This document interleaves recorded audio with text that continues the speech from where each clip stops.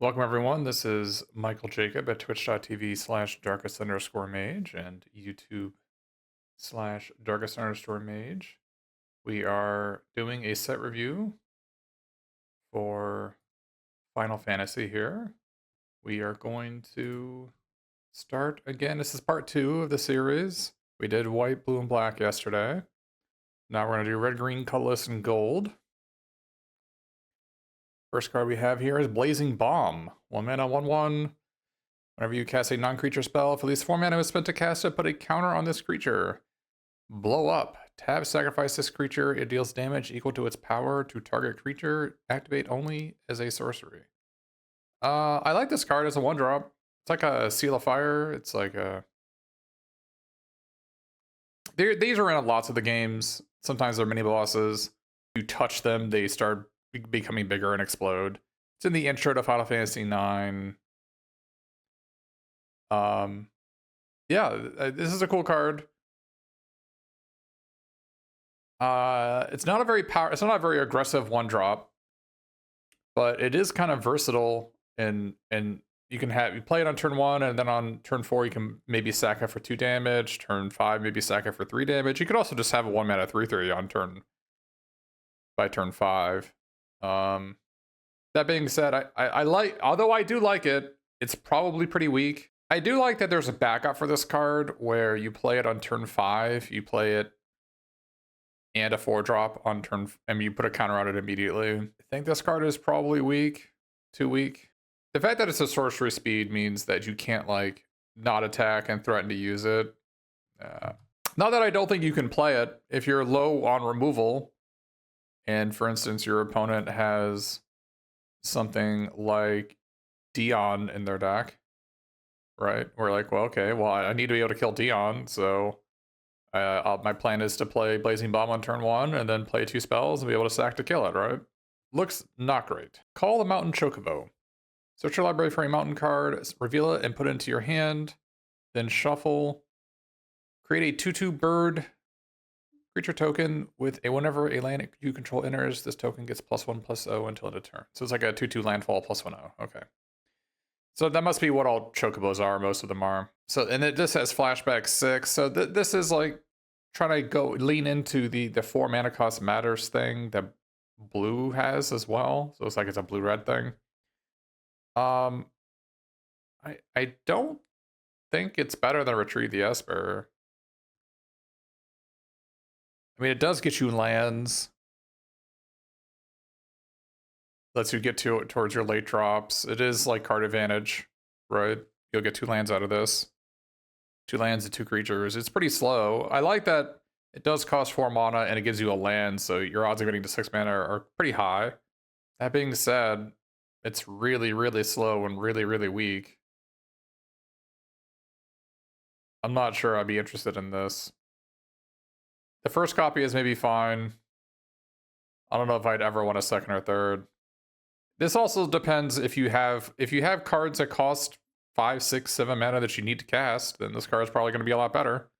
This sort of reminds me of a card called Core Cartographer, and that was a 3 and a white card. Core Cartographer kind of reminds me of this, and this card was in a landfall set, and this card was like kind of mid-minus. I think this card is a bit better because it doesn't put the land into play, but it can have flashback.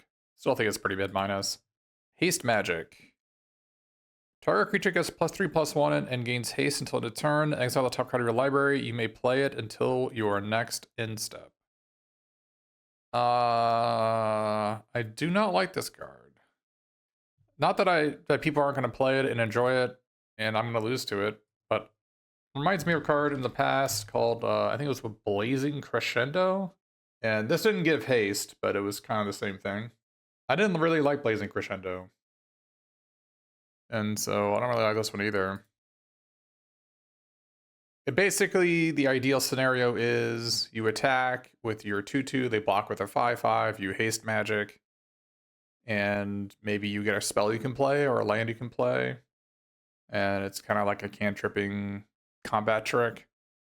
Even the best case scenario would be like you attack with a 2/2, they block with a 2/2, you haste magic your guy. Your guy lives, but obviously the 3 damage is wasted because your guy doesn't have trample. And then maybe you get a card you can play for the next turn. I mean, you're going to draw a card off this maybe 65, 70% of the time. Sometimes you're going to reveal like a counter spell, or you're going to reveal like a 5 or 6 drop that you can't cast. Or, yeah. Wait, you may play it until your next end step? Yeah. If you play it on your turn, your next end step is this turn. Oh, well, this card is awful. Until the end of your next turn. Oh, yeah, you're right. Okay, this card is terrible. All right, I don't want anything to do with this. Yeah, you're right. Blazing Crescendo says until the end of your next turn. Wow, I didn't like Blazing Crescendo, and this is like way worse. Yeah, I mean, this gives haste, but the thing is, this costs 2 mana, not 1. So how are you giving this thing haste? You're on turn 5, you're playing a 3-drop and then giving it +3/+1? Is that what's happening? This is a weird card to have in the set. It's like maybe a decent combo with Blazing Bomb, because you can haste magic the Blazing Bomb and then sack it to deal 4. Okay. I mean, that's a use for it. Why? There's no way they would do this, right? Why would you make a combat trick that requires you to play the card this turn?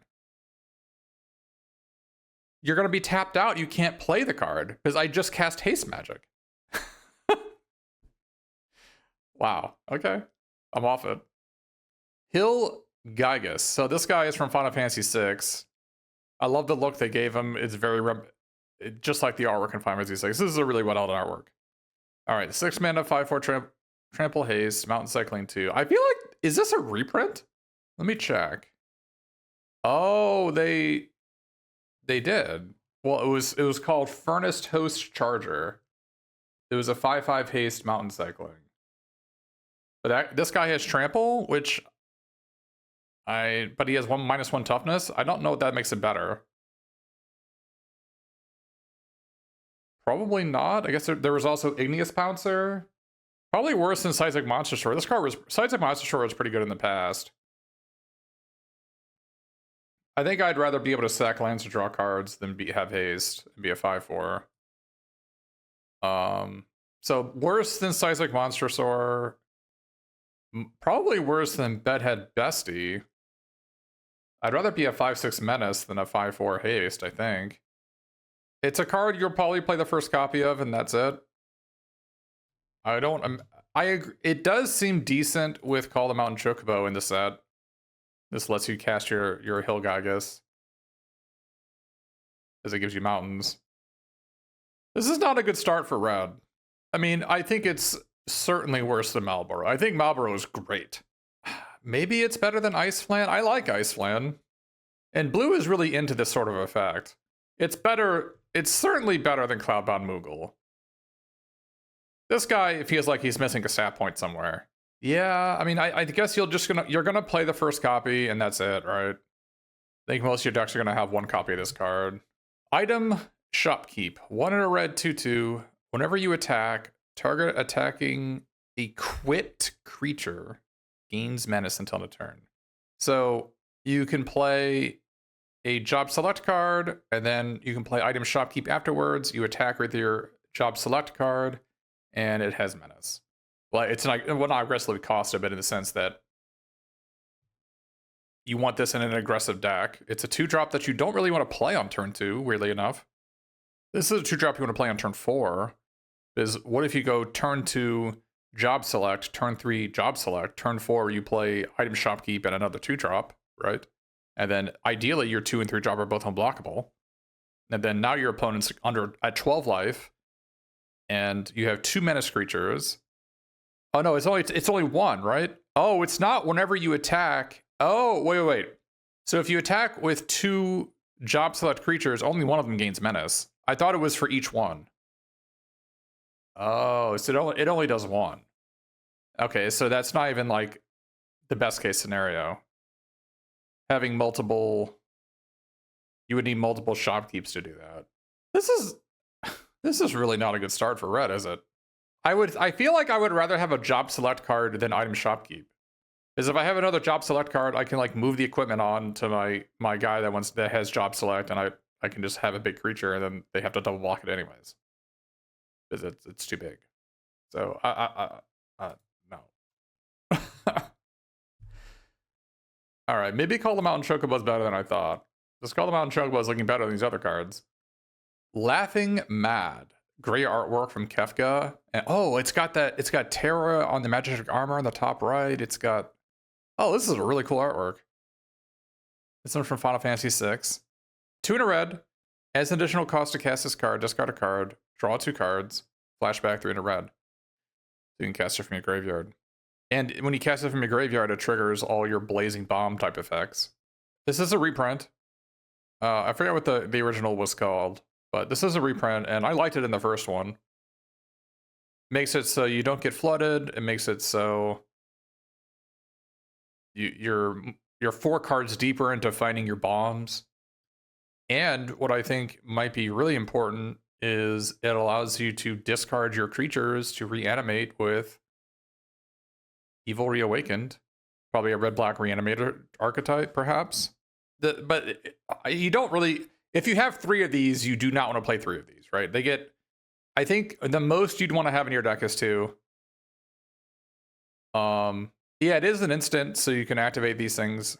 Electric Revelation, thank you. I want to make sure that it's actually a reprint, because apparently... Yeah, okay, here we go. I think the first copy is super valuable. The second copy is less valuable. In sealed, I think I'm always going to play this card. The first copy is like freaking mandatory. So I'll put it as a 6. You want to get to your good cards or your synergies really as soon as you can. And this gives you tons of consistency. It makes it so you don't flood out. Gets you 4 cards deep. Light of Judgment. This is from Final Fantasy VI. It's a cool little picture of Kefka using his abilities to destroy towns. 4 in a red, instant, deal 6 damage to target creature, destroy up to 1 equipment attached to that creature. You're probably going to want to play this. I think the first copy is pretty good. Being able to destroy equipment is pretty good. This card was a 5-mana sorcery in the past. It was a 5-mana sorcery, deal 5. This is 5 minutes instant, deal 6. Right? It does only destroy equipment on the attached creature, which can be lame for sure. It's a bit overcosted. Ideally, you want to... Yeah, obviously the joke in this set is that there's job select equipment. So this cleanly answers job select equipments. Yeah, turn to slag. It was the answer. Yep. Let me bring that one up. This is certainly a lot. Turn to slag was a card that was, you basically always played it. The first copy, anyway. Now, turn to slag was maybe debatably better because this destroys all equipment on the creature, whereas Light of Judgment only destroys 1 of them. That was probably a balance concern for limited, because you'd hate it for people to use the job select cards and then get punished for putting them all on 1 card, right? You don't really want to have more than 1 of these in your deck, because it does cost too much. All right. Mysidian Elder. When this creature enters, create an 0/1 black wizard creature token with whenever you cast a non-creature spell, deal 1 damage to each opponent. Okay. 2 in a red, 1/3, makes an 0/1. This reminds me of, there was a card in Outlaws of Thunder Junction. It was a 2 in a red that makes a mercenary. And that card was pretty good. So ideally, you're going to be playing 4 spells after this in a normal game. So this is a 2 in a red, 1/3 that deals 4 to your opponent. I guess that's another thing to think about with Laughing Mad that I didn't touch on. It's 2 spells for wizards to ping your opponent out with the Black Mage's Rod and the Cornered by Mages. It's 2 spells for that. So pretty easy to burn people out with that. Yeah, I do think Mysidian Elder is significantly worse than Black Mage's Rod, and definitely worse than cornered by Black Mages. I'd rather kill their creature than have a 1/3. It's probably, it is really going to depend. Are you an aggro deck? If you're an aggro deck and you're trying to kill your opponent, this card is probably reasonable. If you are not an aggro deck, you don't want this card in your deck. Because all it really is a tuna red, deal 4 to your opponent. It's not that good in multiples unless you have lots of ways to cast spells. That's another thing with Call the Mountain Chocobo, I suppose, is that this is 2 spells for your mages to burn with. I don't think I'm interested in this. Willing to be wrong. Red Mage's Rapier. Job select. 2 mana, 1/1. A quit creature has, whenever you cast a non-creature spell, this creature gets +2/0 until the turn and is a wizard. So it is just a 2 mana, 1/1. If you play a spell, it turns into a 3/1. This seems pretty bad. Yeah, the equip cost of 3 is a lot. Maybe they just didn't want it to be constructed playable. I don't know. This seems bad. My City and Elder seems better than this. Instead of getting a creature +2/0, I'd rather just have a 1/3 and ping my opponent every single time and get 2 bodies. Sabo Tender. 1 red reach. Landfall. Whenever a land you control enters, this deals 1 damage to each opponent. This is... Gosh, what was the name? Was it a lizard? There's a 3 red lizard. Landfall, deal 1 to your opponent, and that card was pretty good. But a 4 mana 3/4 is a lot better than a 2 mana 2/1.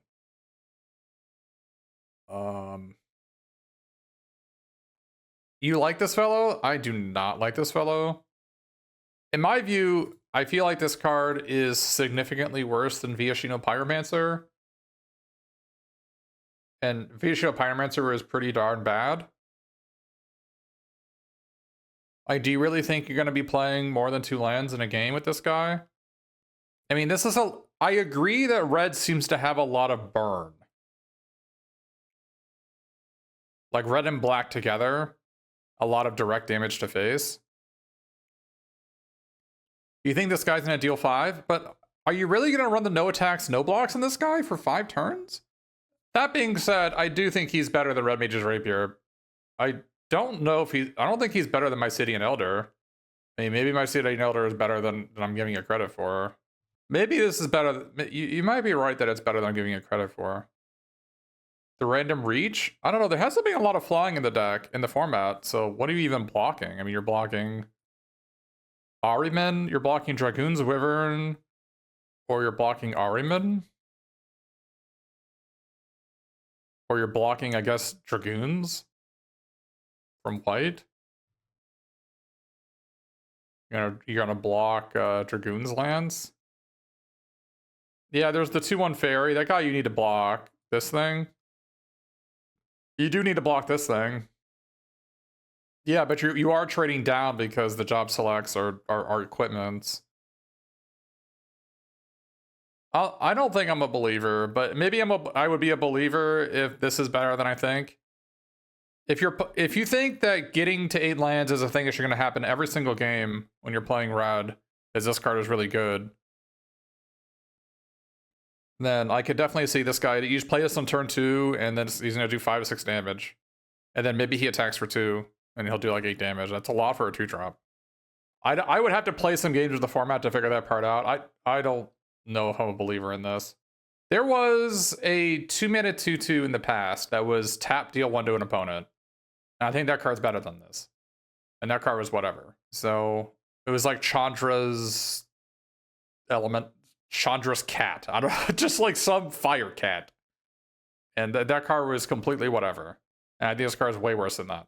Summon GF Ifri. This is from Final Fantasy VIII. The GF says steal your memories. Alright, you made 2 in a red, you may discard a card. If you do, draw a card. So that's step 1 and 2. And then step 3 and 4, add a red. I like this card. I like this card a lot. I mean, you just attack with it. Like, you play this on turn 3, and you probably don't block with it, and then you get to do it again, right? So it's a 2 in a red, discard 2, draw 2. Mirror Breaker at home. Yeah, It's like it's like a quarter of the power level. Okay, a fifth of the power level. Okay, a tenth of the power level. Fable the Mirror Breaker. It is a demon. It is true. I like this card a lot. I love cards that help consistency unlimited. So you're not gonna get flooded. You're not gonna get mana screwed. And there's actually a fair amount of flashback cards you can discard. Stuff like Laughing Mad or Called Mountain Chocobo. I like this card a lot. GFS, I think, is Guardian Forest. I think this is a 6. I think you're always going to play this guy. And I think a 2 and a red 3/2 that you discard a card, draw a card, and it just trades off with your opponent attacker, that's a card you're happy to have. Can this card kill your opponent? No. But I think you're pretty happy if this discards 2, draws 2, deals 9 damage. I guess it would have to deal 6 damage. Deals 6 damage, and then it helps you cast a card on a turn early. Suplex. 1 and a red, choose 1. Deal 3 damage to target creature. If that creature would die this turn, exile it instead. Exile target artifact. Finally, we have white Arasite Hate in the format. And this is the iconic fight. So Sabin is a character in Final Fantasy VI, and where he is going against the Phantom Train, and it's very funny. One of his maneuvers is suplex, and where the animation is him like going to the enemy, picking them up and turning them upside down and driving them into the floor. So this is a meme. This card seems quite good. Exiling, everybody's gonna have artifacts in their deck. Everybody's gonna have creatures in their deck. Exiling is probably irrelevant. This card seems great. At least a 7. The only real problem with it is that it doesn't really kill most of the best cards in the format. It does exile stuff like Shambling Seath. It is a sorcery. It does make me sad that it's a sorcery. Would I play every copy I open? Yeah, I probably would. If I had 3 suplexes, I would play 3 suplexes. I think a big part of why this card is so good is that it kills white Arasite.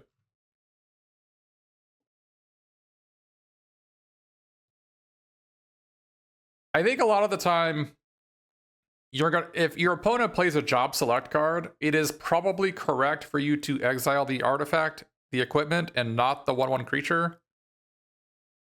So it does trade down with job selects, but they get a 1/1, which is not, it shouldn't be too big of a deal. It's certainly something, but it shouldn't be that big of a deal. I like this card a lot. But the only card I've liked so far out of it, I like Laughing Mad, even though I know it's not that good. And then Thunder Magic. This is from Lightning in Final Fantasy 13. Tiered, 1 mana, deal 2 damage to target creature. 4 mana, deal 4 damage to target creature. 7 mana, deal 8 damage to target creature. This is a really good card.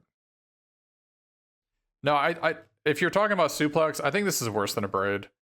Not being an instant's a pretty big deal. Exiling is something, but not being an instant is a total deal breaker for constructed. It can kill the One Ring. Like for Pauper, for instance, on suplex, it can kill the indestructible artifact lands. And so that's something. They also run Blood Fountain to return Mirror Enforcer, so exiling Mirror Enforcer is also relevant for sure. But you have access to Ancient Grudge, so I would find it hard to believe this is better than something like that. It does kill the One Ring, but One Ring is banned in Modern now, right? So who even cares? I do think it's very funny that, imagine if One Ring was a thing and suplex was an answer to One Ring, and people to destroy the One Ring, all you have to do is suplex it. Very funny. Anyways, this card is great. Is it better than suplex? I think it's about the same as suplex. This is more of a creature removal and not so much. For instance, I think suplex is mostly artifact removal. that you sometimes destroy creatures. This is going to be creature removal. Like, this is good creature removal.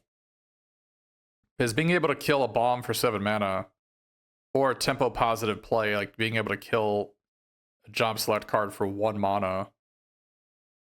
This card's pretty good. You would probably display all the ones you open. Like, I think Thunder Magic might be better than... Maybe it's not better than Sephiroth's Intervention. It's about the same as this. Yeah. I mean, it also triggers your 4-cost things. 4-cost mana value matters for Blazing Bomb. Put it as a 7. About the same as Suplex. Warrior's Sword. 3 in a red, job select. Equipped creature gets +3/+2 and is a warrior. So it's a 4 mana 4/3. This seems really mid. 5 equip costs is a lot.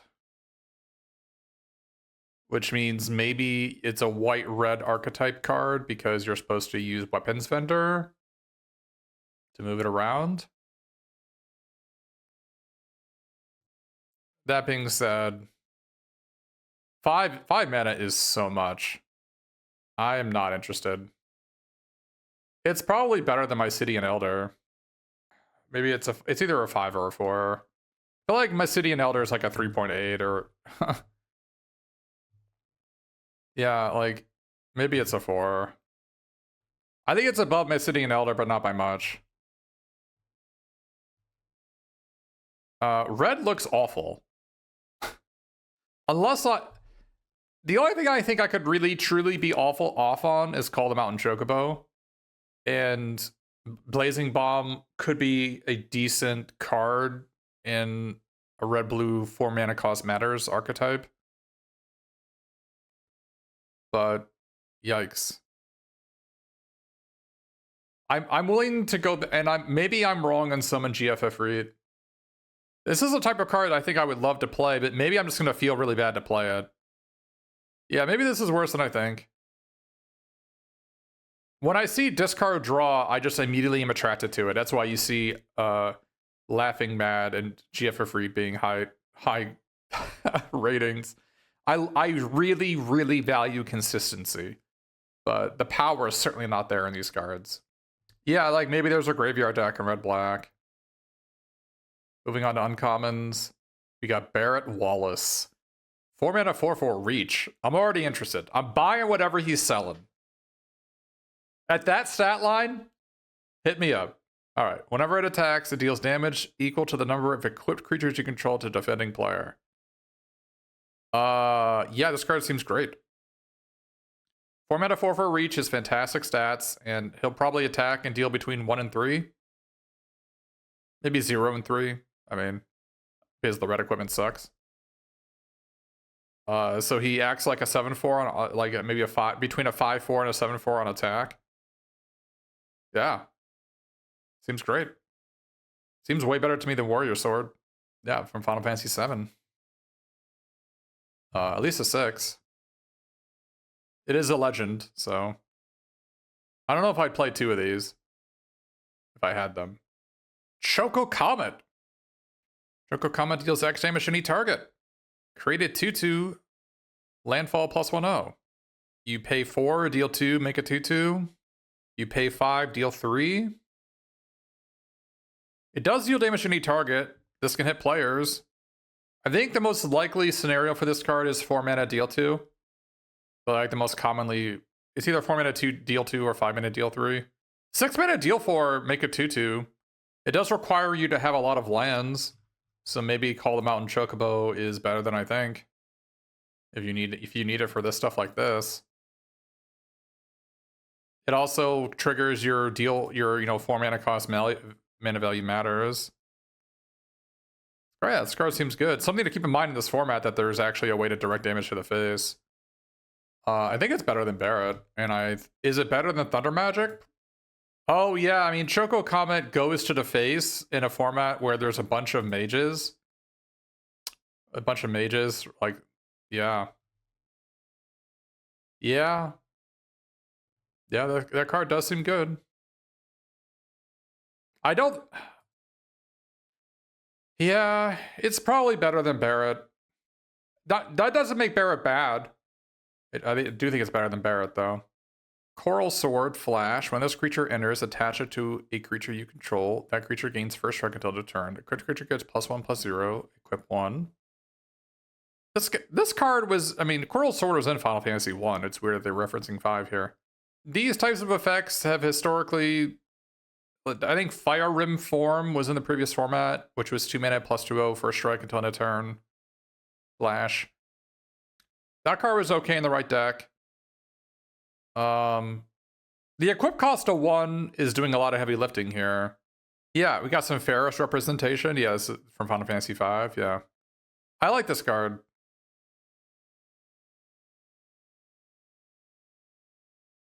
The question is, do I like it more than Warrior Sword? Definitely. I like it more than this. I like it about this. It's a 5 or a 6. I certainly like it more than Haste Magic. I like it way more than Red Mage's Rapier. It's pretty good on this guy. I would say at least a 5. You know, I wouldn't rate... It's certainly worse than Barret.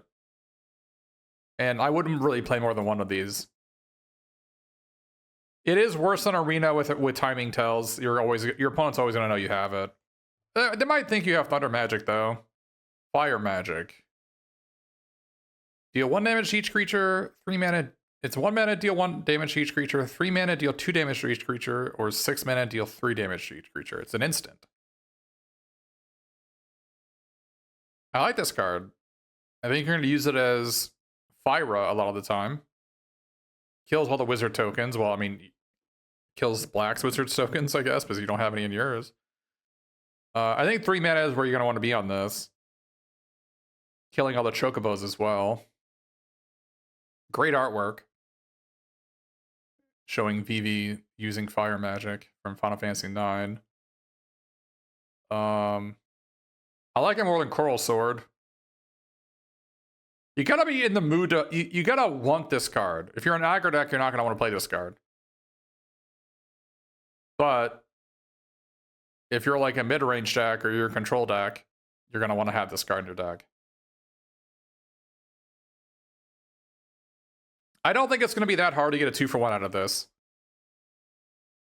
What I like about it is you can pass on turn 3 with 3 mana open, and your opponent could believe you have Laughing Mad.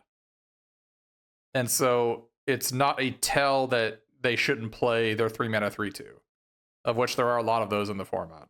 And I guess it doesn't work with Coral Sword. They changed the rules on combat, right? So imagine I put Coral Sword on my 3/3 when they block with 2 different creatures. I can assign first strike to both the different creatures. Is that correct? And then I can fire magic afterwards to kill them both before they hit me back. This card seems good. I don't know if it's better than Coral Sword. It probably is. But you gotta want it. When you want it, this card's great. Freya Crescent. During your turn, it has flying. And this is your Dragoon in Final Fantasy 9. Rat Knight. Hilarious.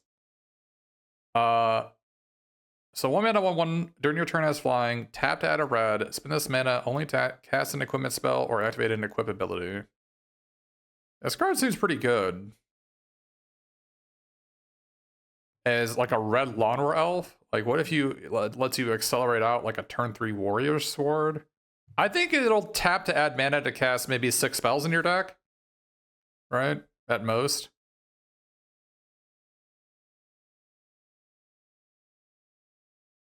Yeah, I can carry some equipment. Yeah, I mean, I would certainly almost never play 2 of these in my deck. I think the first one is pretty good. The second one, you'd have to have a really good reason to play 2 of these because it's legendary. You can't have 2 in play. Opera Love Song, iconic scene from Final Fantasy VI. So 1 in a red, instant.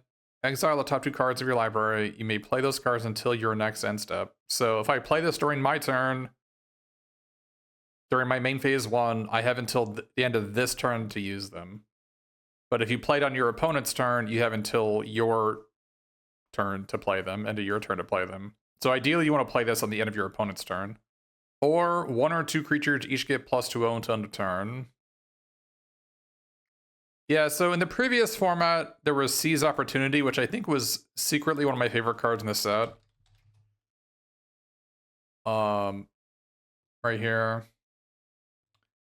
But this has the wording where it says exile the top 2 cards of your library until the end of your next turn. You may play those cards. Yeah, I think Seize Opportunity was secretly quite good. And I used both modes. Like I was probably maybe 60-40. Like 60% of the time I use +2/+1, 40% I exile the top 2. I really, really like this card. That being said, this is significantly worse. It is 1 mana cheaper. It is significantly worse. But you can play it. It allows you to get from 2 lands to 3 lands.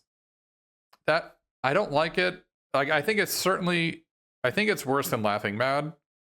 That leaves very little room. I think it's probably worse than Call the Mountain Chocobo, which maybe this should be a 5. I'll make it a 5.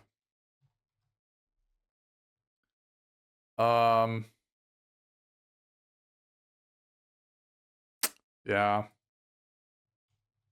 Sad. I would like this card to be good. It is sort of like a quasi-burn card, though.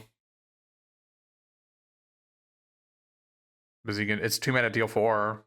You can give 2 creatures +2/0. And then it probably does more than that because one of the creatures you have might be a mage, right? Prompto Argentum. I don't know who this fellow is. Didn't play that game. 1 of a red 2/2 haste. Whenever you cast a non-creature spell, if at least 4 mana was spent to cast it, create a treasure token. This card seems pretty good.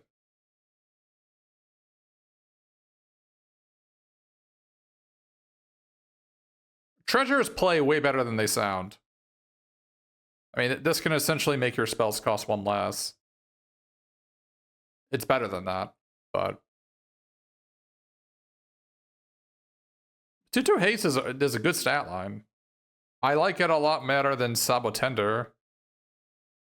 Right, better than this. I don't know if it's better than Mysidian Elder. Yeah, I mean, the treasures certainly matter. It's pretty good with Thunder Magic. I'll put it as a 5. I think it's better than Freya. Maybe Freya should be a 4. Yeah, I think maybe Freya should be a 4. I don't know, I guess a 1/1 flyer for 1 is just bad. Maybe I'm underestimating just being a 1/1 flyer for 1. Those will always play better than they sound. Queen Brawn from Final Fantasy 9. 2 in a red, 2/1 prowess. Whenever it attacks, create an 0/1 black wizard creature token. It's, I think, barely better than Mysidian Elder. I mean, ideally, you are going to cast an equipment pre-combat, like you're going to play a warrior sword before you attack, and then she is going to trade with whatever your opponent has, and you get a wizard out of it.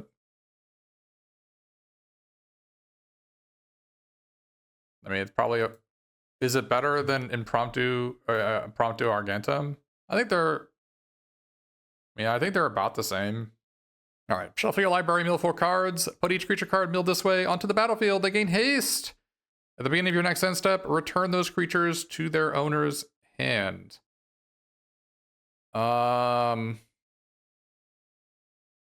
Flashback 4 or flashback 6 red. So I don't hate this card. And the reason for that is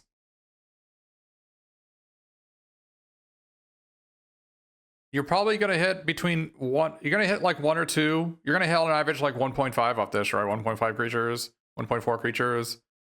But as you see on the artwork, Marlboro, Heck dies. Ariman's a great hit off it. This isn't an instant, is it? It's a sorcery. Oh, so Ariman's not a good hit off it if it's not an instant. Oh, Flan? Oh, wait, they gain haste? Yeah, they return to your hand. They don't get sacrificed. So you do draw them. I think this card might actually be good. This has such a high ceiling. Obviously, it has a floor of literal nothing. How many creatures do you need? Let me check.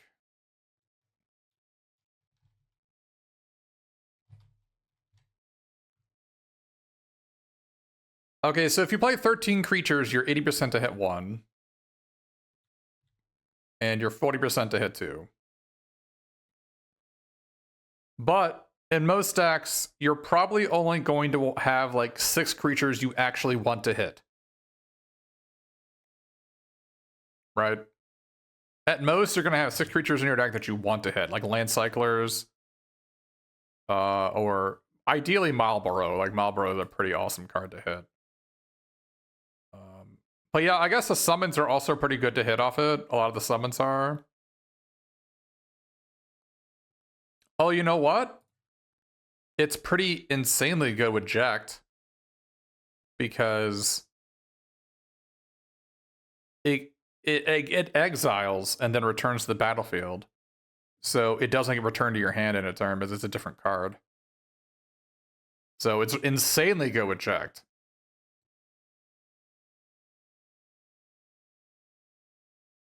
I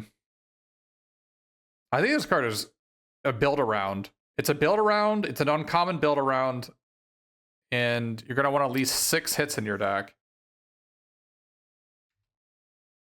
Like, not only do you want to have 6 hits in your deck that you really want to hit, because that means it'll work 50% of the time. If you have 6 good creatures in your deck that you really want to hit, it'll probably hit more than 50% of the time. Now it does do mill 4 cards, and if you have flashback cards in your deck, it could draw a flashback card, right? You can, like, you hit Laughing Mad, or you can hit Call the Mountain Chocobo. Call the Mountain Chocobo is also quite good with it because not only does it help you get to 6 mana, but it filters a mountain out of your deck. So you're less likely to hit a mountain when you mill 4 cards. I think this card is good. It's a build around. It reminds me of Push to the Limit in Ether Drift, which was return all your vehicles from your graveyard to the battlefield and they gain haste until the turn. There was a total build around. I think this card is good and fun, and it leads to lots of crazy gameplay moments. Samurai's Katana. 2 in a red, job select. Your crit creature gets +2/+2, has trample and haste, and is a samurai in addition to its other types. Is this gonna be good at constructed? No, I'm talking about limited. I'm talking about draft and sealed on this card. For constructed, that is a different table. I don't know about constructed. Hey, obviously you can hit an Eldrazi, right? I don't know if this is. I don't think this card would be better than something like Summoner's Trap, which was 4 green. Look at the top 7. I think this card is about worse than that, and that card's not played, right? So, yeah, Samurai's Katana, 2 in a red. Job select. A creature gets +2/+2, has trample and haste, and is a samurai in addition to its other types. 3/3 trample haste for 3 mana with an equipment. I like it. This card is good. Is it better than Barrett? Probably not. So still a low 6. I think Barrett's a high 6. Maybe Barrett's a 7. I'll put Barrett as a 7. And I'll put Katana as a 6. 4/4 reach. That's a big stat line. You're always going to play this card if you have it.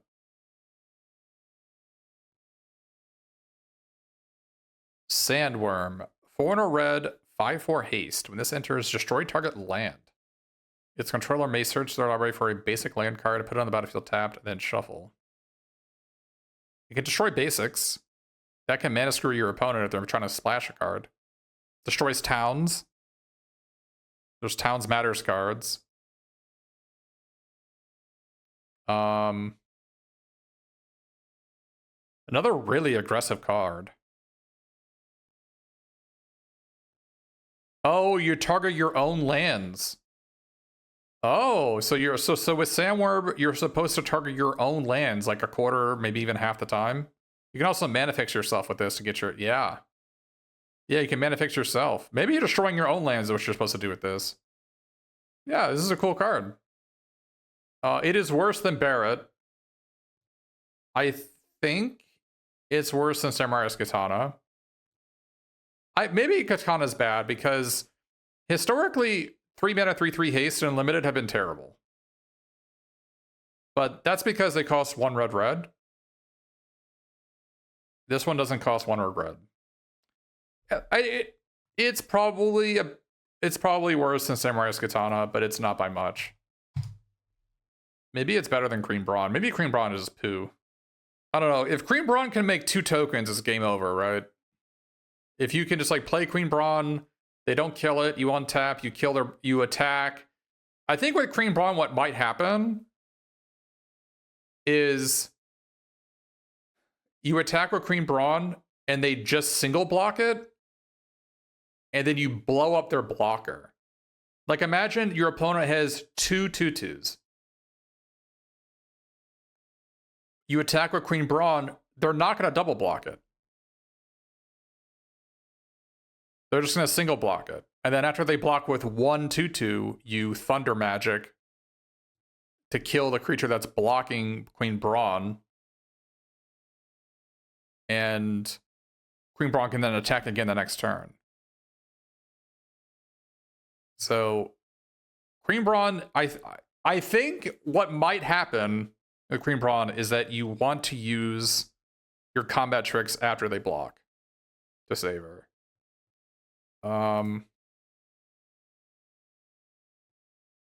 But yeah, anyways, to self-destruct. I've heard a lot of talk on this card. Self-destruct, target creature you control deals X damage to any other target and X damage to itself, or X is its power. It is, I think, significantly worse than Fling. A card I would never play in Limited.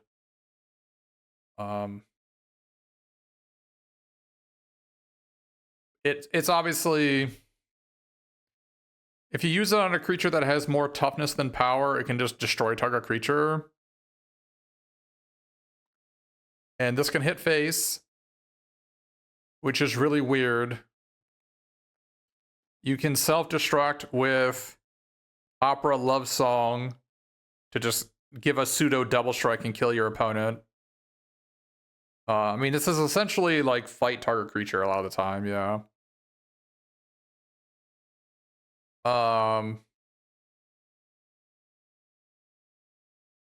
But like Bone Splinters is a card I would never play in sealed, or like it's like 1 black, sacrifice a creature, destroy target creature. I hate those cards. I'd never play them. And if that's what you're playing this as, it's pretty bad. If you're using this as a way to kill your opponent, or you have a creature with high toughness that you can use to just kill a creature and have the creature not die from the damage, then I'm interested. But what card fits those qualities? Like, there's not a single red card with more toughness than power other than like what, Mysidian Elder. So I don't know what's going on with that, but Jumbo Cactor, I mean, we're not in a greenie yet, but I'm not interested. I think this is worse than Thunder Magic, and I think it's worse than Suplex. And It's probably worse than Light of Judgment. But it has high ceilings. It also has extremely low floors. I'll put it as a 5. It's either a 1 or a 10, right? 1 or a 9. Alright, side quest, play Blitzball. They either come out on your turn, target creature gets +2/0 until end of turn. They either come out on your turn, if a player was dealt 6 or more combat damage, transform this enchantment, then attach it to a creature you control. World Champion Celestial Weapon. Double Overdrive. A crit creature gets +2/0 and double strike. Equip 3. You'd have to want the enchantment. You have to want the enchantment. Do you... 6 damage is a lot to have to deal. It has to be combat damage, so you can't fake 6 damage with your wizards, as this is an enchantment, it's a non-creature spell. Yeah, if you've dealt 6 to your opponent, haven't you already won? I don't know. This seems worse to me than, for instance, like Samurai's Katana. It seems significantly worse than that card.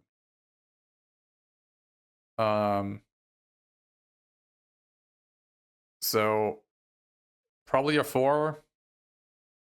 You have to. I don't know if you want the enchantment. Let's your wizards attack. Like, I imagine a scenario where you go Black Mage's Rod into side quest, play Blitzball, and your opponent is pretty unhappy and they have to block, but then you don't have any creatures in play. It's not going to do anything next turn unless you have a haste creature. I guess with Hilgaigus, it's a combo. This guy has trample and haste, so it becomes a 7 haste trample. Then it might transform into turning your Hilgaigus into a 7/4 double strike trample. I think it's a combo with Hilgaigus. I will say that. But I think it's worse than almost any. I think it's worse than almost any drop select creature. Sorceresses. Schemes. 3 in a red. Return target instant or sorcery card from your graveyard or exiled card with flashback you own to your hand. Add 1 red. Flashback for 1 red. So this reminds me of a card called Mystic. What was it? Mystic Retrieval. That reminds me of Mystic Retrieval. Yeah. I was a believer in Mystic Retrieval because I like drafting decks that do this sort of thing. And I guess the schemes, I think it's just a pretty cool, flavorful card because if you have 2 sorceresses schemes, you can just like keep on scheming for more schemes, right? A second sorcerer schemes to get back the first one, right? I think it's flavorful and it's very dirtily. It costs 4 mana, so it can infinitely trigger all of your stuff that cares about that sort of stuff. Your Sahagins and your Blazing Bombs are so happy to be part of your schemes. But oh yeah, like your black mages love your schemes. They just keep on pinging your opponent. It's really dirtily. For all this like scheming, you could just pay 4 mana to equip one of your equipment and attack them. So I like this card. That being said, it's probably not going to be very good. 4 mana draw card, 5 mana draw card, not great effects. I do like the card selection. I do like that it's a flashback card. I like what's going on with it, but All right, 2 Esper Remove. This creature deals damage equal to the number of non-creature, non-land cards in your graveyard to target creature and opponent controls. And then step 2 and 3, wizards you control get +1 to the turn. This is going to be like 1 damage on turn 4, right? So ideally, this is like a turn 6 card.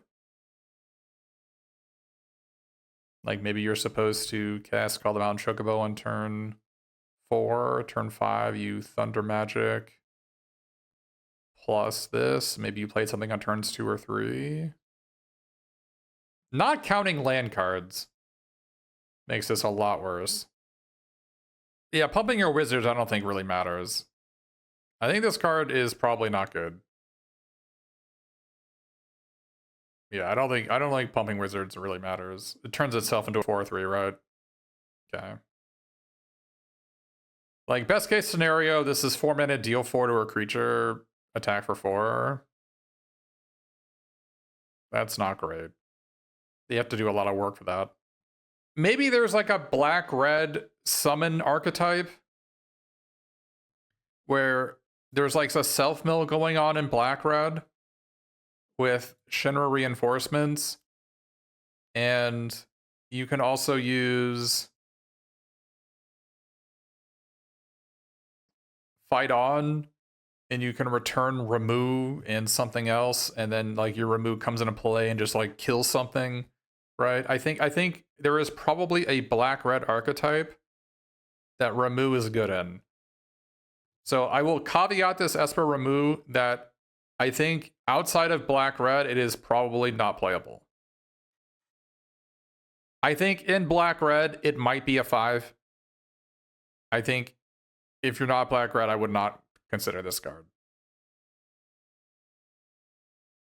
All right.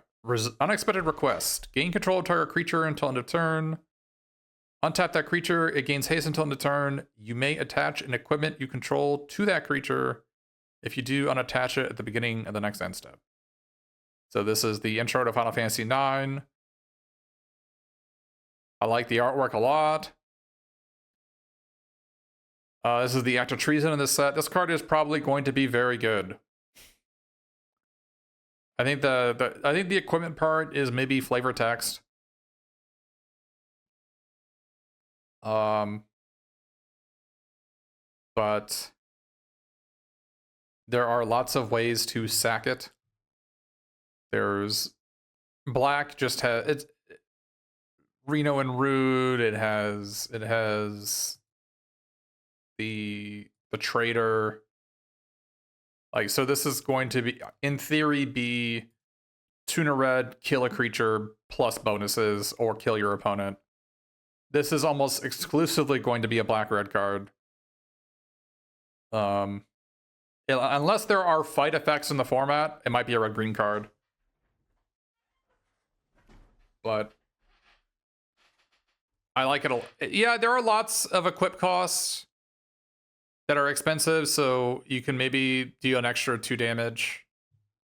Like maybe you have a warrior sword lying around, so you could do an extra 3 damage with it. But this card is probably quite good.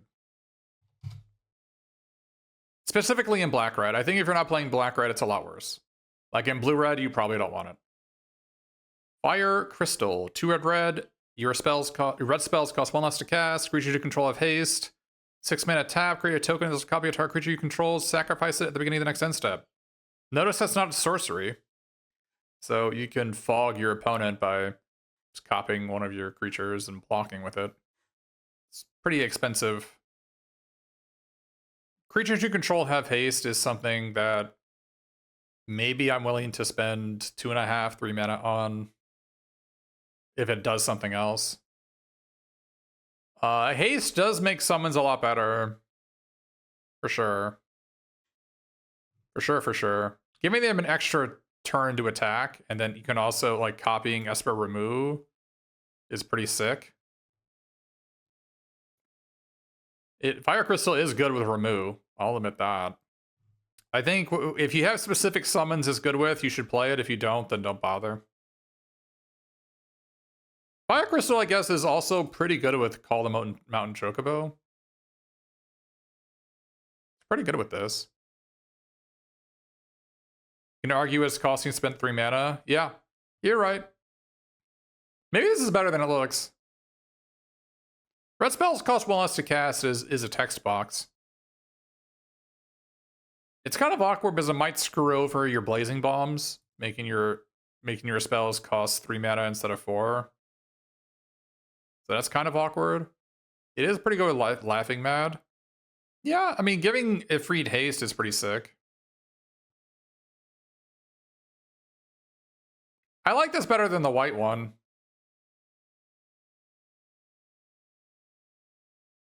The white one...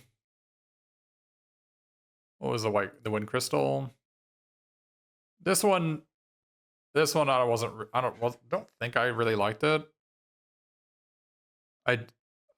Interestingly enough, with Fire Crystal, you can Malboro them on their draw step. All right, Furion Wild Rose Warrior, 2 to red. Equipped creatures you control have haste. Whenever a non-token equipment you control enters, create a token that is a copy of it, except it has this equipment's abilities, cost 2 less to activate. Sacrifice that token at the beginning of the next upkeep.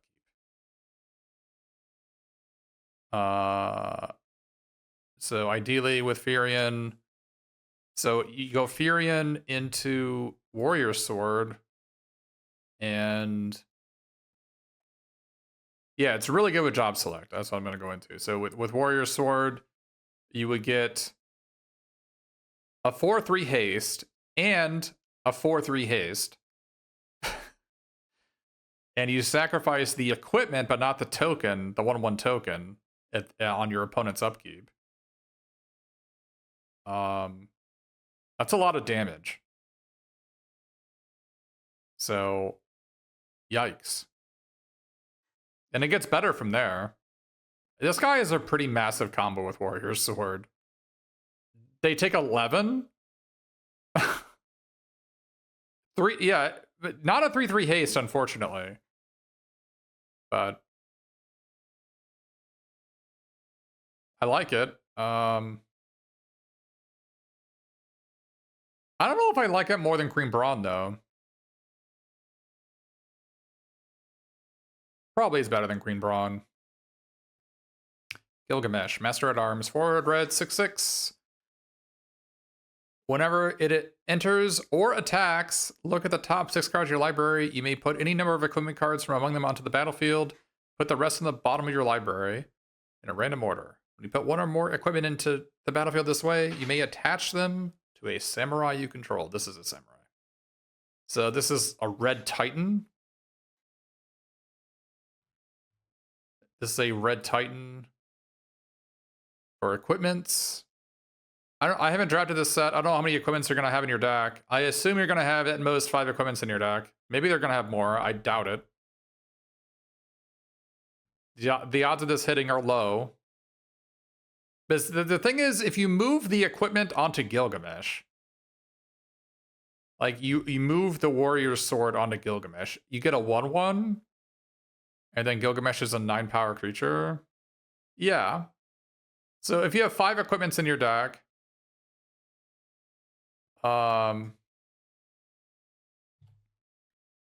and you attack, when it enters play, you're 50% to hit if you have 6 equipments. Oh, Gilgamesh, yeah, Wick Winsloss. I think you're 100% correct on that. I imagine it's a pretty wombo combo with Samurai's Katana, because it gets trample and haste. I mean, you'd have to hit it off it.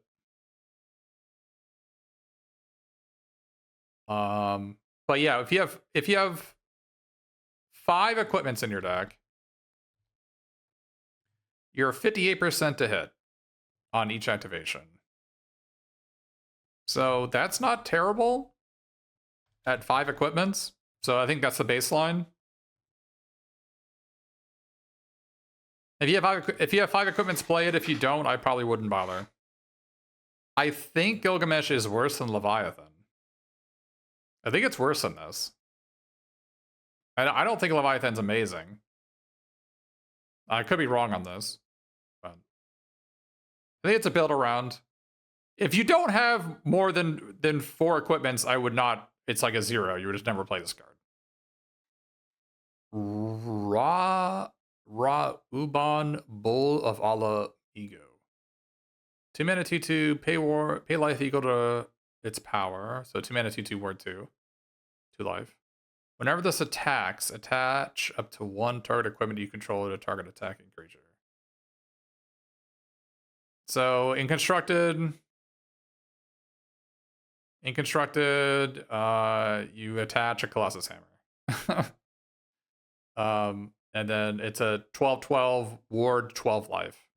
What you can do with this, like you play Warrior Sword, and then this guy you can attack and then attach it to it, and it becomes a 5/4 ward, pay 5 life. Is it better than Prompto Argentum? Probably not. I mean, they're about the same power level as far as 2 mana 2/2s go. It doesn't have haste. Like, I think it's worse than Queen Brawn. 3 in a red, Cypher Almasi. Whenever a creature you control attacks alone, it gains double strike until the turn. And then whenever Cypher Almasi deals combat damage to a player, you may cast target instant or sorcery card with mana value 3 or less from your graveyard without paying its mana cost. If that spell would be put into a graveyard, exile it instead. It seems pretty good. That it has like quasi haste because it says whenever a creature you control attacks alone, not when this attacks alone. So you can play this and then another one of your creatures attacks and it gains double strike. And by the way, it has double strike if it attacks alone. So when the trigger would have happened twice if it hits the enemy player. Yeah, you unfortunately with tiered magic, you have to pay the additional cost. But for Laughing Mad, it seems pretty insane. Insanely good with Laughing Mad makes it cast 0 both times, right?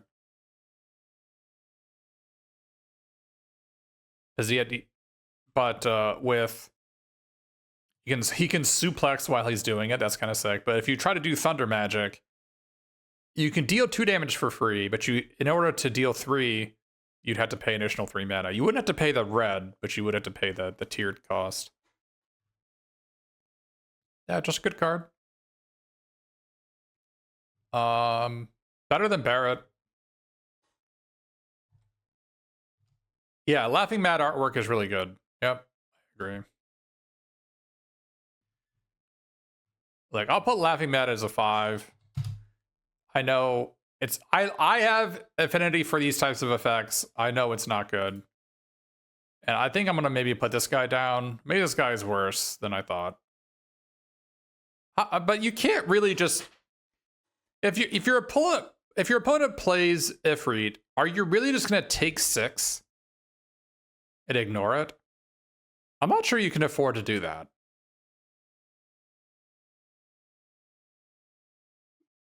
Like because if you just take 6, then it'll just die on its own, right? I'm not sure you can actually afford to do that.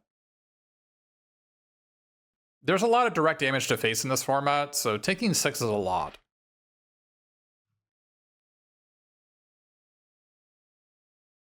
Summon Brynhildr. Okay.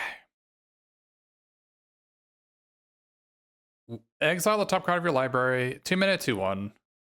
Exile the top card of your library, and during any turn you put a lore counter on this saga, you may play that card. Okay, so it's like a 2 mana 2/1 draw card. If you can do it. I mean, not if it dies, but on turn 2. But Gestalt mode. Until when you cast a creature spell this turn, it gains haste until end of turn. There's a lot to think about in this one. So you play this on turn 2, you're on the play. You have until turn 4 to play the card. Assuming that it sticks around. Unfortunately, this doesn't work with job select creatures. because it's not a creature spell. I don't like this card. It does work with other summons really well. Like, it works with stuff like Ifrit or remove. Constructed card, yeah, maybe? It's trying to be like Kumano faces Kakazan, I guess. I'm not a huge fan of this card. Maybe it's a constructed card. I'm not a huge fan of this card in limited. The fact that it doesn't work, I think you're only going to have 8 or 9 creatures in your deck. And so because it doesn't work with job select cards. And if you play this on turn 2, you're going to hit a land 40% of the time. You're going to hit a card that you can cast probably less than a third of the time. So we're talking, it draws a card like 60% of the time if you play it on turn 2. Obviously, if you play it later in the game, it'll do more. But it also has to stay alive, which means maybe you're not even attacking with it. Or blocking. All right, summon GF Cerberus. As this slug enters, and after your stop at a lower counter, okay, so it's a 4-mana 3/3. Surveil 1? Okay. Step 2. When you next... Alright. Double. When you next cast an instant or sorcery spell this turn, you may choose new targets with... Okay, so it dupes a card on step 2. And then step 3, triple. Whenever you next cast an instant or sorcery spell this turn, copy it twice. Okay, so... Wow. Yeah, I mean, it dupes your Choco Comet. Duping Call the Mountain Chocobo is also pretty good.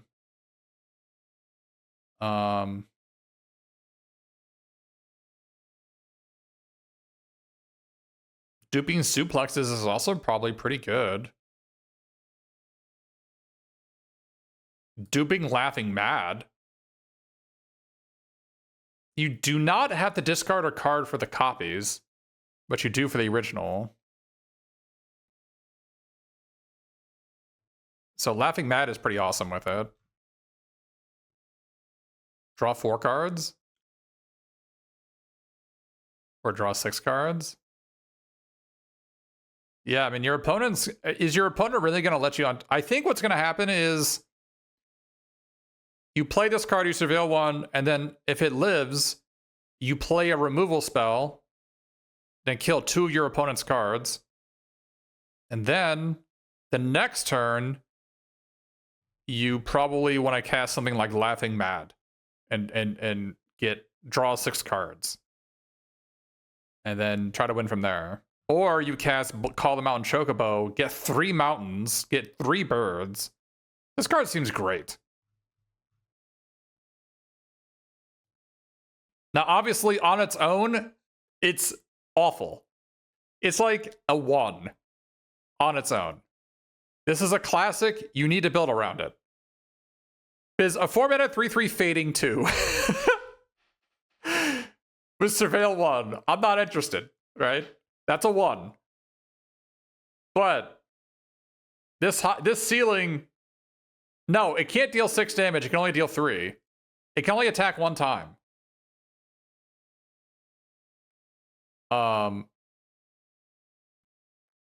Yeah, this is a 1. But with help. I'm buying what he's selling.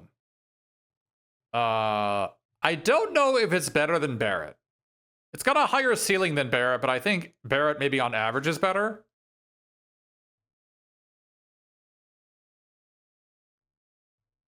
The thing is, I don't think Cerberus is attacking or blocking. You're not risking it. So...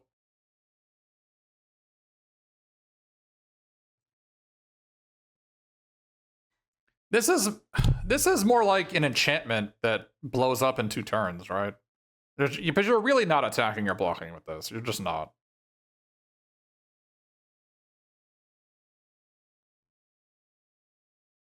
It is vulnerable to removal. Yeah, I think it's actually like a 5 or a 6. The fact that your opponent can kill it and you get nothing out of it, well, except to surveil 1, and it can't really attack or block, you can't really afford it. Maybe I'll put it as a 6. Triple Triad. Everybody's favorite card game. At the beginning of your upkeep, each player exile the top card of your library. Until the turn, you may play the card you own exile this way, and each other card exile this way with lesser mana value than it without paying their mana cost. So this is... They printed cards like this in the past that were blue. Reminds me, there was like it's like 4 blue enchantment.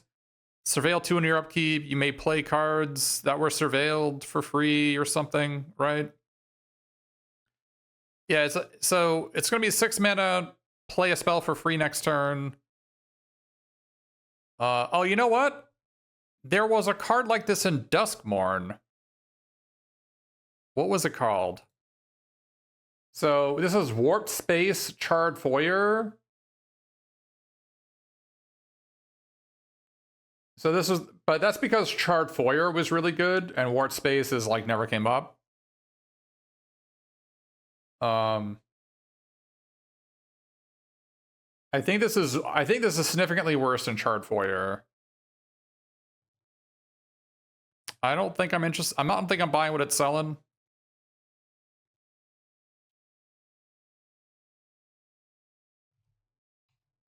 You might just exile 2 lands and you're like, wow, I paid 6 mana to draw 2 lands. Not even. It has to be lesser mana value, so if you hit 2 lands, you can't even play your opponent's land. It has to be greater mana value? Von Street Thief. 2 in a red, 2/2. Whenever one or more scouts, pirates, and/or rogues you control deal combat damage to a player, exile a top card of that player's library. You may cast it. If you don't, make a treasure token. Whenever you cast a spell you don't own, put a counter on each scout, pirate, and rogue you control. This card doesn't seem great. Because you can only cast it. So if it's a land, then you don't get to steal their lands.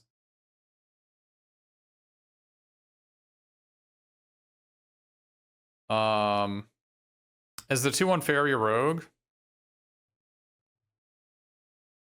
Probably. Nope. Nope. Warrior, not a rogue. Yeah, Vaughn seems not great. It's hard for a 2 in a red 2/2 to get through. I mean, the blue has the rogues, Thief's Knife. That's Thief's Knife.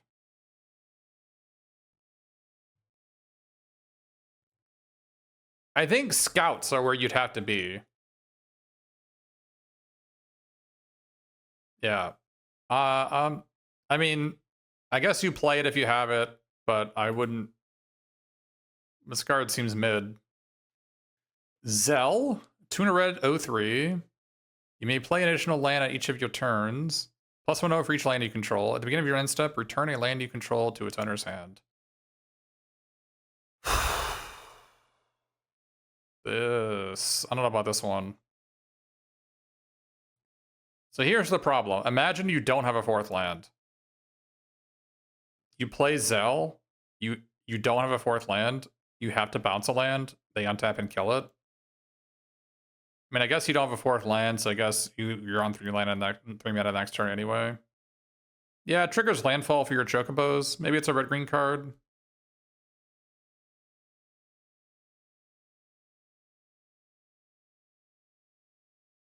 It is pretty good with Call the Mountain Chocobo. because you can go search for a land and put it directly into play. It's probably a red-green. Why are these Zell's abilities? His limit break, he went around the world. It was a really weird animation. He went around the world to punch your opponent. Yeah, maybe there's some towns with come into play abilities that you can utilize with this. We haven't seen the towns yet, but maybe that's something he can do.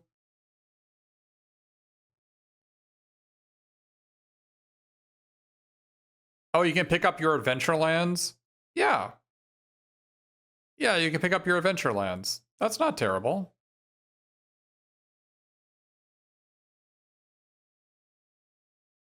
Yeah, it's a good combo with adventure lands.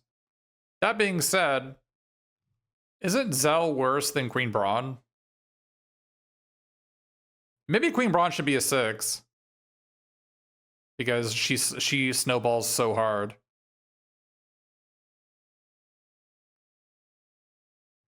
Yeah, maybe Queen Braun should be a 6.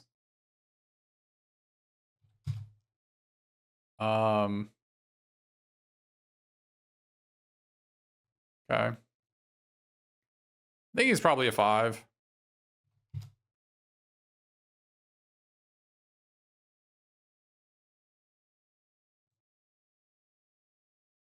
Lindblum, Industrial Regency.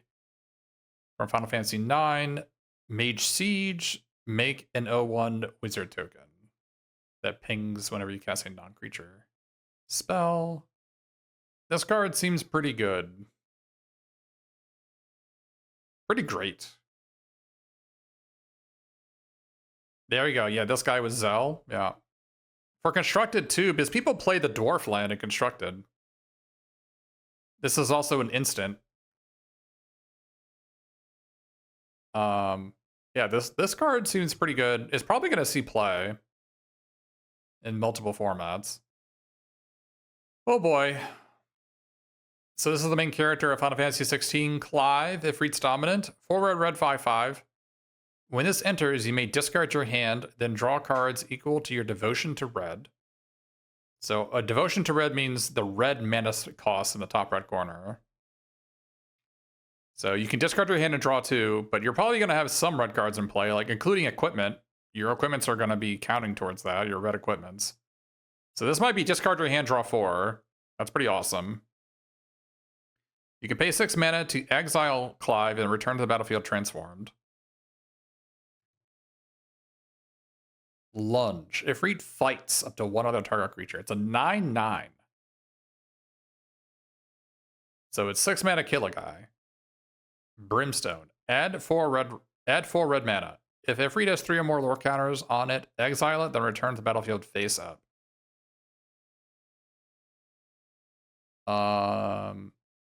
Yeah, with red crystal, it's a 2 red piss for red crystal, yeah. Add 4 red. Okay, so it adds 4 red mana, and then what happens is on step 3, it goes back to the front. So you have 4 extra red mana, and you get to do it again. You can discard your hand to draw cards.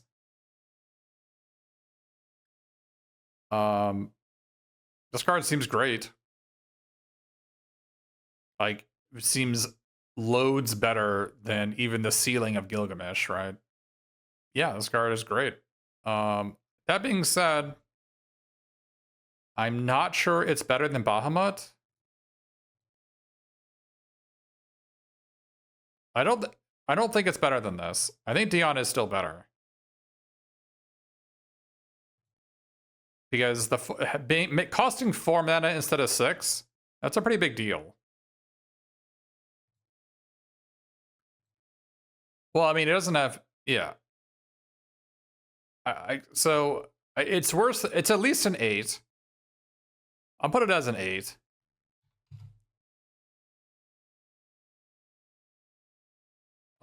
It's really expensive for what it's trying to do. Like, it's 12 mana, kill a guy, draw 2 cards. That's a lot. But it's possible that red is based around Crawl the Mountain Chocobo. And if red is based on Call the Mountain Chocobo, maybe it always has 6 mana every game. Because it has Random Encounter and Gilgamesh and now Clive, right? So it's like really reliant on getting to 6 mana.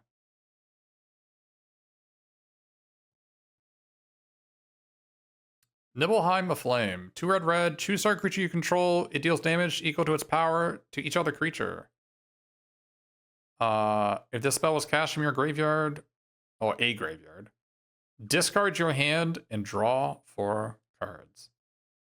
Flashback 7. I mean, this card seems great. Chandra's Ignition. I mean, Chandra's Ignition, wasn't it like a fake card in one of the previous sets? Deals damage equal to its power to each other creature and each opponent.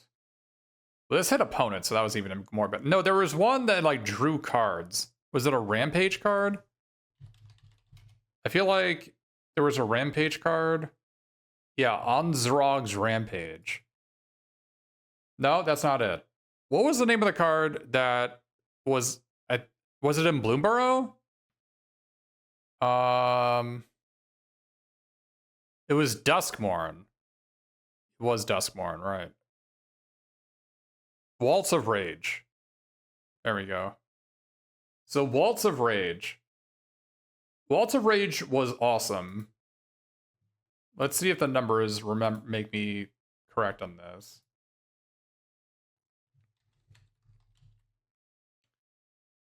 Okay, Waltz of Rage was middling, apparently. I remember it being awesome. But maybe it's like a finicky card that I don't know if the flashback's going to happen very frequently. I guess the flashback is there in case you mill it or discard it. It requires some setup, but I think it's pretty awesome. Where is it going to be though? I think it's worse than Cypher Almacy. So maybe it's a 6. It's probably worse than Furion. I mean, Furion requires you to have... It requires you to play Warrior's Sword in your deck. But... maybe Furion sucks. Maybe I'll put Furion down to a 5. If you don't have an equipment, it's just a 3/3 no text. I'll put it as a 6.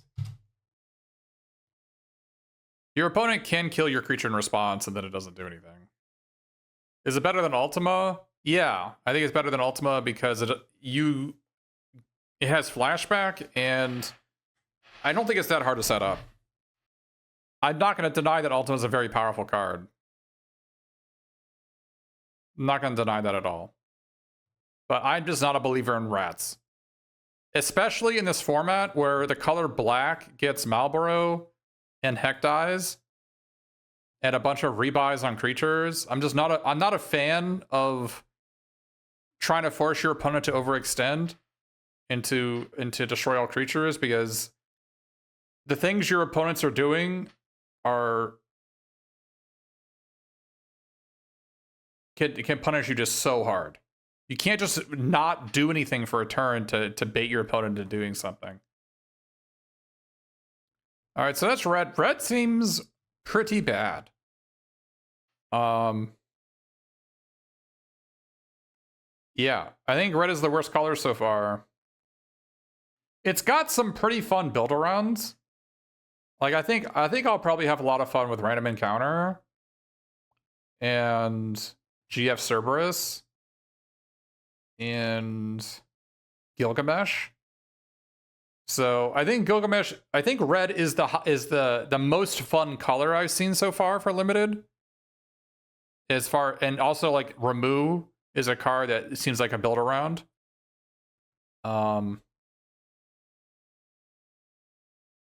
And it's possible to me that red is based on Call the Mountain Chocobo. That's what it looks like. Red wants to cast 6 mana cards that are build-arounds. And to get there, you need Call the Mountain Chocobo. Even Fire Crystal. Maybe Fire Crystal is better than I'm giving it credit for. Because it is really good with Call the Mountain Chocobos. But red does have a lot of removal spells, and it has Choco Comet. And Choco Comet seems pretty awesome. And it has Sorceress Schemes to rebuy Choco Comets. I mean, red wants a lot of mana, so... Not a fan of red, though. I still haven't really seen anything on the same level as White Auracite.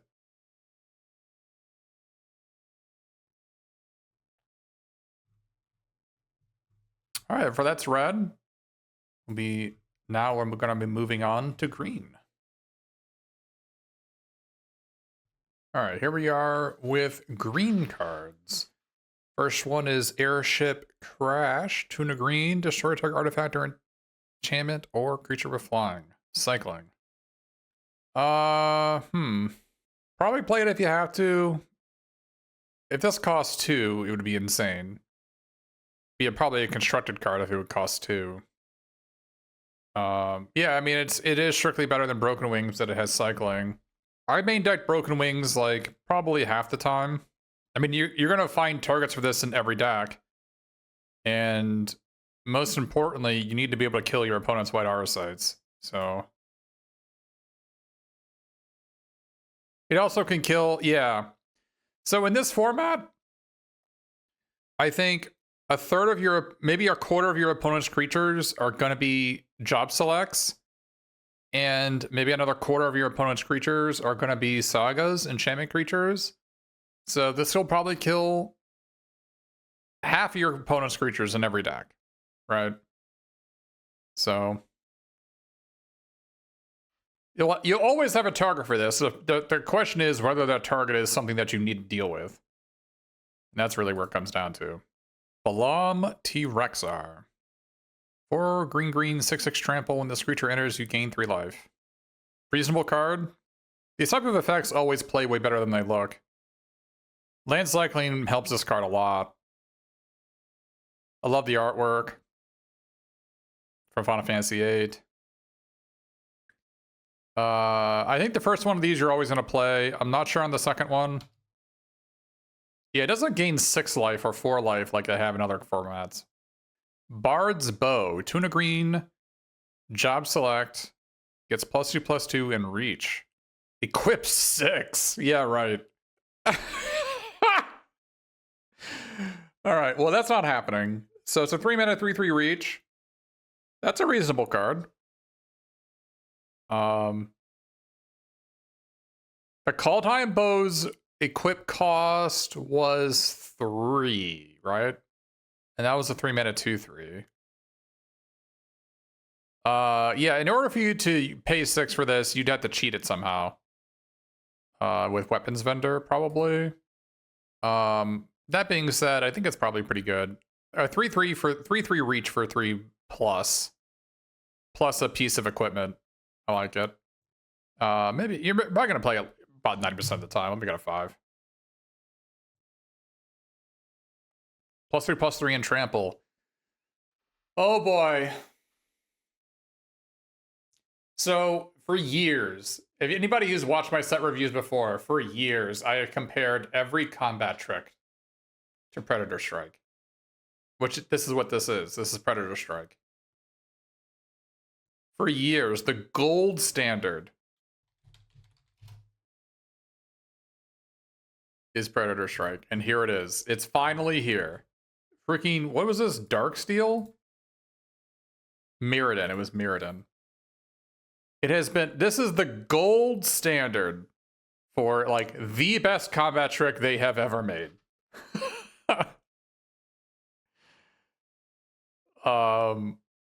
Like for limited, I think it's actually probably better than Monstrous Rage.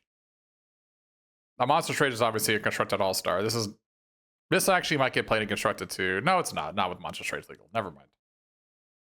But this is the gold standard. This is as good as it gets. This is going to end a ton of games. Especially, it's even a combo with cards like Odin. Yeah, if you have Odin, it's GG. Which is this 5/3 fellow. Because like Zante Sukin will knock him out.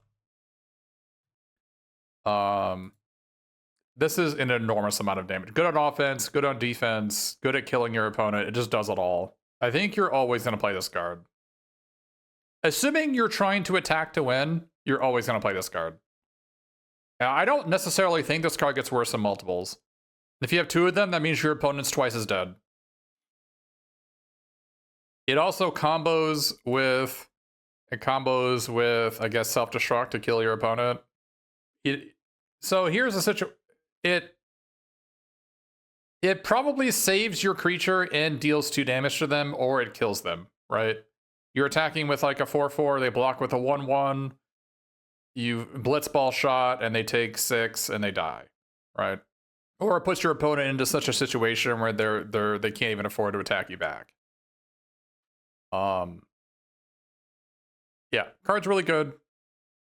Maybe it's a 6 instead of a 7. But it is the gold standard for combat tricks. I mean, combat tricks, I hate them. It is significantly better than You're Not Alone. So maybe You're Not Alone should be a 5. And then this should be a 6. Chocobo Kick. 100 green. Return a land you control to its owner's hand if you want to kick it. Okay. Target creature you control deals damage equal to its power to a creature an opponent controls. If this spell was kicked, the creature you control deals twice that much damage. Okay.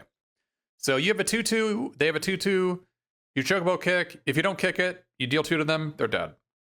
If you kick it, they take 4 instead. And the kicker is nice because you might kick it even when you don't need to, because you need landfall triggers for your Chocobos, right?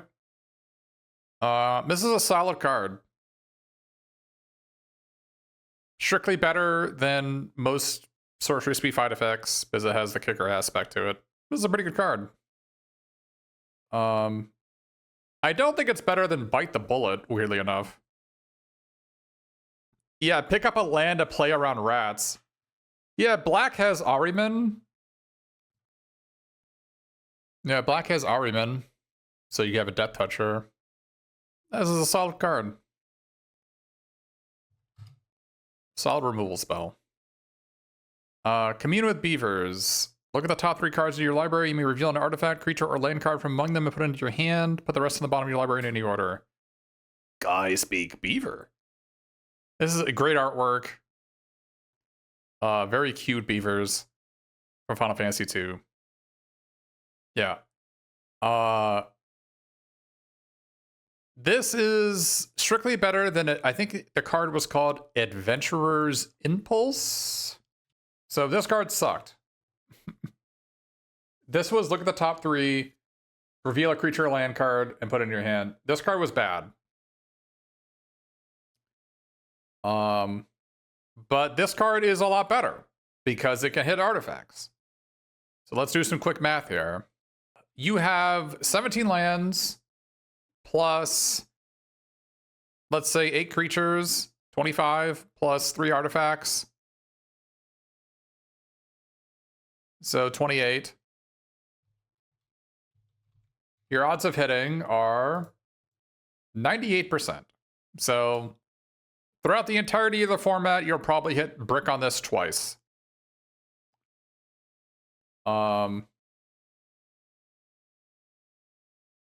If green is your main color, if you're playing 9 forests, this card is great. The thing is, I don't think most people are going to be playing 9 forests in their deck. And by great, I mean playable. But if you have rares to find, this card gets a lot better. If you don't have good cards to find, don't bother. If you do have good cards to find, and green is your main color, play it. That's what I'll say about it. Gigantoad. 4 mana at 4/4. As long as you control 7 or more lands, this creature gets +2/+2. 7 lands is a lot. The thing is, 7 lands is not turn 7. I think you frequently will have 7 lands on turn 8 or turn 9. A lot of it. And another problem is, so now that we've already revealed black, I think one of the problems in this format is going to be Malboro. gonna be Malboro and to a lesser extent Hecdies.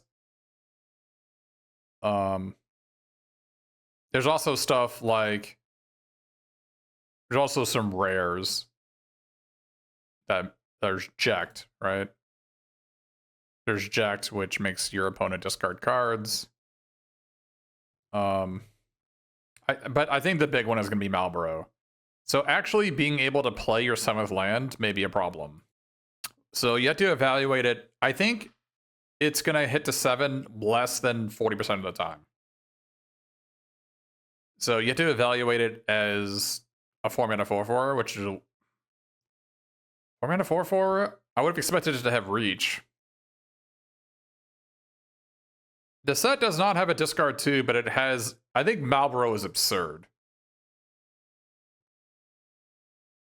Malboro is really good. There's reanimation spells. There's ways to like cheat it into play. This card is really good. And so it's going to really put a hamper on getting to 7 lands. Because you have to discard lands to Malboro and to Hecdies to a lesser extent. It's maybe better than Bard's Bow, but not by much. It's a big creature.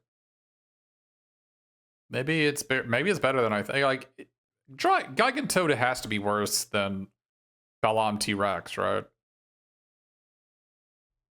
Because this costs 6 at 6 lands. It's a 6/6 trample, gain 3, and also has land cycling. Goobu Gardener. 2-mana 1/3. This is a reprint, not a plant beast. It was an elf before. Probably good. I think 3 toughness is actually makes it so you can block a fair amount of creatures. There's a lot of like piddly dink equipment like Thief's Knife that makes 2/2s. So having a 1/3 is actually reasonable. It's probably a fine card. You have to want it. Like, I would not play 3 of this card. The first one is probably good. The second one is, you better have a good reason for it. The third one is probably no good. If this was a 2-mana 2/1, would it be better? It was like a Leaf Gilder, would it be better? I don't know how good Leaf Gilder is historically. These cards feel really good to play. Because you're like, oh, I'm on the Plague, or turn 2 Goobu Gardener, turn 3 Gigantode. I'm living the dream. But there are going to be times where that's not the case. Yeah, 3-tree root. Yeah, in Bloomburrow, there was a 1 on a green 1/3 to tap for a mana of any color, and that guy was bad. So, in that format, but that was partially because it was a tribal format, and it didn't have any of the other tribes, right? All right, Grand Pulse Ulchu. 1 Death Touch. 8 mana until the turn. This creature gets +1/+1 for each permanent card in your graveyard. This is a cool card. It's a common. It's probably 8 mana +4/+4, 8 mana +5/+5. This is better than it looks, because this reminds me of a card I really underestimated at first, which was Almighty Brushwag. So this was a 1/1 trample, 4 mana +3/+3 until the turn. This card, as the format evolved, I ended up playing Almighty Brushwag a lot more. In Sealed anyway. And this was in Ikoria. So this card reminds me of that. There are some first strike things going on with like Coral Sword. There's punch things with Chocobo Kick. With Blitzball Shot, you can trample over with Death Touch to kill your opponent. That requires 10 lands, but I don't hate this card. I don't hate it. I think it's about this. I think it's about the same as Gigantode, honestly.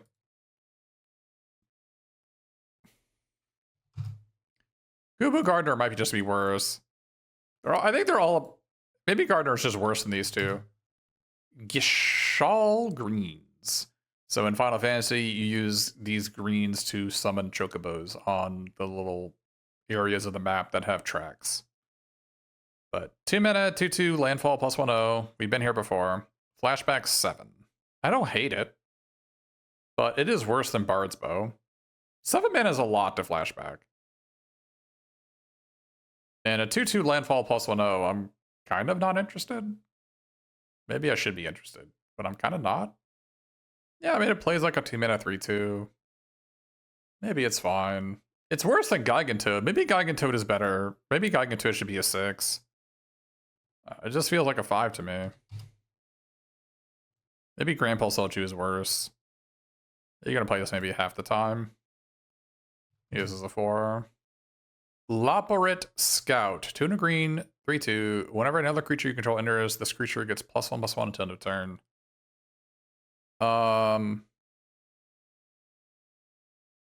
Yeah, I don't like it. They printed cards like this in the past. They've always been kind of bad. I mean, if you play 2 creatures in a turn and attacks for 5, and that's nice. But I think a lot of the time you're not going to have any creatures to play. You're going to play like maybe 1.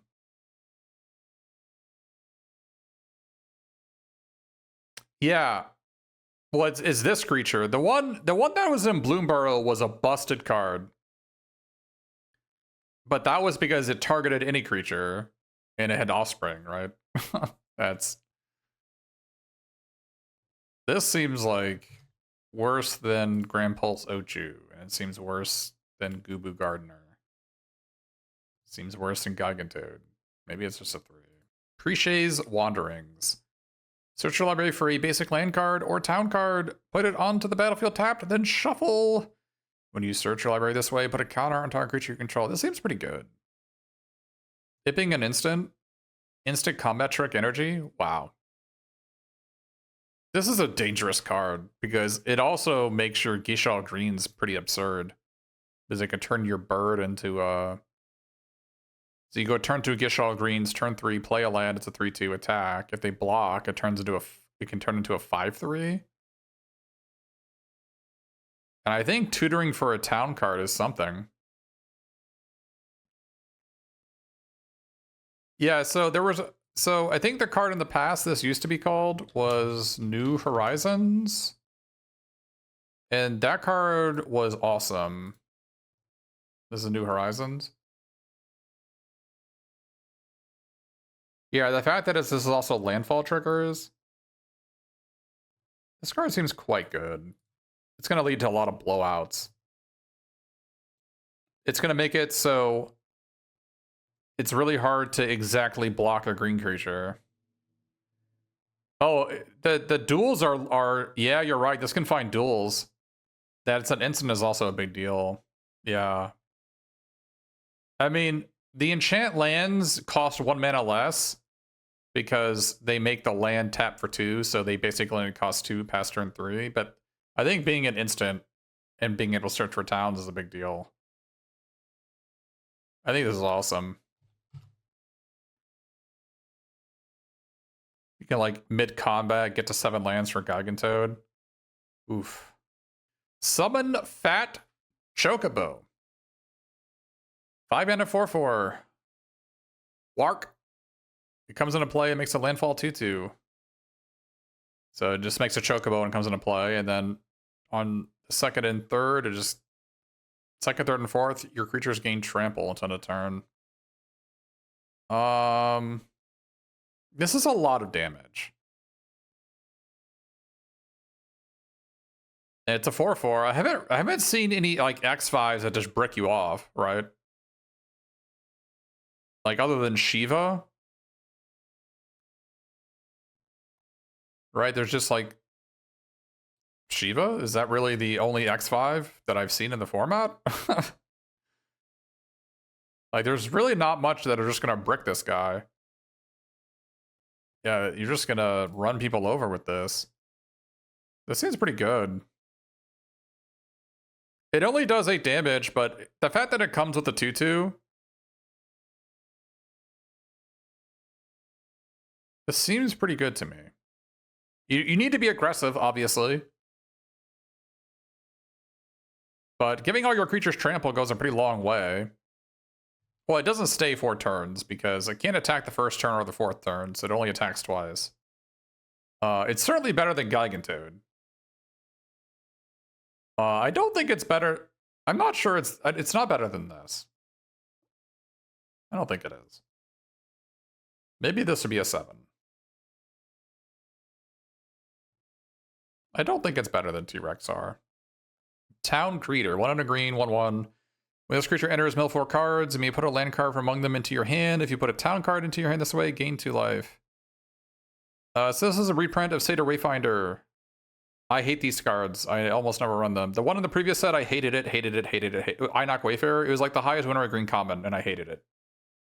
You're gonna need to have a reason to play it. You don't just play it to play it. You're gonna need to have a reason for it. Now in this set, there's a lot of flashback cards. There's a lot of cards that care about being in the graveyard, that count cards in the graveyard. So this card is probably gonna be amazing. It might once more be Green's best common.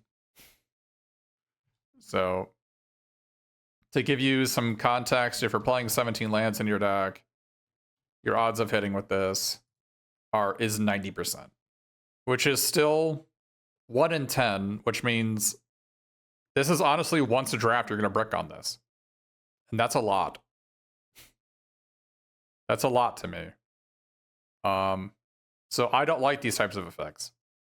Cactar, trample, 1 mana 3/3.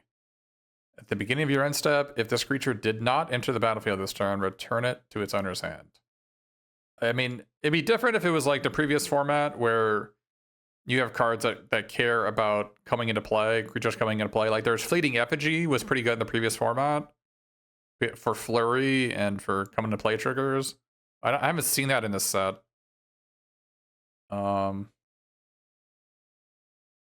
So this doesn't seem great to me. Like, it seems worse to me than Grand Pulse Ochu. It seems worse to me than Gigantode. It seems worse than Bard's Bow. That means it's probably not great. 3 green. Land does nothing. 3 green artifact. Whenever a land you control enters, create a 2/2 Chocobo that has landfall +1/0. So ideally you play 3 lands after this. Maybe you play more because you have you can rebuy a land with your Chocobo kick. At 4 mana, this card would be great. 5 mana is a lot. 5 mana is a lot for this. It's 1 mana overcosted for what I want. This seems not great. Clash of the Icons. 1 mana. Choose 1 or more. Target creature you control fights target creature and opponent controls. Remove a lore counter from target saga you control. Put a lore counter on target saga you control. This. Wow. This is a lot to unwind, huh?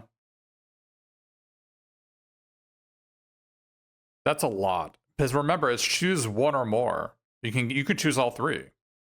So you can remove and then add a lore counter to your sagas. So that means you get to...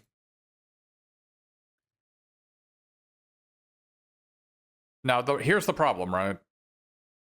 It doesn't work with remove. Unless you use it, the turn remove comes into play. It doesn't work. Because, say you play turn 4 remove. If you try to go turn 5 icons, if you remove a counter, it doesn't trigger a Judgment Bolt. If you add a counter, it would trigger wizards you control get +1/0 until the turn again. So you want to play this on the turn you play your summons. On the same turn you play your summons to remove the first counter and then add it back on to get another trigger for them. Yeah, it is funny with Cerberus. Yeah, it is funny with Cerberus to get another double off it. Yeah, I mean Garuda. But the thing with Garuda, it is maybe reasonable with Garuda, whereas summon Primal Garuda. It's reasonable with this. Just to get an extra +1/0 out of it, maybe. But you'd have to be fighting something that's smaller than a 3/3. Like, that's probably not going to be true. Now, historically, effects that are just one green fight are terrible. There was Plow Through in Ether Drifts, but that was because it had one green destroy target artifact or target vehicle, which is what you used it for like 80% of the time.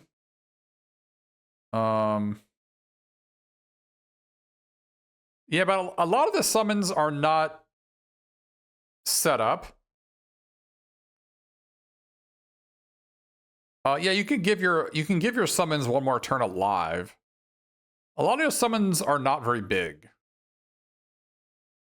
At least the ones at common, right? I mean, there's like Ifrit. He's not very, like, removing a counter from this is whatever.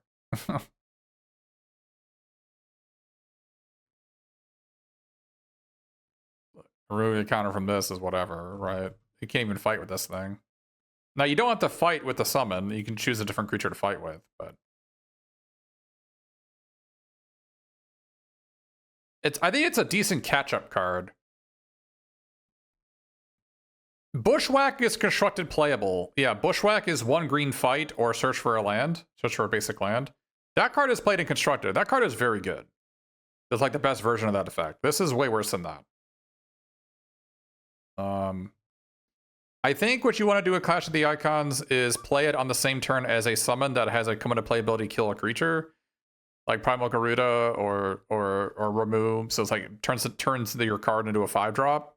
I think it's worse than Chocobo Kick. I think it's worse than Blitzball Shot. But it is a build around. You don't just play it. It's a build around. I think it's worse than Bard's Bow. Here's the problem with it. Your opponent has to have 2 creatures, 3 creatures even, that you want to kill. If you want to combo Clash of the Icons with Esper Remove, your opponent is going to need to have 3 creatures in play you want to kill, and you have to have a big enough creature to survive a fight. And it's just, I don't know. That is a lot.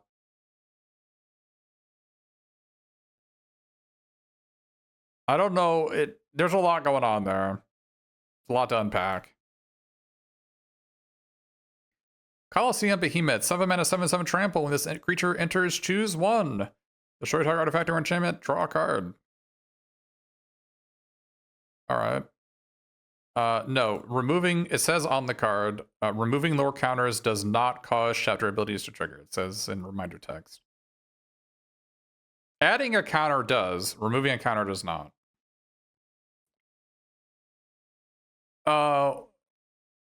Okay, so this seems decent. It reminds me of Palaka Worm, but Palaka Worm gains 7 life. Man, I wish this guy gained life. It's a good reanimation target. I think it's like worse than this by like a non-zero amount. 7 mana is a lot. 6 mana is not near. 6 mana is way less than 7. It's way less than 1 mana less. Because you can reliably get 6 mana on turn 6 or 7. 7 mana is like a turn 8 or turn 9 thing. Which, that may not even be true in this format, because if your opponent's playing black, your opponent's gonna like Malboro you or Hectize you, and you're gonna need to discard lands. The card is fine. You can play it if you want. It's either a 5 or a 4. Yeah, it is weird that it's not both. It is weird. Considering Behemoth is a classic Final Fantasy monster that's like generally one of the most powerful monsters in the game, in all games, it is weird that it is not iconically great in this set. It's getting outclassed by our freaking T-Rex, which was in Final Fantasy VIII, of all things. Alright, Diamond Weapon. This is an uncommon. 9 mana, 8/8. Cost 1 less for each permanent card in your graveyard. Reach. Prevent all combat damage that be dealt to this card. This seems good. I mean, you have... It is an artifact creature, so you can suplex this to death. Yeah, it is a pretty massive payoff for your town greeter.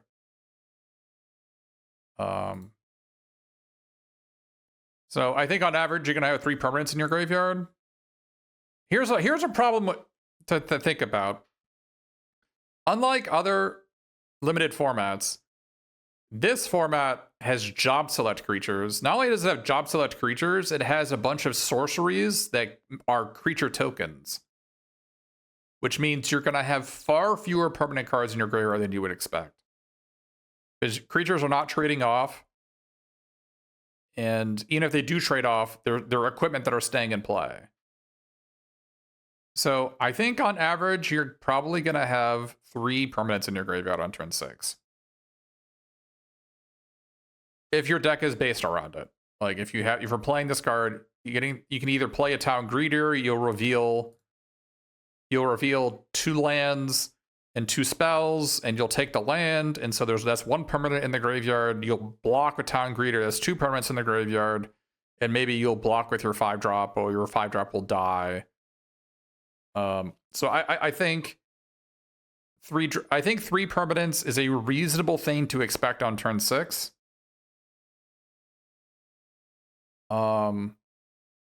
Then this would be a 6 mana 8/8 reach. That seems okay. It's certainly better than Gigantode, I think. Although Gigantode is like a different type of card, it's not like a build around. I still think it's worse than T-Rexar. So maybe it's a 5. It's probably worse than Colosseum Behemoth. But I'll put them both at 5.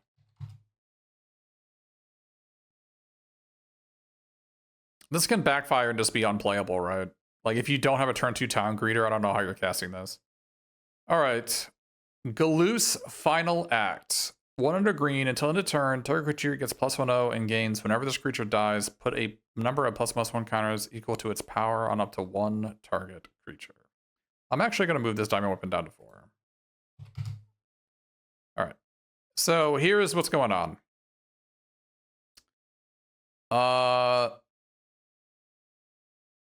I attack with a 3/3. You block with a 3/3. I Galoose Final Act it. My 3/3 becomes a 4/3. It dies, and you put 4 counters on one of your creatures.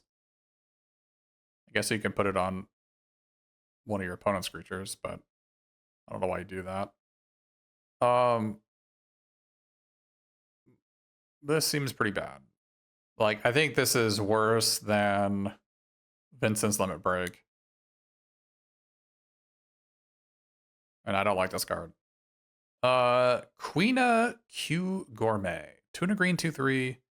Whenever 1 or more tokens will be created under your control, those tokens plus a 1/1 green frog are created instead. So whenever you make a treasure, get a treasure and a frog. And then you can sacrifice a frog to put a counter on this card.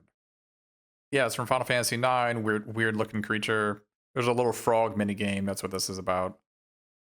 The weapon is a fork. They can eat stuff. They have the blue mage in the party in Final Fantasy IX. I guess all the chocobos are tokens, right? And then all the black mages are also tokens. And then all the job select cards are also tokens. So, treasures. This is probably going to make 2 1/1s. Maybe even 3 1/1s. That's pretty good. Not on turn 3, though. Like, it's not going to make the tokens on turn 3. It'll make the tokens, maybe, you can make a token on turn 4, make a token on turn 5.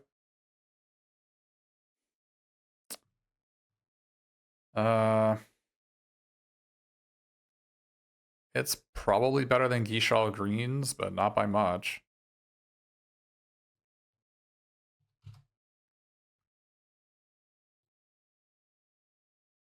Because you have to, like, again, it's one of those things where you have to, like, not attack or block with it for a turn in order to turn on.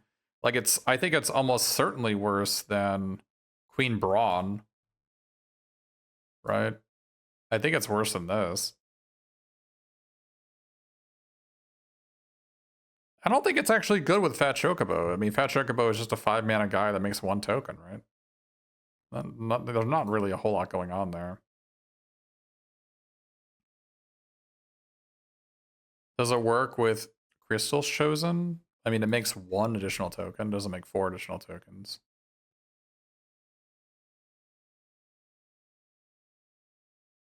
Is it worse than Dragoon's Wyvern? Probably.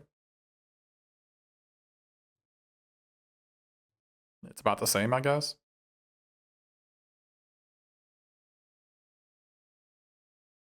Like, you need to cast 2 things. You need to make 2 tokens after this to make it worth it. And that's asking a lot, because I don't think you're going to have more than, like, 6 cards that make tokens in your deck. And you have to play 2 of them, and some of them you're going to want to play on the turn beforehand, like Yashel Greens. So, like, I don't know. Seems mid. If you cast a job select equipment with Queen in play, you can choose to put the equipment on the frog.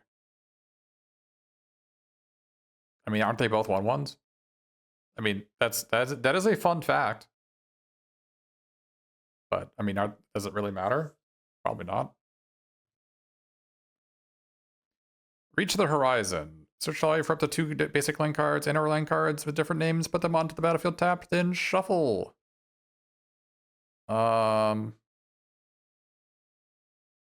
This effect is based on whether you have 7 mana rares in your deck. Now, in the previous format, there was a Dragon Storm that did this, and you go turn 4, reach the horizon, or turn 4, put 2 lands into play, turn 5, Eugene, or a bunch of rare dragons, right? This does trigger landfall twice. Maybe it lets you cast your, like, Colosseum Behemoth the next turn. It does find dual lands, which is nice. Here's the real question. Is it better than Precié's Wanderings? And I think the answer is no. It is a draw 2, but this is a land and a counter versus 2 lands. But the counter could, like, save your creature, kill a creature, what have you. Also, 3 mana is a lot less than 4. I think it's worse than Precié's Wanderings, but I could be wrong. You would not play this card unless you had at least 5 cards that you want to cast. And I don't know if that's ever going to happen. I don't know why you'd have, like, 5 7-drops in your deck. You just wouldn't. In the Dragon deck, in the Dragon format, the format that's currently on Tarkir, that happens frequently because that's the nature of the format. There's a bunch of rare dragons, but this format doesn't seem like that. What I will say is that Reach the Horizon is maybe really powerful with Travel the Overworld. Like, if you go grab 2 towns, this thing ends up costing maybe 3 or 4 mana. I can believe that could be a combo. All right, Ride Zeshupov. 2 mana enchantment. Whenever land you control enters, put a counter on target creature you control. 7 mana, this enchantment becomes a 7/7 beast in addition to its other types. Ride Zeshupov? It's in Final Fantasy X.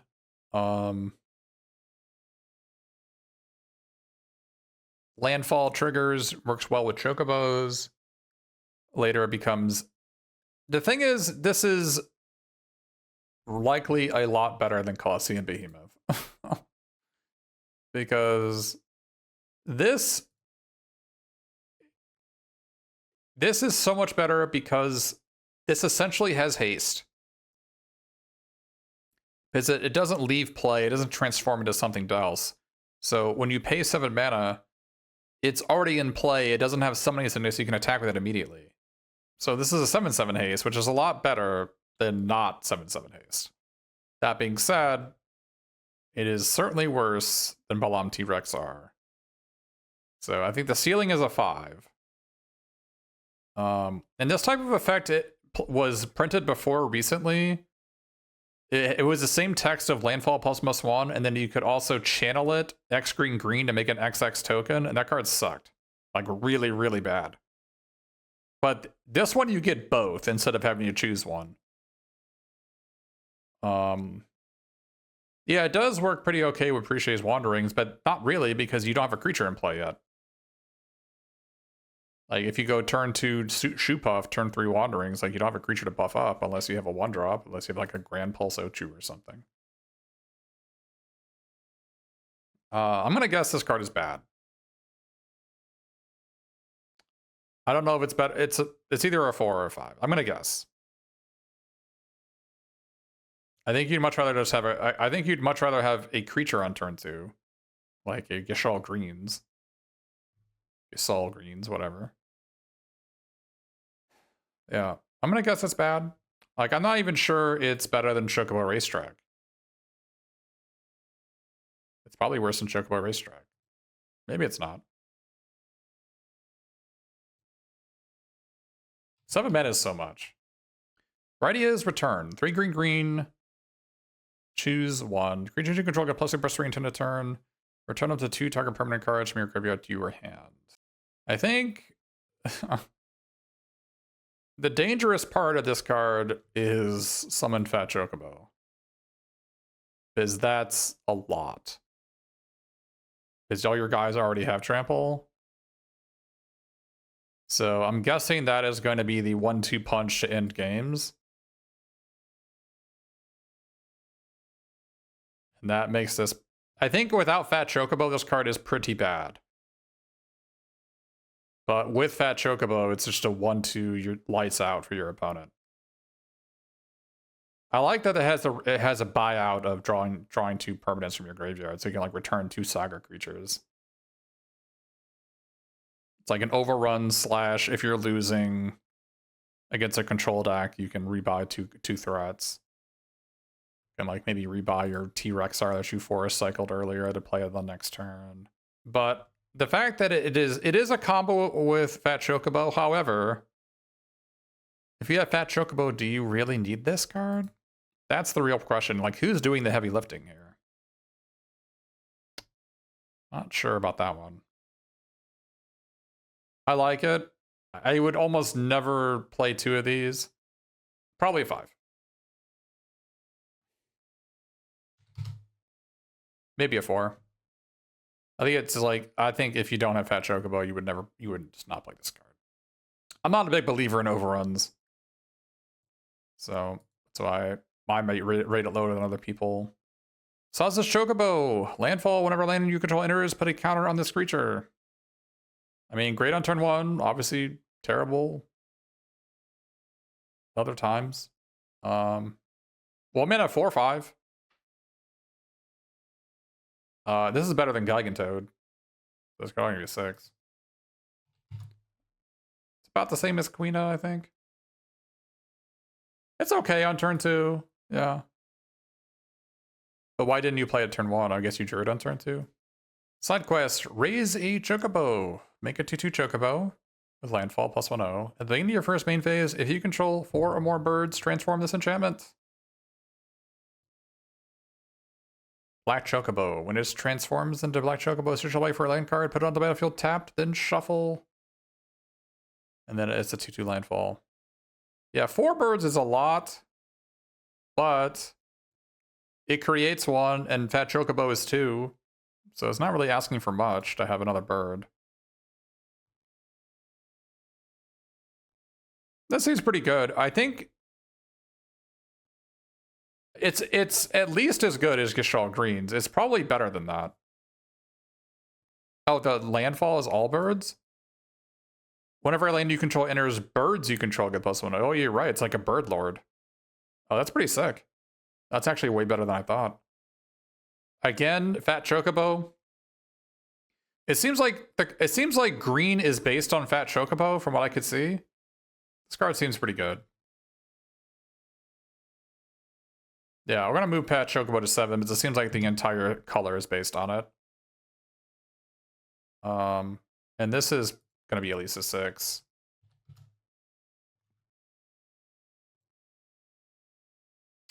Summon Fenrir. Tuna green 3/2. Step 1. Search all the way for a basic land card, put on the battlefield tapped. Step 2. Whenever you cast a creature spell this turn, that creature enters with an additional +1/+1 counter on it. Step 3. Draw a card if you control the greatest power or tied for the greatest power. I think there's basically 3 things going on here. There's 3 scenarios. The first is you play Summon Fenrir, you search your value for a basic land, and then your opponent attacks you and you block, and you're happy because you killed their guy and got a land for 3 mana. The second scenario is it lives, and oh, it does count itself? It's sacked out, the trigger resolves? Oh, it does see itself. Oh, that makes it even better. The second scenario is it lives the whole time, you get a counter off it, and you draw a card off it. That's an amazing value. You get a land. You probably won't be able to attack with it.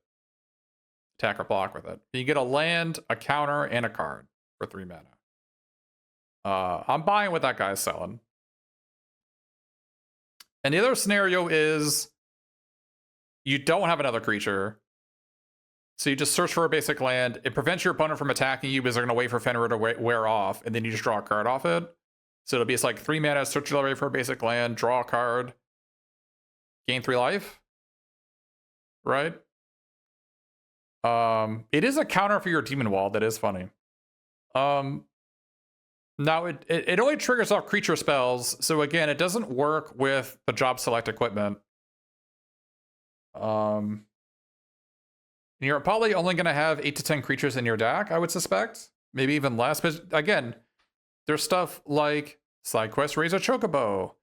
And there's stuff like Gasol Greens, where your creatures are actually spells. Like Bard's Bow. It's a job selector. So you're going to have 8 to 10 creatures, like actual creatures in your deck. But searching for a basic land card is fantastic, because in limited you always want to splash like a rare that you opened. I like this card.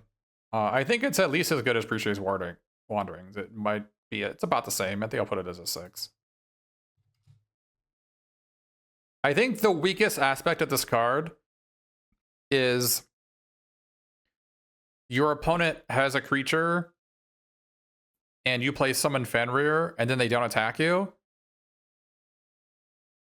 And then it just times out and you draw a card. So then that would be make this 2 and a green, find a land, gain 3 life, draw a card.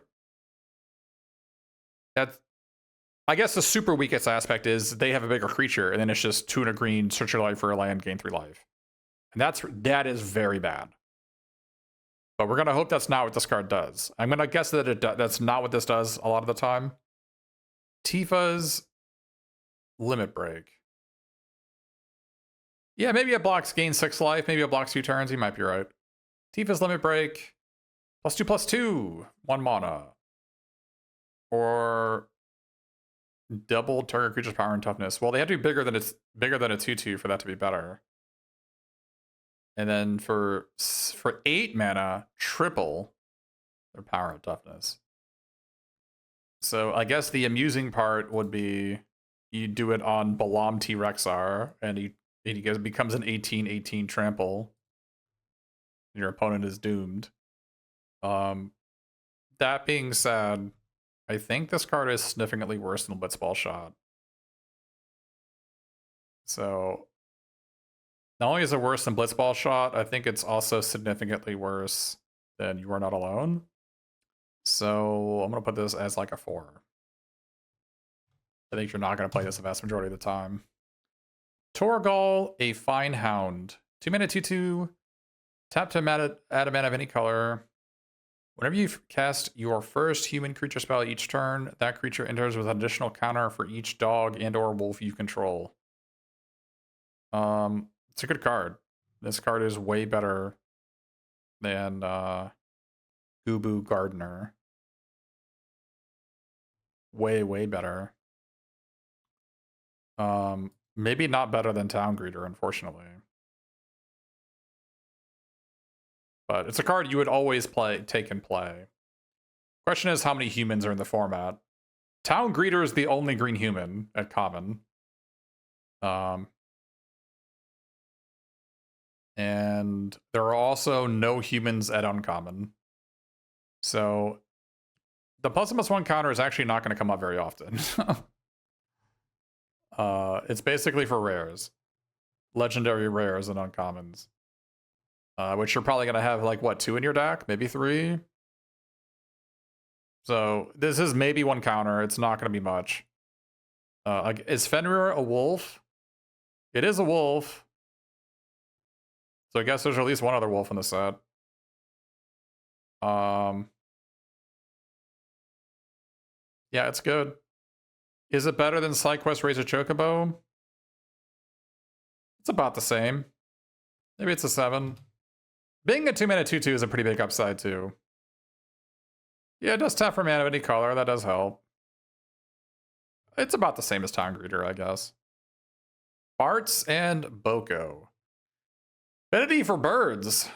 Human bird. This is the protagonist of Final Fantasy V. When Bartz and Boko enters, each other bird you control deals damage to its equal to its power to target creature an opponent controls. Wow. So it's going to be a 4-mana, could be even a 3-mana 4/3 terminate. What the? Like, you can go Fat Chocobo into Bartz and Boko, just kill their guy. Holy moly. I mean, but if you don't have any birds in play, this is a blank, right? It's a 4/3 no text. But I don't think it's asking for much to have even a single bird in play. You can play a land, get landfall on your bird, play this for 4 mana. 4 mana 4/3 comes into play, deals 3 to target creature. That's FTK. That's Flametongue Kavu. That's a 8 out of 10 card, right? So this card seems great. I don't think asking for a bird is asking for much. How many birds are you going to need? You're probably going to want at least 6 birds to play this card. That is my guess. But there's a lot of birds. There's a lot of these. So I don't think it's... And there's also the Call the Mountain Chocobo. So there's a lot of them. Even Choco Comet makes a bird. I don't think it's asking for much to have to play 6 birds in your deck. More like Sand Strangler? Yeah, maybe it's more like Sand Strangler. Good call. Oh yeah, white has Ambrosia. Yeah, you're right. Would I first pick it? Probably. Green spells you cast cost 1 less to cast. If one or more card +1 counters would be put on a creature you control, twice that counter to put on instead. 6-mana tap, distribute 2 counters among 1 or 2 creatures you control. I am not buying what he's selling. So it's 10 mana for 2 +1/+1 counters on 2 creatures. Yeah, it said 2 +1/+1 counters on 2 creatures, right? Isn't it? No, it says double. So you can put 4 counters on 1 creature, or you can put 2 counters on 2 creatures. If I play the format, maybe it's Gaiga slow, and you can just like pay 4 mana to do nothing. But red, I mean, black and red have... Black has so much burn and discard and removal. It's just... Black seems like the best color so far. Black and white. Esper Origins. Surveil 2, gain 2 life. Then, if the spell was cast from a graveyard, exile it, and then put it onto the battlefield transformed under its owner's control with a finality counter on it. And it's flashback 4. Reveal the top card of your library. If it is a permanent card, put it into your hand. Now note that you just surveilled 2 before this, so the odds of you having one on your top of your deck are pretty high. Step 1, reveal the top card. If it's a permanent card, put it in your hand. So it's like draw a card. Step 2, add 2 green. Step 3, other creatures you control and gain +2/+2 and trample to end a turn. Now, this card seems way better to me than Rydia's Return. But it gives +2/+2 and trample to all your fellows. Also gains 4 life, surveils 4, draws a card. It only costs 1 mana more. I like this card. There's also a 4/4, so it brawls pretty well. It only gets to attack once, but it gets to block twice. Also gets to gain 4 life. Surveilling 4 is a lot. It also has flashback 3 to green, so it triggers your 4-cost matters cards. And then it gives you the 2 mana you need to go straight up to 7 mana to cast like Colosseum Behemoth. Or to cast Balam T-Rexar. Or you can cast Fat Chocobo the next turn, and then next turn they all get +2/+2 and trample. I mean, they already had trample, but I like this card. I imagine myself playing it. Yeah, it's just good value. And it digs 4 cards, potentially 5 cards to cards that, because you can surveil 4, and if you don't, you can maybe even bend all the 4 cards if you're looking for a specific card, like a specific permanent that winning the game. You might go 5 cards deep. I mean, I don't think it's better than Balam T-Rexar, but maybe it is.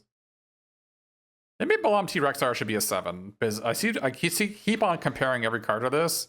I think Balam T-Rexar is a 7, and this is a 6. That's what I'm going to say. Jumbo Cactar.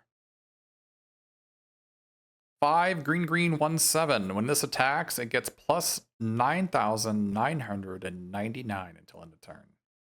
Now, there are a lot of trampling effects in this format, so this is essentially attack, win the game. Isn't Colosseum Behemoth like that but better? Isn't Balam T-Rexar like that card but better? The fact that it can't really even block as a 1/7, I mean, it can, it just won't kill anything. Reminds me a lot of Thorn Elemental. And Thorn Elemental was a middling card. It was a 7 mana 7/7 that you can choose to ignore blockers and deal damage to the player. It's a very cool card. It has some combos. You can combo it with Self-Destruct. But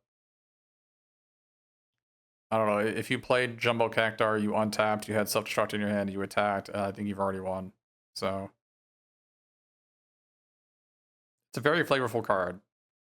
10 out of 10 flavor. Yeah, I mean, it's actually a combo with this. It's a combo with Esper Origins, right? Because you go Esper Origins into Maduin, use the 2 green to play Jumbo Cactar, and then it gets trampled the next turn.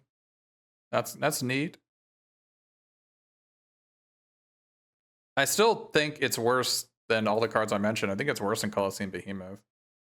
Yeah, I mean, there's a ton of trample effects. There's Blitzball Shot. There's Fat Chocobo. There's Manduin. There's another one somewhere.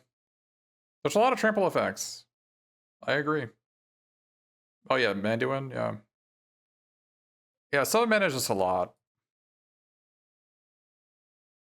Rumbleborn, 6 mana. Other permanents you control have tapped out of mana of any color. Oh, this just seems like a casual card. I don't think I'd ever have this card in my deck. Saw's Kotzroy. 4 mana 3/3. It is dumb that itself can't tap, right? When it enters, you may search your library for a bird or basic land card, reveal it and put it into your hand, then shuffle.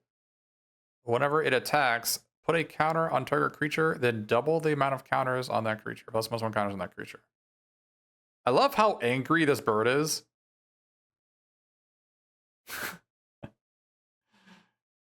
Look, he's so happy here.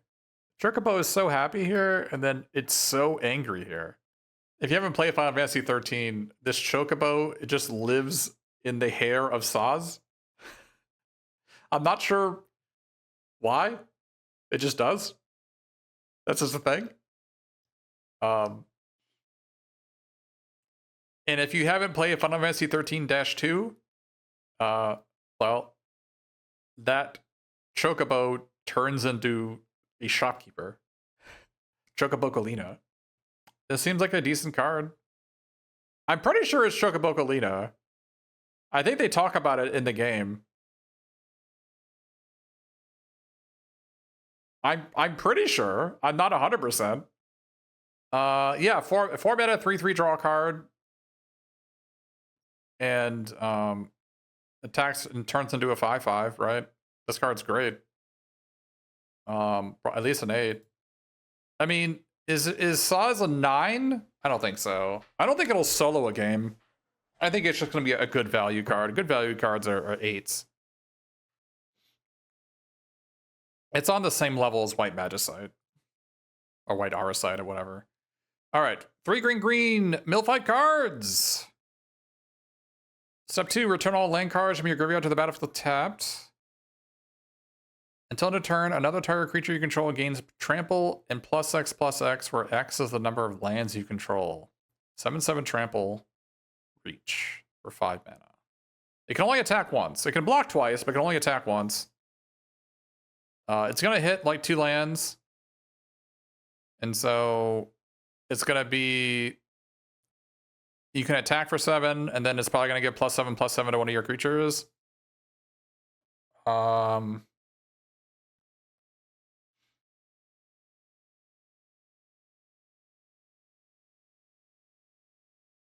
This doesn't seem amazing to me. You think this card reads as a bomb? It doesn't seem amazing to me. Yeah, that's what I'm saying. You're going to get 2 lands off it. I mean, maybe you build some lands with Town Greeter. Maybe mill 2 lands with this, but... Yeah, he doesn't... But you can't chump him because he is a trampler and he gives trample. But that being said... I was just about to say Weathersea Treaty. I was trying to remember what the name of that card was. Yep. Let's look at Weathersea Treaty. This card is one of my favorite cards in that set. This is Weathersea Treaty. 200 green, search your library for a land. Step 2, make a 1/1. Step 3, gain +X/+X and trample, where X is the amount of land type. So it gave like +4/+4. This card was really good. I remember this being one of the best cards to have in sealed. I don't think Titan is as good as this. Because you really want the lands on turn 3, not on turn 5. Or in this case, it's not even turn 5 or turn 6. It's turn 7 you get access to the lands, right? They come to play tapped. Titan might just kill someone. But I think Titan is worse than T-Rexar at the end of the day. And I think it's worse than T-Rexar, and isn't it worse than Fat Chocobo? Isn't it worse than Fat Chocobo and T-Rexar? Yeah, it does trigger landfall on all your birds.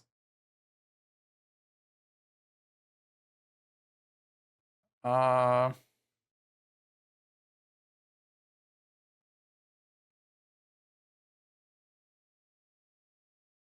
I mean, this might just be a burn spell. You also have to have another creature. Like, imagine this. Your opponent has a terminate. They just ignore this. And they terminate whatever you give +X/+X to. And so what you essentially did was paid 5 mana to put 2 lands into play and deal 7 to your opponent if you can afford to attack. And that's a lot. That's a lot to pay for that type of effect.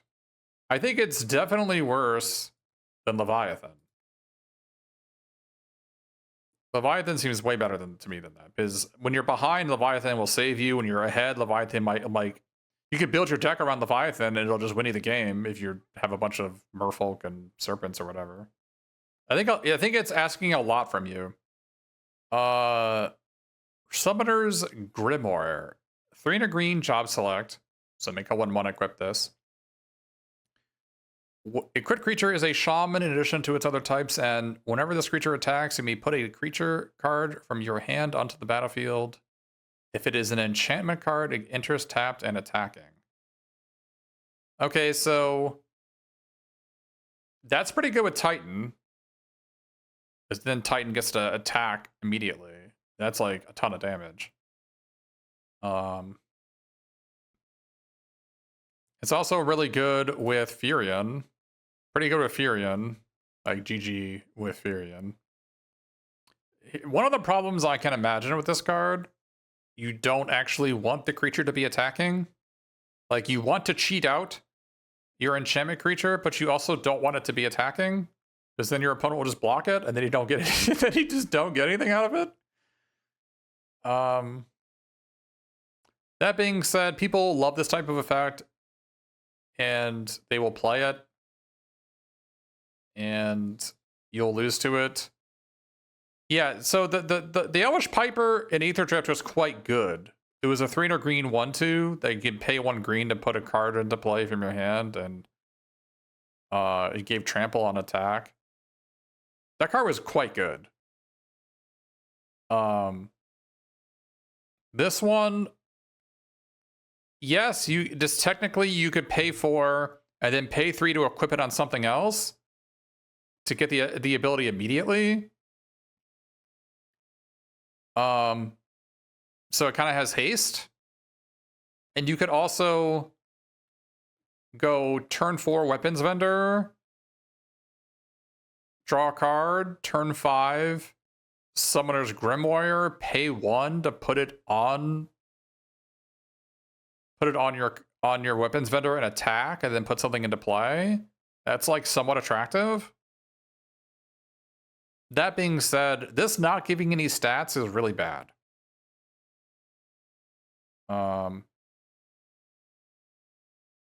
If it gave +1/+1 or +1/+2, like if it gave stats, I'd be buying what it's selling. But the fact that it doesn't give stats, I'm not about this life. Tifa Lockhart. 1 and a green 1/2, trample. Whenever a land you control enters, double Tifa Lockhart's power until end of turn. So this is going to be a constructed card. I think you're probably not going to play this card in limited. If you're wondering, but yeah, this is not a card you want to be playing in your limited decks. Like, I think Tifa Lockhart is significantly worse than Giselle Greens. So. Xanarkand, Ancient Metropolis. Create a 1/1 colorless hero creature token. Put a +1/+1 counter on it for each land you control. This card seems amazing. This is like the best. For limited, it's great. For constructed, maybe it's a one of in mono green decks. So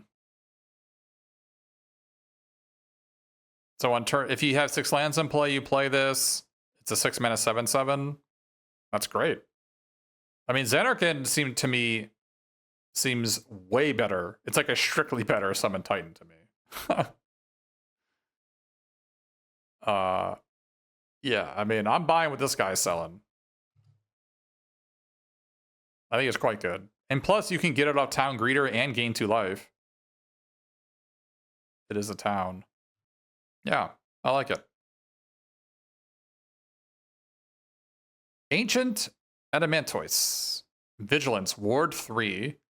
Damage is not removed from this creature during cleanup steps. All damage that would be dealt to you and other permanents you control is dealt to this creature instead.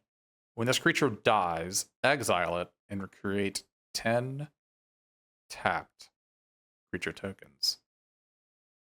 So this is a really cool card. I know some people have been like reanimating it. It has ward, so it's hard to kill. Trying to deal 20 damage to it, that's a tall order. It prevents you from dying. Something to keep in mind with this card is that it does not say if you do on the die part. So, what that means is that if you have an instant speed way to return to your hand, or if you play Vincent's Limit Break on it, it does come back into play and you get the 10 treasures. Because again, it does not say if you do on the exile. Create 10 tap treasure tokens. And this is a really cool card. 20 toughness is a lot. Ward 3 is a lot. And it has vigilance, so you get to attack every turn with it. This is a really, really cool card. Yeah, for constructed, well, giving it indestructible and hexproof, yeah, you could do that. Yeah, 8 power is a lot. I think this card is better than Balam T Rexar.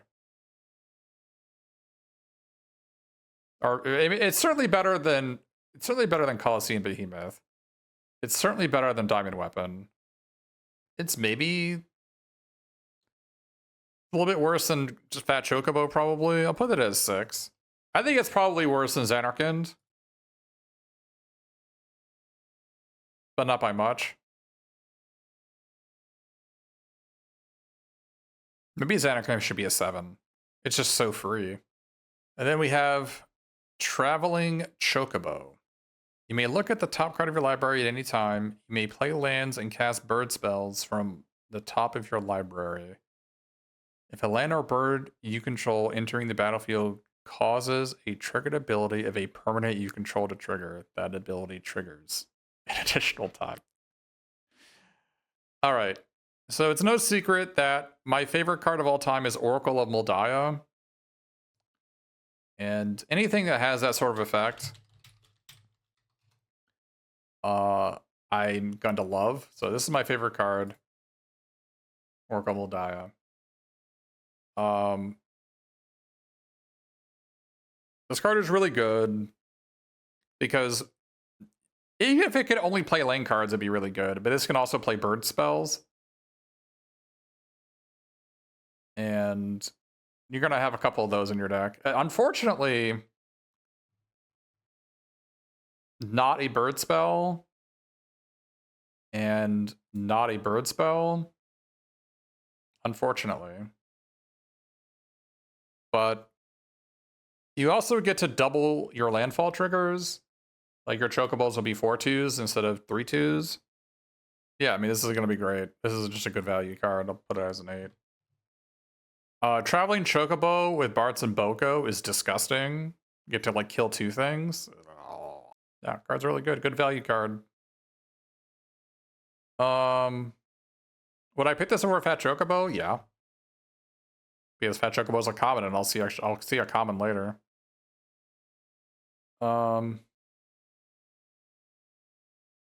Yeah, so it looks like green is based on T-Rexar and Fat Chocobo and Town Greeter. Those are the 3 cards that green is all about. The uncommons for green are kind of bad. Unfortunately. They're like almost all bad. So you're going to be green because of commons, not uncommons. Green has a lot of really high value rares. Where it has Bartz and Boko, it has Saz, it has Traveling Chocobo, it has Xanarkand. High value rares. And Preach's Wanderings is going to be warping the format when it comes to green. Because every single time, here's what's going to happen in Limited. I'm green, I play like turn 2 Gasol greens. And then you play a 2/2, and then I play a land and attack. Do you block? Probably. And then I have the Wanderings to eat your guy, get a land, put a counter on my Chocobo. And yeah, you're right. Somebody talked about it earlier. You can pre-chase Wanderings for Xanarkand and then pick it up with Chocobo Kick. So that's kind of neat. This doesn't make a legend, right? It just makes a hero token. Yeah, it just makes a hero token. So looking good for green. It doesn't have like a ton of removal, but that's okay. But the other colors have tons of removal. Red and black and white actually all have a lot of removal. Like white has Slash of Light, Fate of the Suncrest, White Aura Sight. White's got tons of removal. Yeah. Well, if the towns are really good, then green gets even better. I suspect the towns are not going to be that good. But we'll be looking at the colorless cards next, which are going to probably include the towns. Now, be aware that towns are also dual lands in this format. That's another thing I didn't talk about. If you look over here at the bottom left, you'll see that the dual lands. There's 10 dual lands in the format, and they are all towns. So if you play Appreciate's Wandering, you can, for instance, you can be a green-red deck, splashing like a black and a white card. I don't know what card that would be, but you can Appreciate's Wandering and search for the black-white town and put it into play. And so this might enable you to splash off-color rares that you open in your sealed deck. But after this, we'll be looking at colorless and gold.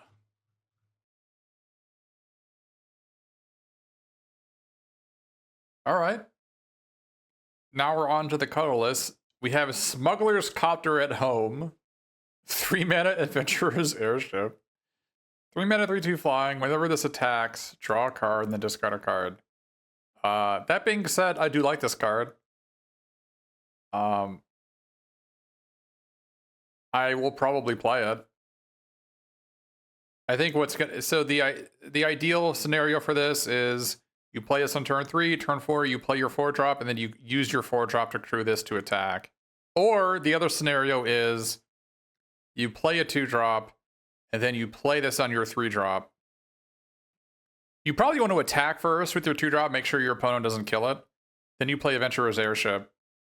And then on the next turn, you use your 2-drop to crew this to attack to try to find your 4th land or to try to find a 4-drop.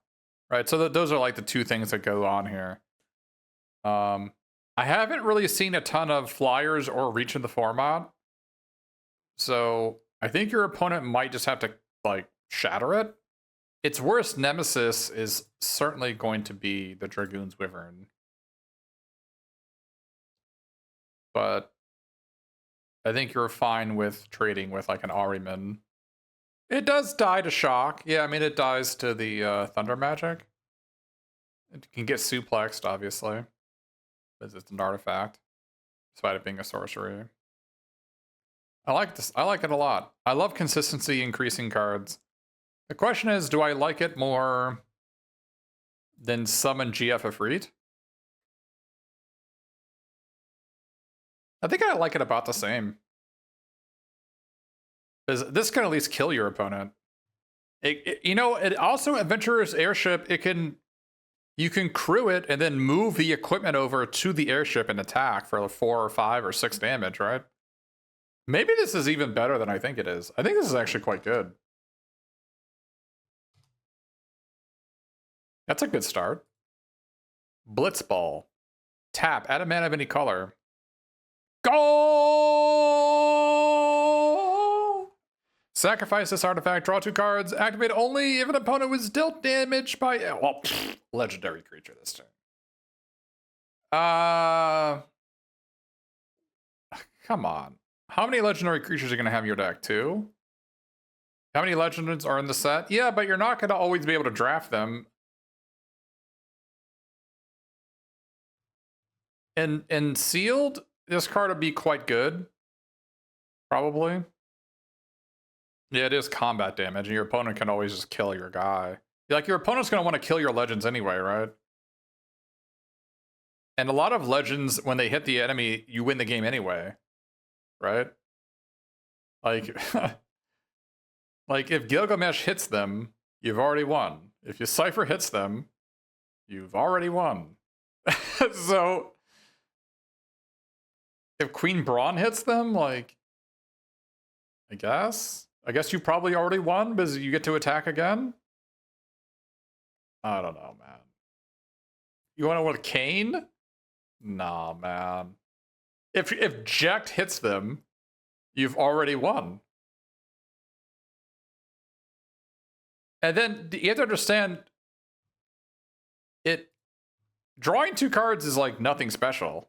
Like, it's fine for your Manolith to be able to tap to sack that, draw 2 cards, but I'm off it. I'm off it. I like Manoliths when they have some sort of special ability, but this ability seems pretty mid-minus. You're right that it is good with Ultras. By good, I mean you have built a card that is worse than Combat Tutorial. With our powers combined. With our powers combined, we are incredibly mediocre. Instant Ramen. Flash. When this creature enters... Oh, not when this artifact enters, draw a card. Sack this artifact. Gain 3 life. This is not... What is that Lord of the Rings card? It's like Flatbread. Elven Flatbread. That card is pauper playable. Like constructed playable card. Limbus? This is not Limbus. Limbus is the nuts. I don't know, if you haven't played with this card before, it feels incredible. This is scry 1, draw a card, sack it to gain 3 life, then it goes back into your deck. This is not Limbus. This seems incredibly mid-minus. What? I don't even know. What am I supposed to combo this with? I guess Ahriman? I guess Ahriman is a fan of ramen. 2 mana draw is bad? Yes, 2 mana draw is extremely bad. Unless I'm completely missing something on this, like, you can sack it to Namazu Trader to Surveil 2. It's a cycler for your black mages to burn on.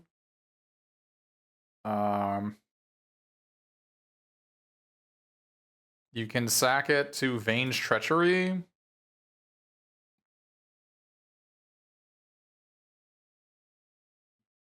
Does the Phantom Train? Yes, I guess the Phantom Train. Did you know that the Phantom Train runs on ramen? That is very funny, but... Oh, yeah, you're right. There is Galakat.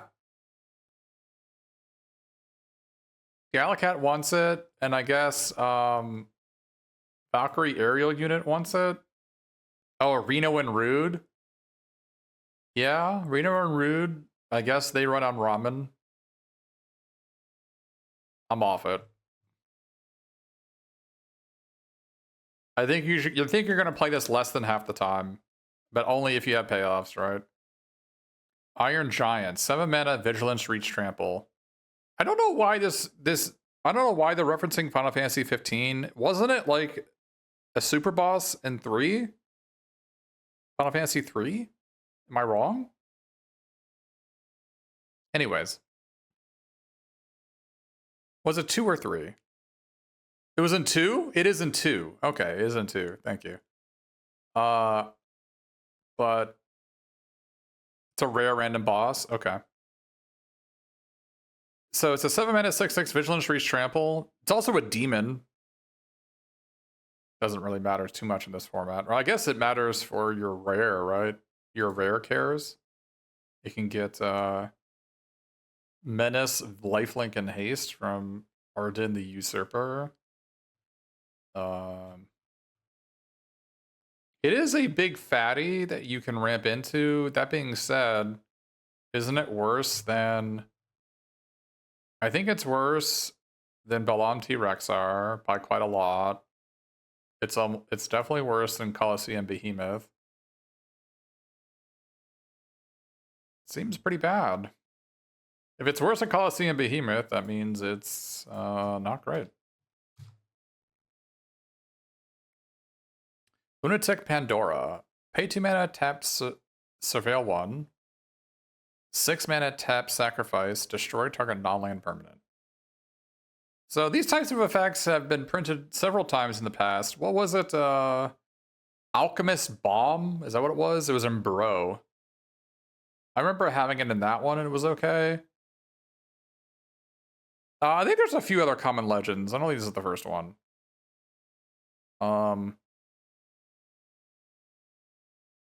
This isn't terrible. Universal Solvent, is that what it was? Yeah. So it's like Universal Solvent. Is this in Bro? Yeah, this was Commander. Ether Revolt. I think there was one in Bro that was 6 to activate and not 7. Was it Goblin Firebomb?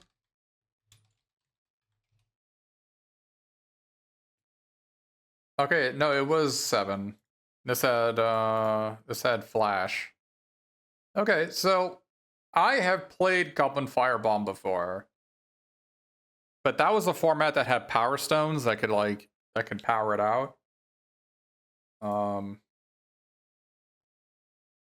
And being able to Surveil 2 with this, that's not nothing. I don't hate this card. It's also not sorcery speed. You can sacrifice it as an instant. I don't hate this card at all.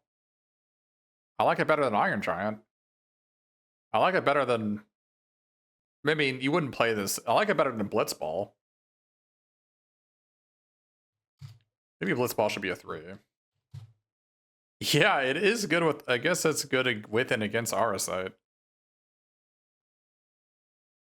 Yeah, I like this card. Surveilling 1 every turn is a good mana sink. I don't think this card is bad. I don't think you're going to play it very frequently. You're almost certainly not going to play 2 of this card. But I think you're going to play 1 maybe half the time. Depending on what your deck is. It seems like what you're doing. Why is it legendary? It's Final Fantasy VIII. It's a whack. Yes, McWinsauce, that is correct. It is a sealed cyborg card if the opponent is slow. I think that is an excellent way to evaluate the card. So maybe I should have put it as a 2. It is a sealed cyborg card when your opponent's deck is slow. Magic Pot. 3 mana, 1/4. When this creature dies, create a treasure token. 2 mana, tap, exile target card from a graveyard. Give me Elixir!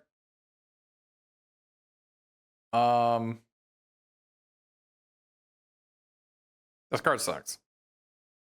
It is a Goblin Construct, which is hilarious. It is Graveyard Hate. So this is probably a good sideboard card if your opponent is a Reanimator strategy. It's a good defensive blocker. It is also an artifact, so if you're playing like White Blue Artifact, this is maybe a reasonable card to main deck. It does eat flashback cards. Flashback is in the format. I don't think anybody is thinking this card doesn't suck. It is definitely bad. You're not going to be happy to play this card, I suspect. But it's not unreasonable. Maybe I'll put it as a 3. You're going to play it like 10% of the time. It is playable. It's not an unplayable 3. It's a high 3. You think it's a sideboard card? I think I'm going to main deck this in draft, in best of 1 draft. I am probably going to main deck this more than 1 time. So take that for what you will. Monk's Fist. Job select. It is a +1/+0 and a monk. So it's just a 2 mana 2/1. In my view, a 3 is a card Early game monk must be F tier. The thing is, it has a cheap equip cost. I mean, what is the black mage's rod? I mean, I put black mage's rod as a 6, and it has a 3 equip cost. Now, obviously, the ability is certainly relevant here. It's not that much worse than black mage's rod. And there's so many equipment payoffs in the set, like especially for red, when you have like Firion or Gilgamesh or there's another one here somewhere. Oh, there even, I guess this guy, not really this guy though. This guy is not embarrassing. I think he's probably better than Magic Pot. Yeah, +1 isn't much for equip too. Yeah, but it's more about the fact that it's anything at all. Because imagine your opponent just plays like a 3-mana 3/2. Like they play this card, and then you trade with it. You've traded up because you both exchanged a resource. You both used one card. They are left with nothing, and you have something. Now maybe that something isn't great, but you have something. And it's an artifact, so it powers up your affinity for artifact. Like if you have Valkyrie Aerial Unit in your deck, you're probably going to need to play this card because you want this to cost 5 mana. You need to have 2 artifacts in play. 2 mana to equip is not much. I like it more than Magic Pod. Let's just say that. World Map. 1 mana artifact. 1 mana sack this. Search your library for a basic land. Put it into your hand. Then shuffle. 3 mana sack. Search your library for a land card. Reveal it. You inject this into all sealed pools. You like it in sealed? I don't. I think it's worse than Blitzball. FF1 Roma can't be that bad. Yeah, it does say it is FF1. It has Cornelia on it. You don't mind Traveler's Amulet? Yeah, so let me bring this up. So Traveler's Amulet is what this card is. It's strictly better than Traveler's Amulet. So this was in Innistrad Remastered. It was in Rivals of Ixalan. It was in Hour of Devastation. It was in Theros. Here is the card that it's not, unfortunately. The ultimate card is Renegade Map. Let me see if I can find that one. I think it was Renegade Map? Yeah, Renegade Map. This is the ultimate version. Renegade Map was actually so good, you cut lands. You were playing like 13, 14 land decks with 3 Renegade Maps. This card is not Renegade Map. It is Traveler's Amulet, which is a lot worse. It is an artifact. So maybe for artifact matter stuff, it could make sense. Like, what are some examples of that? Like, I guess it's nice that you can sack it to your, like, Phantom Train or your Reno and Rude. Can rebuy Shambling Seath. It does deal 1 damage with your black mages. There's like something going on there, I guess. Overall, not impressed. I do like that it can find a map. It can find a town card for your Travel the Overworld. Maybe. I think you're gonna. I think World Map is gonna be worse than an on-color dual land, right? It finds rare towns. Maybe this is better if there's a rare town. We haven't seen those yet. I think for sealed, it's a 5. For draft, it's a 4. So, you meant the spell one? Oh, yeah. Starter Town is a rare. Starter Town is a rare, yeah. So here are the Adventurers in. Whenever this land enters, you gain 2 life. Tap add 1 colorless. So the problem with colorless lands in limited is that there is a pretty high bar. Because if you're playing 17 lands, playing like 8 islands, 8 forest, and an Adventurer's Inn is, you would much rather have 9 forests, 8 islands. Right? Because this is going to mana screw you far more often than the 2 life matters. Like here is what you have to juggle. How frequently is are you going to win a game at 1 or 2 life because you won when you played at Adventurers Inn versus the games where you lose because you're mana screwed, or you have to mulligan because your opening hand is 2 islands and an Adventurer's Inn and 3 green cards, right? And I think 2 life is just not enough. You're not paying me enough for that. And I don't think I've seen very many cards that trigger off of towns. There's Town Greeter, but I don't think this is worth going for.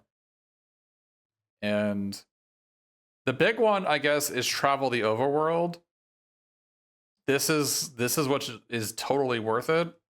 Life gain synergy? I mean, where is that? Where's life gain synergy? I guess with you got Minwu. But you have to you're gonna hold on to your land until turn 6? Nah. I'm not picking up what you're putting down there. No siree. Wind Crystal to gain 4 life? I mean, sure, you can have a traveling chocobo to gain 4 life, right? I'm not interested. I think you're going to be mana screwed far more often than the 2 life matters. So I would probably stay away from this. Crossroads Village. As his enters tapped. Choose a color, add a mana of any color. This is like Evolving Wilds, except it doesn't trigger landfall twice. I like this card. I'm always going to play it. I think the first 2 are good. I would probably not play the third. I think the third tap land has a cost. I think the first 2 tap lands basically don't have costs. So Waste is in this set. You would never play it. But it is in the set and legal and standard. Why? I don't know. Elixir. This artifact enters tapped. 5 mana, tap, exile this artifact, shuffle all non-land cards from your graveyard into your library. You gain life equal to the number of cards shuffled into your library this way. I love these types of cards, and I will definitely draft them, and I will definitely play them. Unfortunately, let me get rid of Traveler's Amulet. This is not Elixir of Immortality, which was honestly close to a bomb. So this is Elixir of Immortality. So that was 1 mana, 2 mana tap, gain 5 life, and then shuffle this back into your deck, as well as your graveyard. This was a constructed playable card, Elixir of Immortality. This Elixir is unfortunately not immortal. It is a very flavorful card, restoring your HP and your MP. I do appreciate the flavor of this card. And I will play it in this set, and I will enjoy it in this set. That doesn't mean you should. Deck thickening. I prefer to call it deck thickening. I love deck thickening. I love it. That being said, it's probably not very good. Lionheart. This is Squall's, was it Squall's Limit Break or the name of his sword? Maybe it was the name of his ultimate sword, maybe. 4 mana, deal 2 damage to any target. Equip +2/+1, equip 2. Yeah, it's his sword. It's his yeah, okay. It's, I like this card. It's not particularly powerful. I do like it. I like it more than Magic Pot or Monk's Fist. Yeah, I mean, if this dealt 3 damage, it would be constructed playable. It's 1 damage off. Or if it was like 3 mana, if it was 3 mana, maybe it still would be good enough at 3 mana. I think you're gonna play this less than half the time. It is expensive for what it does, but with red having so many, red and white having so many cards that trigger off equipment, you're probably gonna play this more often than you would like. Like, I think it is worse than Paladin's Arms. And Paladin's Arms is a solid 5. So I'd probably put this as a 4. Poo-poo! Okay, Final Fantasy VIII has a lot of wacky stuff going on. And wacky stuff that I'm not a huge fan of. This is one of them. 2 mana 2 mana 04 flying. Tap, you may put a land card from your hand onto the battlefield. 3 mana until end of turn. This creature's base power becomes equal to the number of towns you control. It can trigger landfall on your chocobos twice or once on your opponent's turn.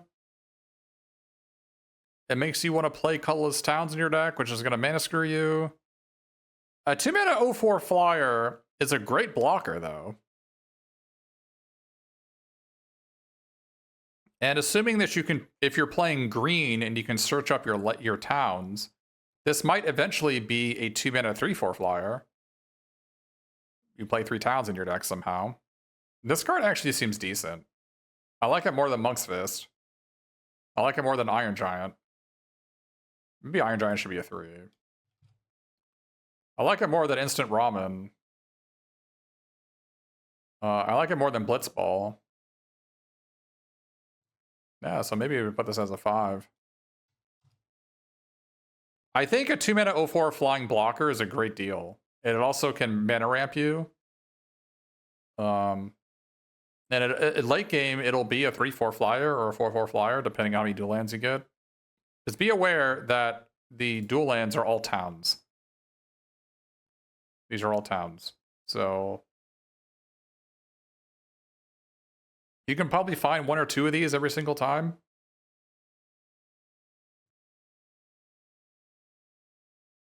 Even a 2 mana 1/4 flyer, like, I'd be interested in that. All right, 6 mana 6/5. This creature cannot be blocked except by 3 or more creatures. 8 mana, return this card from your graveyard to the battlefield tabbed with a finality counter on it. This is pretty good. This was the intro boss to Final Fantasy VIII. So you're supposed to always run from it. It like chases you through like 8 or 9 cutscenes or things you have to run away from. And if you kill it, it regens. So that's the flavor of the card. If you kill it, it just spends a turn off and then it regens back up to full. This card is pretty freaking good. It's basically unblockable. This is so much better than Iron Giant. It's weird they're even in the same set. This is leagues better than Iron Giant. And you can mill it and get it back later. I'm actually happy that it enters tapped. I'm happy that it enters tapped because I am sick of these cards not entering tapped and just coming from nowhere. The front side doesn't enter tapped, the back side does. Okay. Usually they enter tapped at the top of the card, not in the middle of the sentence, but whatever. Like, I'll show you, like, this thing. It says this creature enters tapped. Usually they have it at the top of the card. That's all I'm saying. Yeah, this card is good. I think it's quite good. It's either a 5 or a 6. And sealed, you're always going to play this card, I think. And draft, maybe you'll play it half the time, but draft is a different format. Just be aware that your opponent's going to suplex you, and you're going to be sad. You're going to suplex your relentless killing machine directly into the dirt. I think what's really impressive about this one is milling it. Milling it with either Town Greeter or Shinra's Reinforcements. That would be pretty darn... Or surveilling it away with the Namazu Trader, or you can Esper Origins, or Laguna's Dream. Yeah. Yeah, I'm picking up what this guy's putting down. Ring of the Luci. Lucy? I don't know, I didn't play 15. 4 mana, tap, add 2 colorless, pay 2 mana, tap, pay 1 life, tap target non-land permanent. Trying to be like an icy manipulator that's also a mana rock. I do think this card is better than Reach the Horizon. I think it's better than that by like no small margin. It is kind of embarrassing to compare Ring of the Luci to White Auracite. It is an embarrassing comparison. I agree to that. It's not unplayable. I will say that. It is really good to ramp into like Relentless. It is not a Hedron Archive. What is Hedron Archive? Hedron Archive is in standard right now, right? Yeah, I mean, this is the classic. Let me show you that. Here's the classic Hedron Archive. Tap to add 2 colorless, 2 mana sack this artifact, draw 2 cards. This card was amazing. You always play this card. Because it's mana when you need it, and when you don't, it's 2 cards. It does both halves of the equation are covered. Now, this one is mana when you need it, and when you don't need it, it's a medium tapper, mid-minus tapper. Oh yeah, I mean, it's certainly better than Coerl. I think Coerl is really quite bad. Yeah, costing life is certainly something.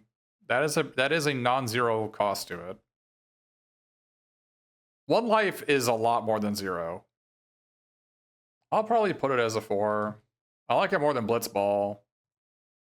It's a high 4. It's a high 4, low 5. It's not Icy Manipulator. Icy Manipulator costs 1 to activate. And it can tap lands. And so Icy Manipulator... Tapping is good against Saga creatures, you're right. Like, if your opponent is playing Summon Titan, for instance, like, you can just tap it. And you can tap whatever they give the benefit to, right? So if your opponent has Summon Titan, then you definitely just bring in... You have this Ring of the Luci, and it's just like a hard counter to it. I agree with that. I just said how I compared it to Icy Manipulator. Icy Manipulator is like a 9 out of 10. And this is not even half as good as Icy. Being able to hit Icy's... Icy Manipulator being able to hit lands. Let me show you what I'm talking about. Icy... The classic. This was in... What was this in? That was in Mirrodin. It was in Mirrodin, 10th edition. Wasn't it in... Dominaria. Oh my goodness, it was in Dominaria. Holy moly. You mean Sisay's ring? Sissy's ring? I know people love Sissy's ring. There we go. Sisay's ring. It's here for you. Classic. But being able to hit lands is a big part of it. If this could hit lands, this would be like a 9 out of 10. But this can't hit lands. So there was a Snowy, Icy, and Kaldheim. How good was it? Probably not, right? Could it hit lands?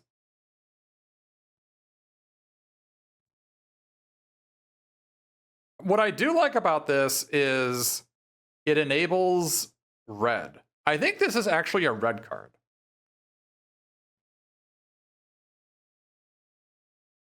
I think this is actually a red card because red has a bunch of 6-drops at like Gilgamesh that you want to accelerate out, or Triple Triad. And I think the big deal is actually random encounter. It's actually like really good with random encounter. Yeah, there's 8 mana payoffs for sure. This card is not embarrassing to play. I just think you're going to play it less than half the time. 2 mana is so much to 2 mana and a life is so much to tap something. Capital City, 1 mana, it taps for mana, or it adds a mana of any color and it has cycling. I love cyclic lands. And I'll probably love this one. Now, this is a colorless land. This I'm interested in. Like, it doesn't gain 2 life like Adventurer's End, but it has a buyout if you're mana screwed. And cycling is so much better than gaining 2 life. I like this card a lot. That being said, I wouldn't play more than... I don't know if I played more than 2 of these in a deck. I think 2 would be my max. You'd have to convince me to play more than 1. Yeah, I think the first one is amazing in every deck. I just don't know about the second one. Eden, whatever. Eden, Seat of the Sanctum. Tapped out a Colorless. 5 mana tap, mill 2 cards, then you may resacrifice this land. When you do, return another target permanent card from your graveyard to your hand. Okay. This is like another cycling land. Except it's in play. Sack it for a Raised Dead. Are there flashback without colors in this set? No.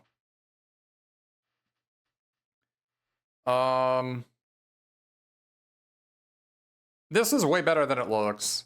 Just having... Basically, spell lands are always way better than they look. The problem is, this spell land is a colorless land.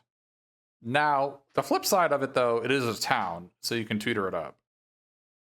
You can tutor it up with your green cards. But... it lets you sacrifice this land to go, like, return a Saga creature, which could, in theory, be, like, Esper Remove. Right? You can, like, return a Terminate. Or you can return... Summon Primal Odin, right? So, like, ideally, it's a land you can sack to rebuy to get a Terminate. I think if you have something that you want to return, play it. I suspect you don't want to do that most of the time. Yeah, I also like you can choose not to sack it if there's nothing there. It is target permanent, so you can get a land back if you wanted, yeah. Again, colorless lands are an enormous cost. I would venture to say that you would never want to have 2 colorless lands in your deck in Limited. Never. You are going to lose so many games to Mana Screw versus whatever benefit they're going to think you're going to get out of it. Gold Saucer, another colorless town. 2 mana tap, flip a coin. If you win the flip, create a treasure token. 3 mana tap, sacrifice 2 artifacts, draw a card. This is like Fountain Port, but bad?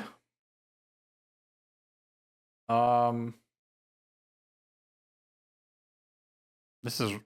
I don't hate this card. The benefits... I can imagine flipping on turn 3, getting a treasure, and winning the game off it. Oh yeah, you're right. With Edgar, you can always flip heads on turn infinite whenever this happens. I think this is maybe like a blue card or a blue-white card because it has stuff like Galakat. And I think the treasure is super important. No, I think it's better than a 3. I think Gold Saucer is probably actually better than... I think it's actually better than Capital City. But I think it is. I think you're really underestimating the treasure token. Obviously, it's going to happen 50% of the time. But having a spell land at all is such a huge benefit. I think I like it. I think you're going to play it most of the time. Assuming, obviously, if you're an aggro deck, you're not interested.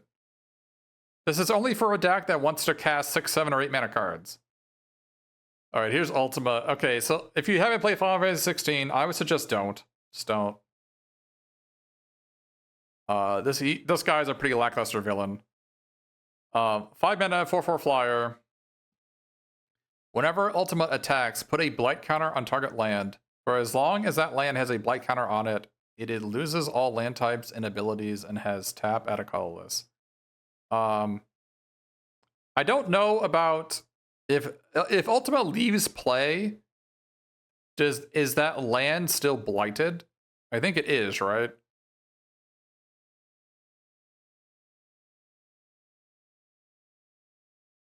Yeah, it's still blighted, so it's independent of him being in play.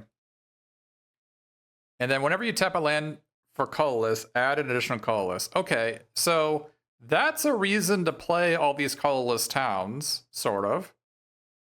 Maybe that's why they have waste in the set. So you can go search up waste when you have Ultima to get an extra mana out of your lands.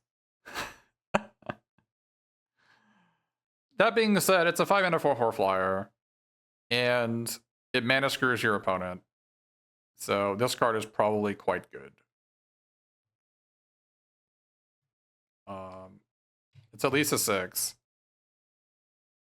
Yeah, you're gonna blight your own lands a non-zero amount of the time just to get a mana ramp out of it.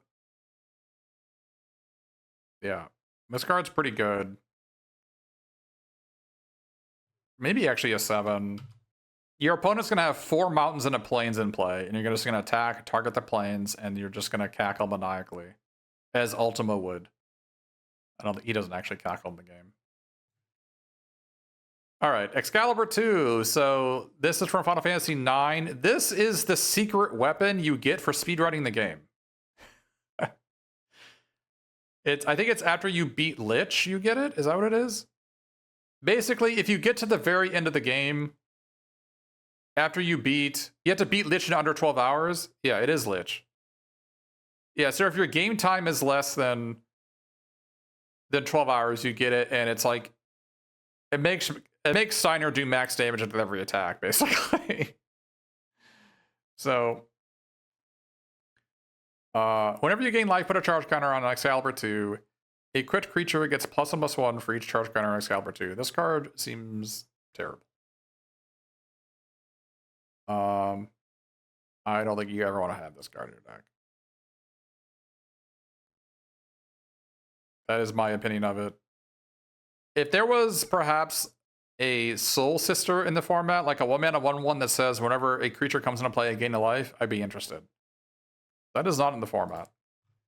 The one I could see is White Mage's Staff, which is really the only consistent way to gain life every turn. So I think maybe if you have white and you have 2 White Mage's Staffs, maybe you play this card. I think if you don't, I wouldn't bother. Genji Glove. A crit creature has double strike. Whenever a crit creature attacks, if it's the first time combat phase of this turn, untap it. After this phase, there is an additional combat phase. This is a tough card to evaluate. 8 mana is a lot. It gives your creature quad strike though, which is very funny. Isn't that what Offering does? I thought Genji Glove lets you place equipment in each of your hands. And then Offering lets you attack 4 times. But yeah, Offering gives you 4 hits, and Genji Glove lets you dual equip, right?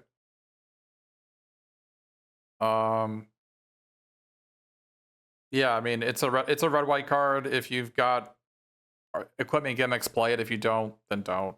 It's like you would not play this, I think, in blue or black or green.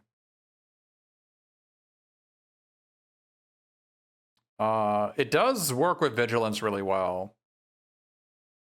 So I guess no. Oh, I guess Galacat is the big one. I mean, it works really insanely well with Galacat. Yeah, I mean, any card that says whenever you attack, do something, you would trigger on both of them. Yeah. I don't think I'm going to play this card. I mean, I would play it if I had Gilgamesh, obviously. Because that would be a 1-turn kill. But if outside of Gilgamesh, Like, what am I going to play this card?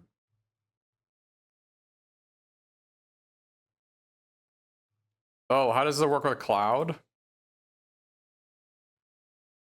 Let me see. Well, it doesn't really work with Cloud at all. Because he would spew out 2 untapped triggers, but he wouldn't be untapped on the 3rd attack step. So it doesn't really work with Cloud at all.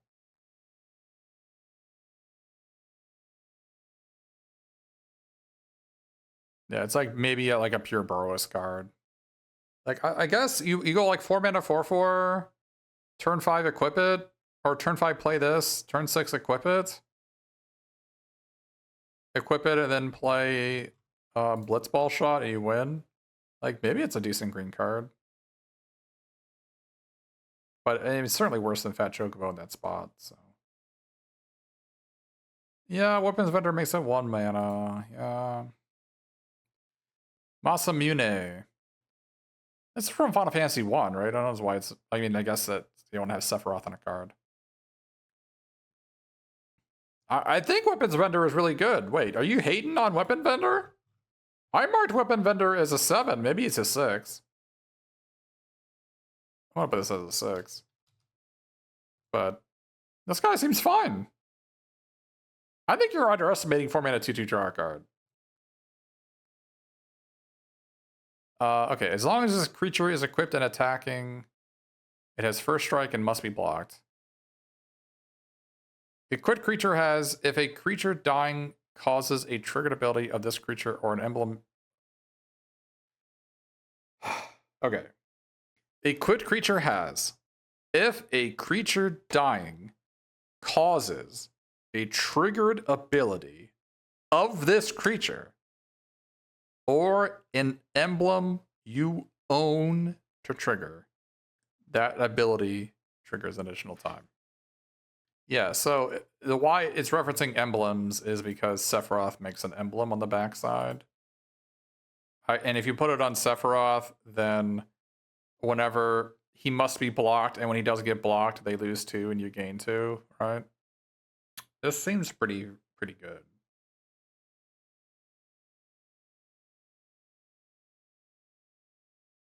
That's flavor text. The equipped creature part is flavor text. The real meat of the card is the first line where it gets first strike and must be blocked. It can lock your opponent out of the game, right? Another thing you can do with this is you can equip it on Relentless. You can and they have to block with 3 creatures if they can.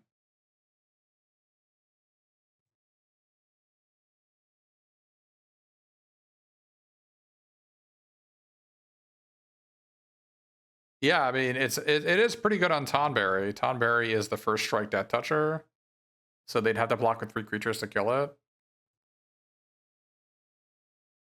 It also lets you get value out of your summons, because if your summons are going away, you might as well take a creature with them.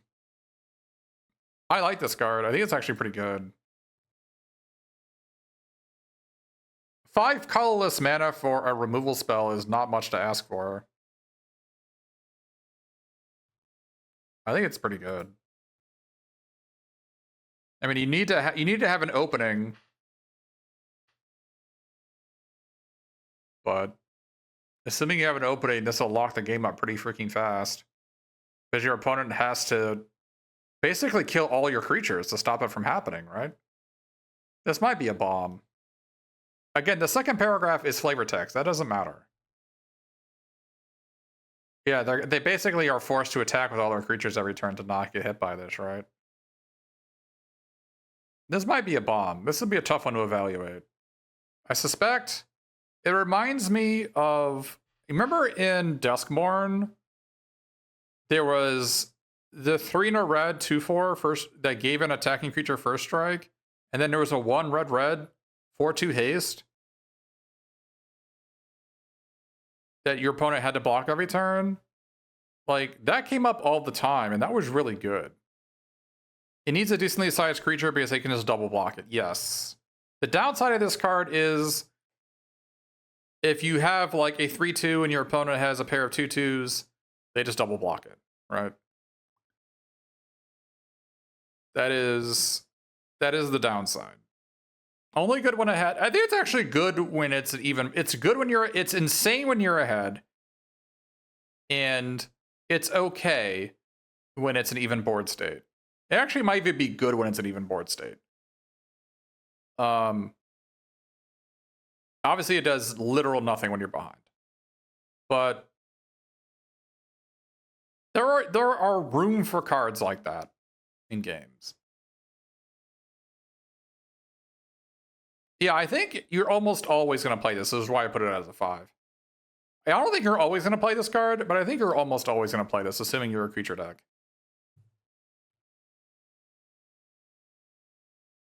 The Regalia. 4 mana, 4/4 haste. Vehicle. Whenever this attacks, reveal cards from the top of your deck until you reveal a land card. Put that card onto the battlefield tapped, and the rest in the bottom of your library in a random order. What is a... Yeah, this card is great. Yeah. This card is great.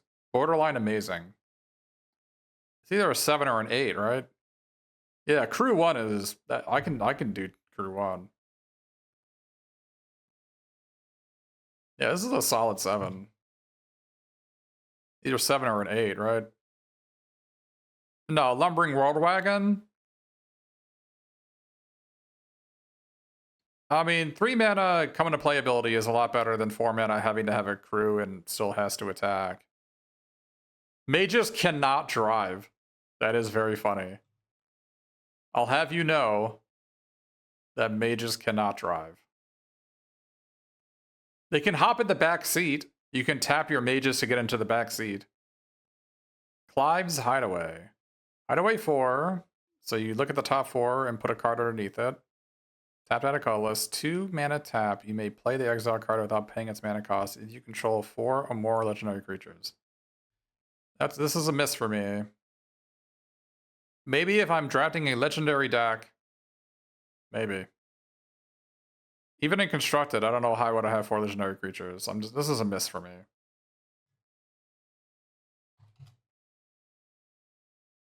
I don't know how I would draft a deck that I would have 4 legendary creatures and can afford to have a colorless land.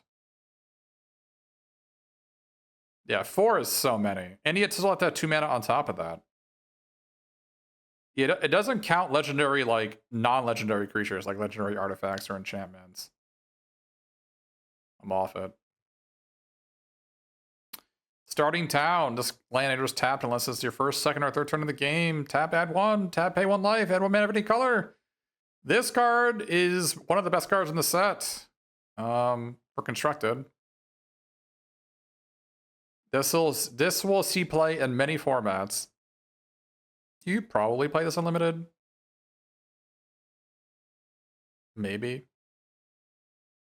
Great name, Starting Town. It is, because you want it to be one of your first 3 cards. One of the complaints on this card is that for some reason, it looks at only the first, second, or third turn of the game, as opposed to if it is only your first or second or third land, like all the other cards do, like Seacrum Coast. Like, let me show you Seacrum Coast.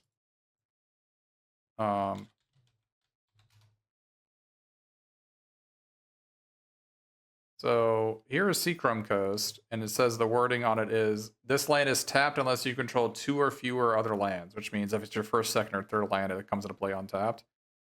I'm not sure why they decided to do first 3 turns of the game. Maybe it's a flavor thing? But it means if you're mana screwed and if you miss your third land drop, and you draw this on turn 4, and it comes into play tapped. And that's a dagger.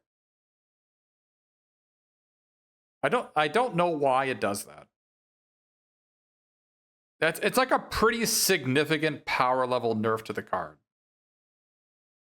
That it can't be if you miss your third land drop, it's really freaking bad. I'm not sure you play this in limited. Like, I think it's actually worse than Crossroads Village, or it's certainly worse than Crossroads Village.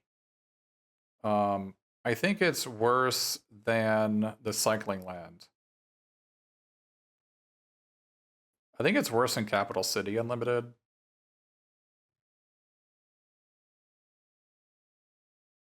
I think if you're playing a 16 land aggro deck, maybe, but I don't know why you're playing 16 lands.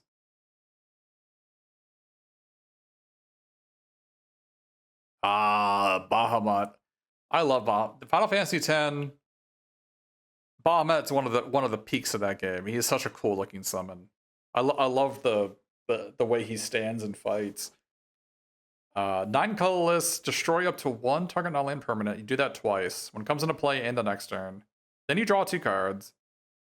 And this creature deals damage equal to the total mana value of other permanents you control to each opponent. But it's a 9/9 flying, so it'll probably hit them for 18. And then Mega Flare them. This card is a huge flavor win.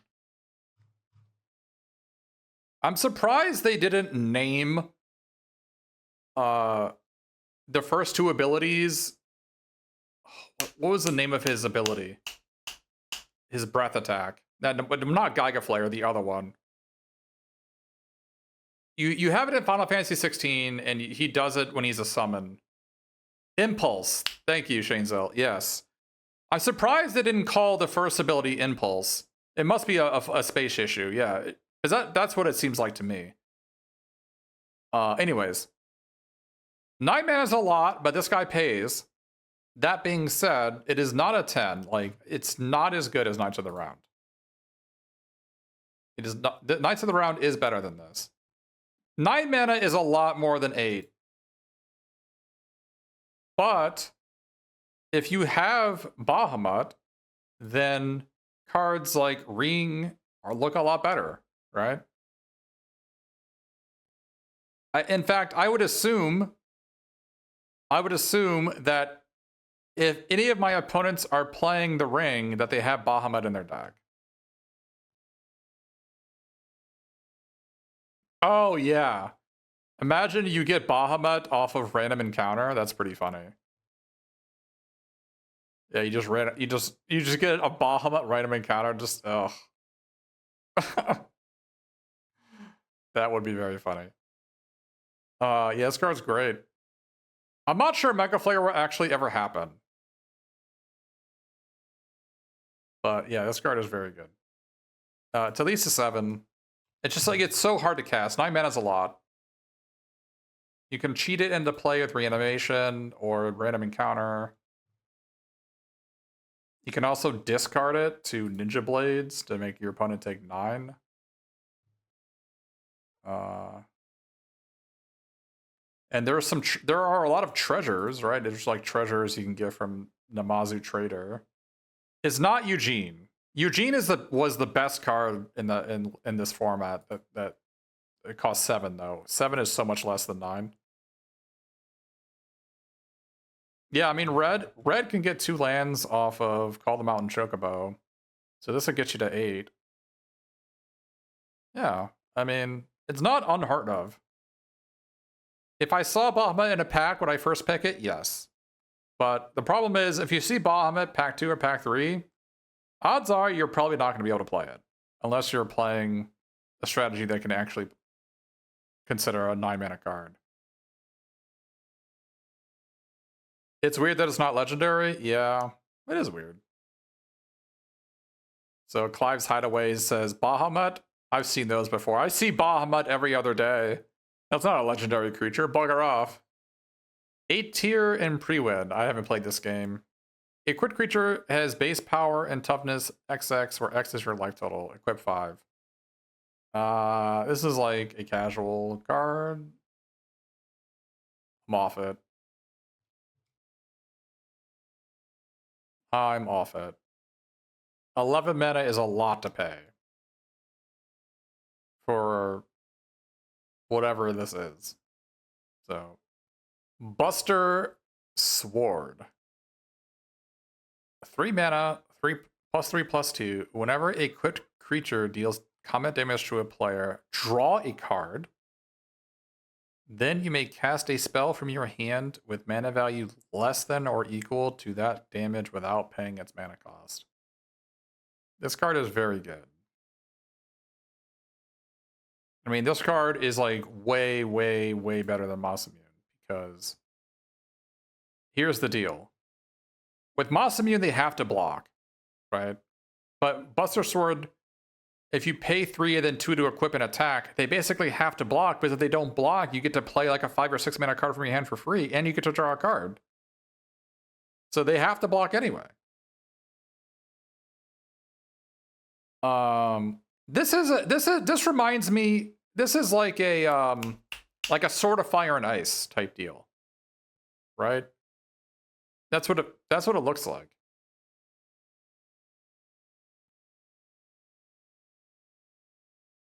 If it hits the opponent, you draw a card, and it's like and you get to get a bunch of mana. I don't think it's a Eugene. I mean, it is that it can be answered so easily by something like Light of Judgment, right? I mean, you just Light of Judgment it. It's a pretty clean answer to it. That doesn't take away from this card. This card is good. Without a doubt, it's good. It's either an 8 or a 9. Weirdly enough, I think Buster Sword is better than Bahamut. So it's at least an 8 or a 9.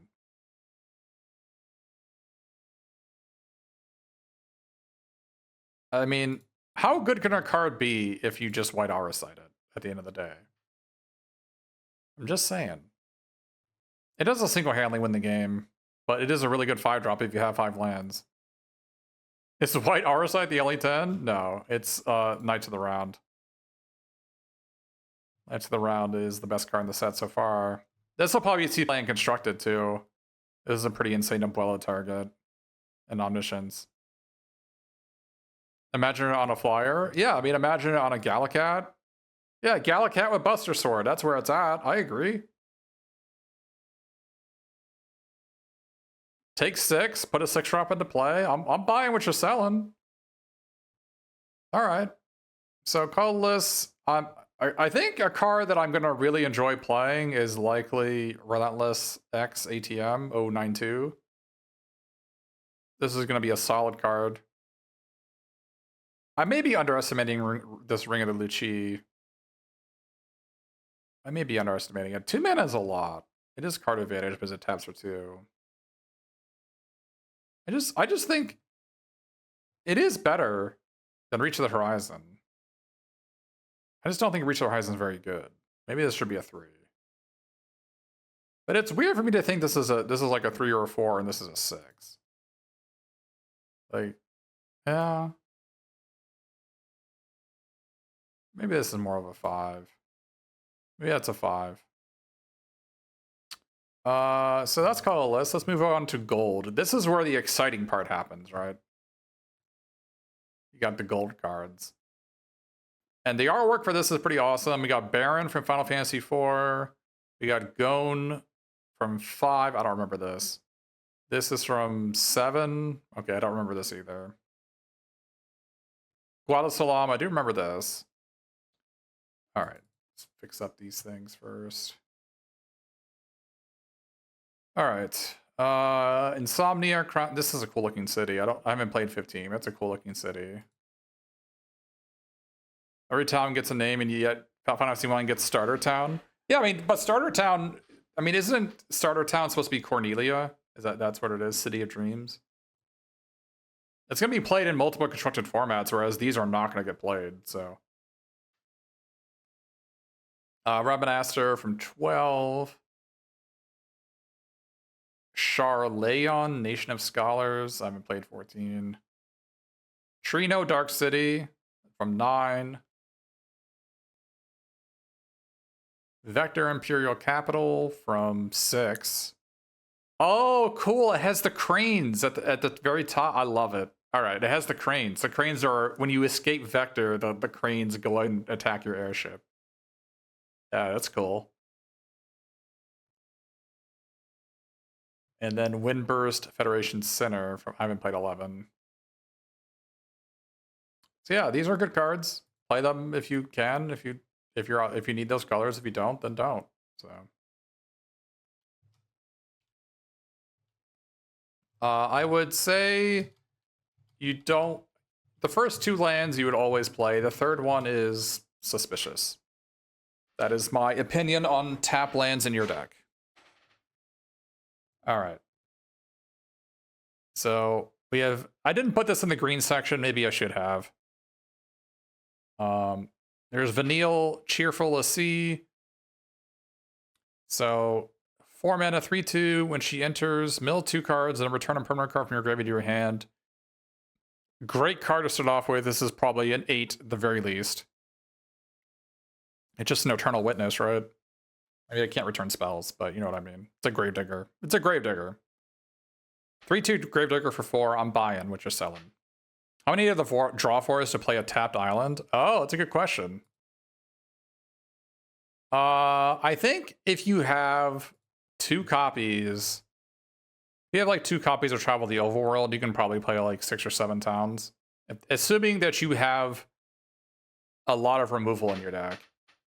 Like you're playing blue-black with a ton of terminates, or you're playing like blue-red with a bunch of suplexes. Yeah, that's a good point. You can play off-color ones if you have exactly Travel the Overworld.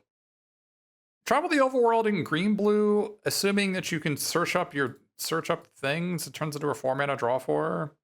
Like, maybe this is a bomb. Maybe this is a bomb. It's one of those things. It's either like a 3 or a 4 or a 6 or a 7, right? Maybe I'll put this as a 6. I don't think I'm ever gonna run into this and not play it.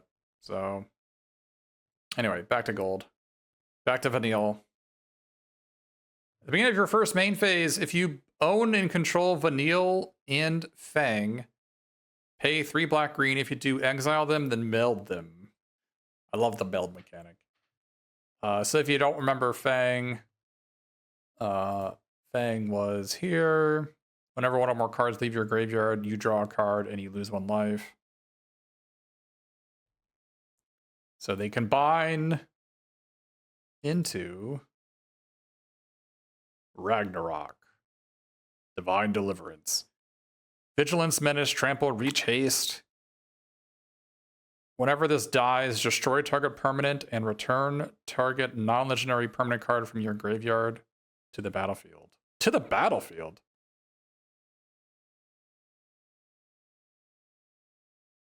Oh, you know how that's a combo? That's a combo with... It's a combo with Eden, right? You can like return Eden, and then Eden, you can sack Eden to get back Vanille, and then Vanille can get back Fang.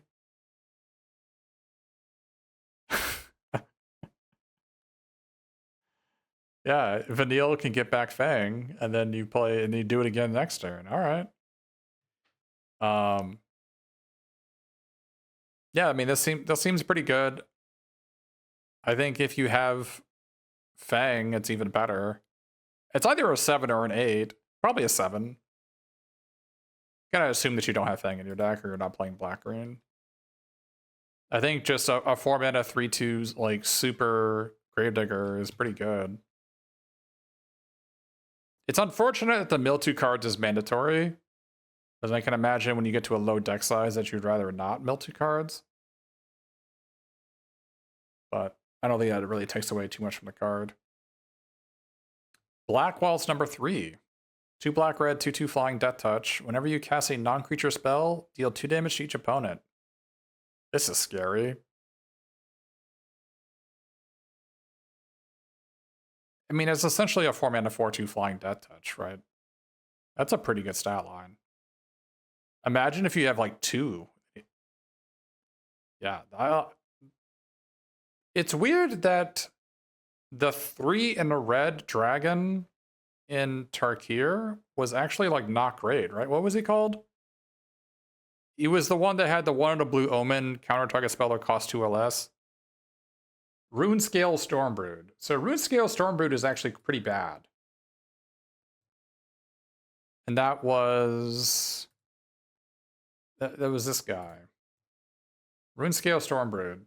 So this guy was actually pretty bad. And this also triggered off dragons. That's weird. Maybe this card is worse than I thought. Maybe this black red fellow. Because if Root Scale Stormbreed is bad, I think Stormbreed is better than this. Maybe this guy is bad. Put it as a 5. I think you're gonna play it. You're gonna play it most of the time you have it. But maybe it's not good enough. Dies to shock. I don't think that matters too much. I mean, I guess Black Waltz is worse, significantly worse than... I think it's significantly worse than Black Mage's Rod and Corner by Black Mages. So that means it has to be at least a 5. Timeless, Sid Timeless Artificer. Artifact creatures and heroes you control get +1/+1 for each Artificer and you control in each Artificer card in your graveyard. A deck can have any number of cards named Sid. So this is a pretty awesome thing that they did. I think starting from Final Fantasy II, they have the artwork from every Sid is in the set. It also has cycling white-blue, so if you have duplicate copies. This card is really, really, really, really good. Because you have to remember, all of your equipment are heroes. These are all heroes. And like Crystal's Chosen makes heroes. So Sid is really good. It's also a 4-mana 4/4, which is like, that's a great stat line. And it has cycling. Like, it just has it all. This is really good. +1/+1 to your team after cycling is going to get someone. Oh, if you just have 2 Sids, your opponent's going to block and you're going to cycle to get another +1/+1 to your guys. Yeah. Wait, this also pumps artifact creatures.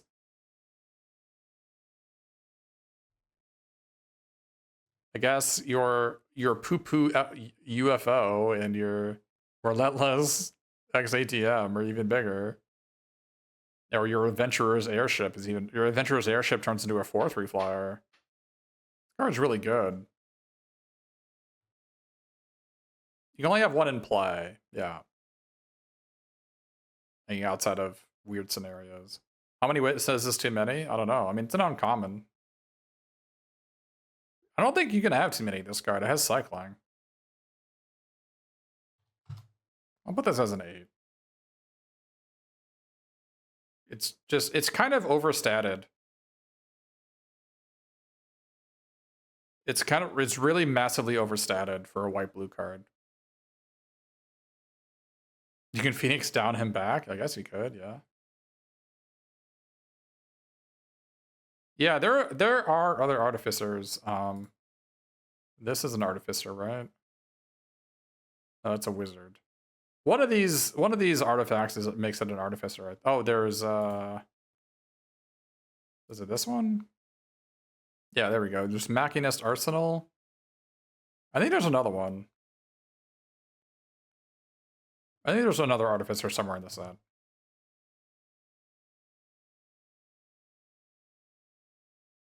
Cloud of Darkness, not Cloud from 7.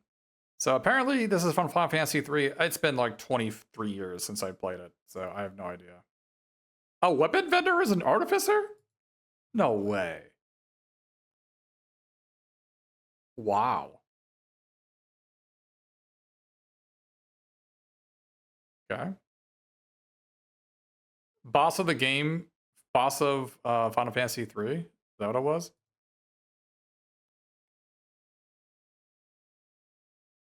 Flying. 2 black, green, green, 3/3 flyer. Particle beam. When Cloud of Darkness enters, target creature an opponent controls -X/-X or X number of permanent cards in your graveyard. This seems great. I mean, assuming you're a black-green deck, which you're paying 2 black, green, green for, just enters the battlefield, kills something. Yeah, this seems... I don't think it's unreasonable to have 2 permanents in your graveyard on turn 5 on curve. You'd have to work to get 3.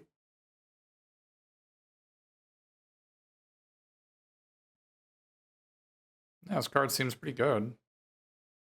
Probably a 7, just because, like I was talking about this earlier about Ruby Weapon, or not Ruby Weapon, Diamond Weapon. I think on turn 6 it's reasonable to have 3 in your graveyard, but I think outside of Town Greeter, it's going to be pretty hard to get cards in your graveyard because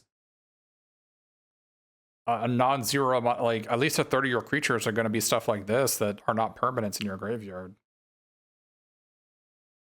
Yeah, you can mill it with Vanille. Yeah, I mean, Vanille, that's why I think Vanille is really good, because being able, I mean, she only puts 1 permanent in there, maybe 2, depending on when you play it. Black does have Forbidden Alchemy. Yeah, Black has Resentful Revelation. So this card will be very, very, very, very important. I mean, it's going to put, like, the thing is, though, this only puts 1 or 2 cards in the graveyard, right?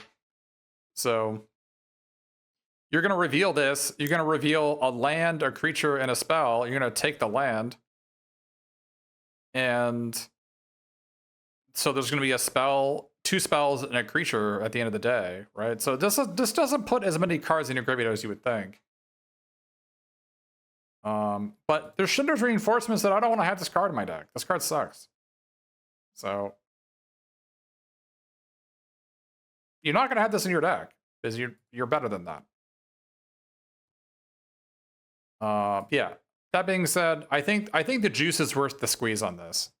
So Emperor of Polymecia. Blue-red 2/2. Tapped out of blue or red. Spend this mana only to cast a non-creature spell. I'm interested already. I don't know what it is you're selling, but I'm buying.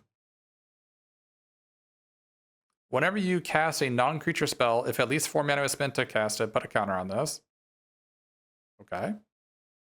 Then if it has 3 or more counters on it, transform it. Yeah, I was about to say, is this Bowie? Is this David Bowie from the Labyrinth? Anyway.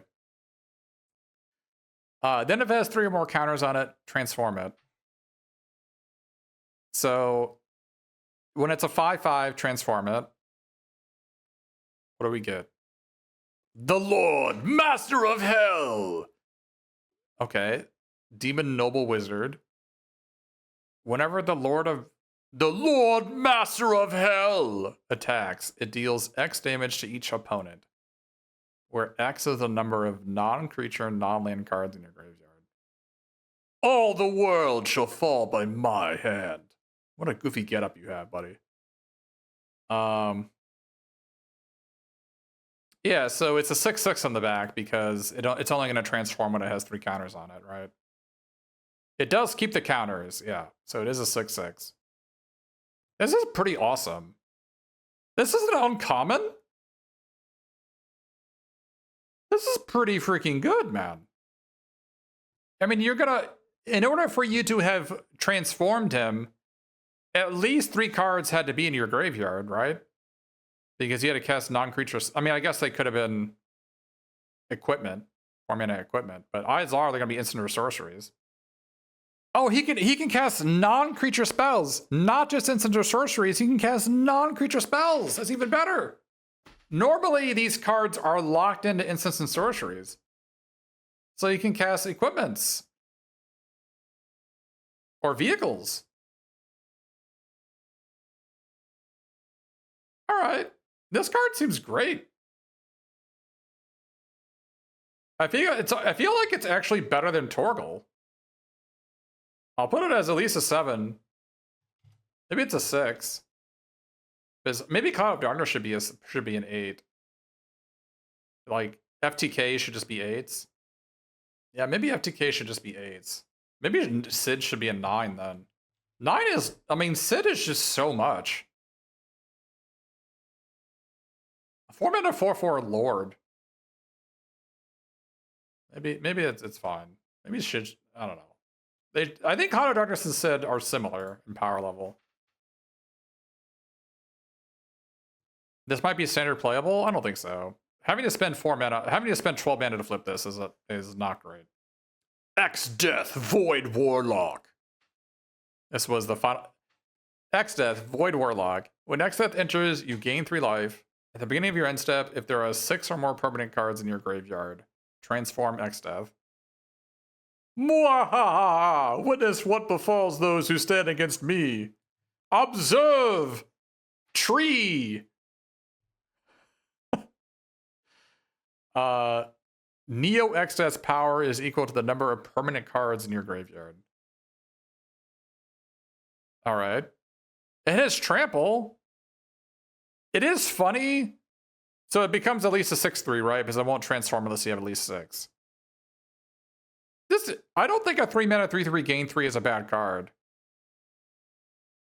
In fact, in Ixalan, it was one of the best cards, right? There was a 2 and a green dinosaur that you can reveal a dinosaur to gain, what, 4 life? 3 life?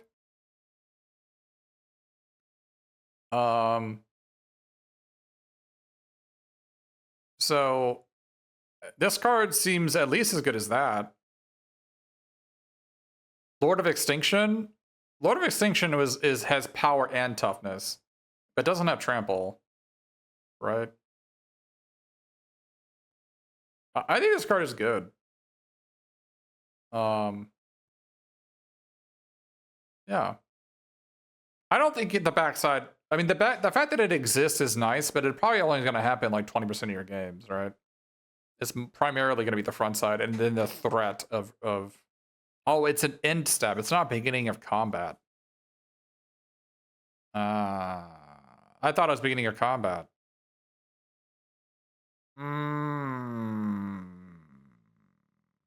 Yeah, I mean, you're always going to play it. It's a 6.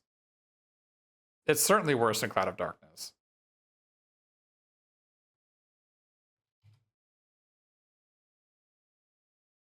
Garland, Knight of Cornelia, black-red 3/2. Whenever you cast a non-creature spell, surveil 1. 3 black, red, so 7 mana. Return this creature from the graveyard to the battlefield transformed, only as a sorcery. Garland, will knock you all down. Chaos the Endless, flying. Whenever it dies, put it on the bottom of its owner's library. Even as you die again and again, I shall return. All right, this is a cool card. I think this is actually a good card. This guy couldn't knock down anyone. Shane, I take that back. He has killed you at least 50 times, right? Maybe even 100 times, right? He has ended runs. I've seen it. Yeah, this card is really good. Nearly 300. And you haven't even seen Chaos yet. Yeah, this is really good. Surveilling 1 every time you do stuff is really good. Oh, so you say Ultros is really good? I put Ultros as a 6. You think Ultros is better than a 6? Yeah, I mean, 8 mana is a lot. Maybe he's a build around. I put him as a 6. It means you're always going to play it if you have it. I think it's a good number for it. Anyways, Garland. Yeah, this card's great. I don't know if I like it more than Emperor of Polymesia. I like it more than X-Death. But like I would say X-Death is like a low 6, and I think Garland's like a high 6, like 6.8, maybe close to a 7. It's a low 6. I think they're both solid 6s. All right, Garnet, Princess of Alexandria. 2/2 lifelink. When Garnet attacks, you may remove a lore counter from any number of sagas you control. Put a counter on Garnet for each lore counter removed this way. This card is pretty good. Remember that removing lore counters does... First of all, 2/2 lifelink for 2 is already great. It is frequently like the best common in many limited formats. So this is already baseline great. However, it's even better because remember, removing lore counters does not trigger summons. Adding counters does. But for instance, if you go Garnet into Fenrir, it removes a counter from Fenrir, it goes to 0, and then on your next turn in your main phase 1, it'll go up to step 1. You get to search for another basic land. So you get to redo step 1 on any of your summons, which makes sense because she is a summoner in the game, right? So she interacts really well with summons. I don't think it's not meh. First of all, 2/2 lifelink is a phenomenal stat line. That's great. And if you play a Saga, she turns into a 3/3 lifelink. Even better. I'm buying what she's selling. I don't know what she's selling, but I'm interested. I think she's on the same level as Emperor Palamecia. I think she's a 7. Giot, King of the Dwarves. I love the dwarf design. They look like black mages, but angry. Angry with warrior equipment and beards.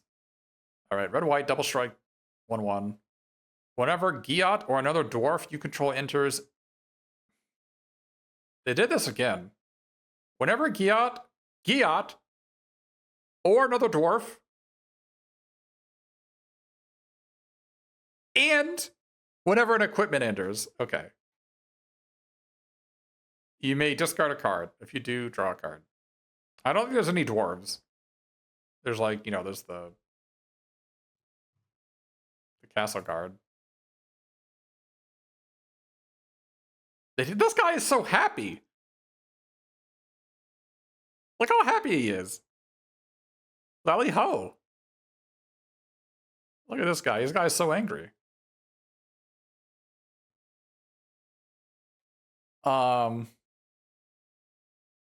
Yeah, I mean, this will like discard 3, draw 3, right? I mean, this card seems great. Double striking, I'm interested. I'll probably put him at a 6. Yeah, you can equip a big sword on the dwarf. I mean, double striking is pretty strong. How do these things grow beards? We don't ask these questions. I think he's about the same level as Garland.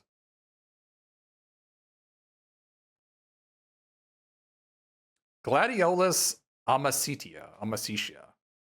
4 red, green, 6/6. And this enters, put a land from your deck into play. Tapped. And whenever a land you control enters, another target creature you control gets +2/+2 in trample until end of turn. I don't think this guy is better than the T-Rex. I really don't. Yeah, I think it's like a 6, 5 or a 6. Just like a big dumb idiot. It's got like quasi haste because you can like put the landfall on some other creature. You can trigger landfall on your chocobos. I don't know. I just think it's worse than T-Rex are, and I think it might just be worse than Fat Chocobo. So like, I don't know, do I really want to have a 6-drop in my deck that's worse than my other cards? Not really. I think he's worse than Colosseum Behemoth. By a pretty large margin. I guess that makes him a 5.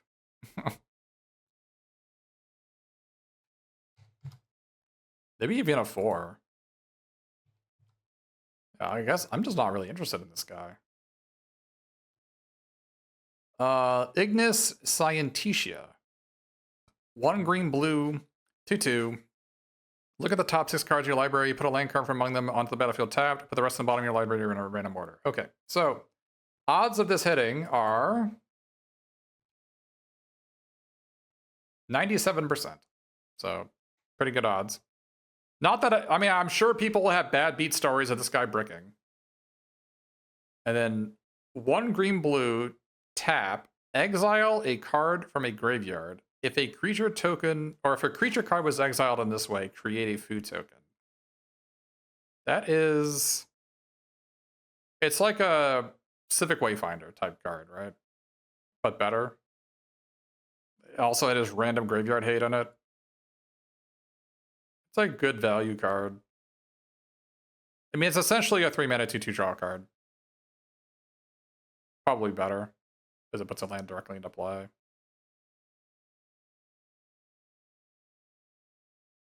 You gotta salt the side of your sandwich, yeah. That card seems pretty good. Better than Jar Goblin? It is better than Jar Goblin. Judge Magister Gabronth. White black 2/2 menace. Whenever another creature or artifact you control dies, put a counter on Judge Magister Gabronth. This seems pretty good. It's a good, solid, aggressive beater. Two mana menace creatures are basically unblockable. And your opponents have to kill this guy, because if they kill anything else, this guy just gets out of control, right? And plus, you can sack treasure or food tokens to make it even bigger. It's a good, solid card. It's like, you know, on the same level as Garland. Now to one of the most disappointing cards in this set. Lock Cole. 1 blue-black, Death Touch lifelink. Whenever this deals combat damage to a player, draw a card, and then discard a card. I mean, this card is good. You're always going to play it. But unfortunately, Lock is alive. Because there was a card in Magic's past that this guy is basically strictly inferior to, which is Tomebound Lich. It's kind of sad that Lock is so much worse than Tomebound Lich. It's like not even close. The reason why Tomebound Lich enters the battlefield and loots, this guy doesn't. So that's sad. And Lich isn't legendary. Yeah. Tomebound Lich is way better than Lock. It's frustrating for sure.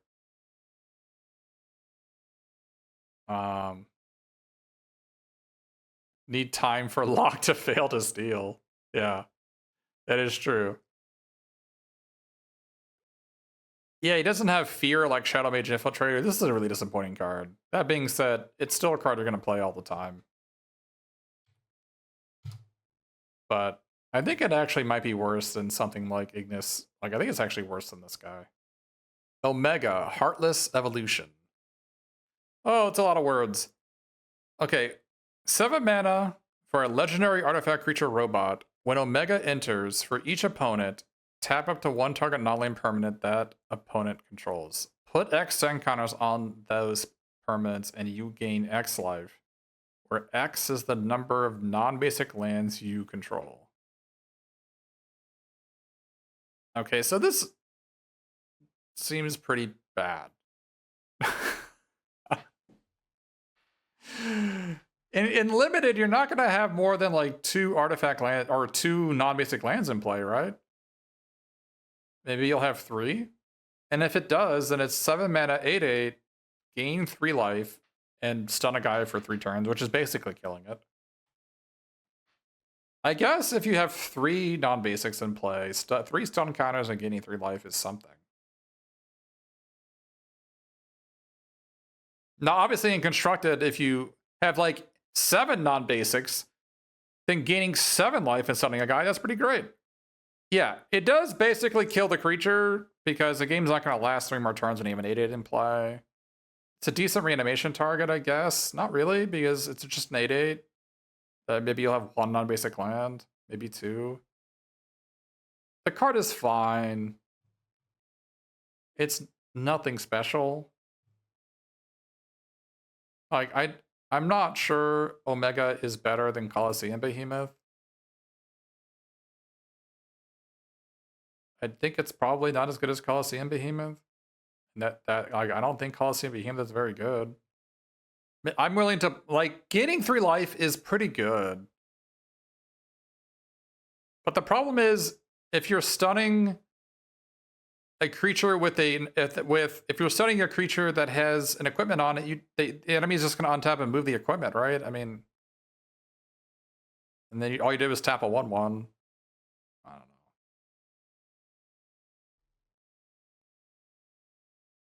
Whereas at least the Colosseum Behemoth would be able to disenchant the artifact, or maybe like get rid of white RSI that your opponent's killing you with, right? I mean,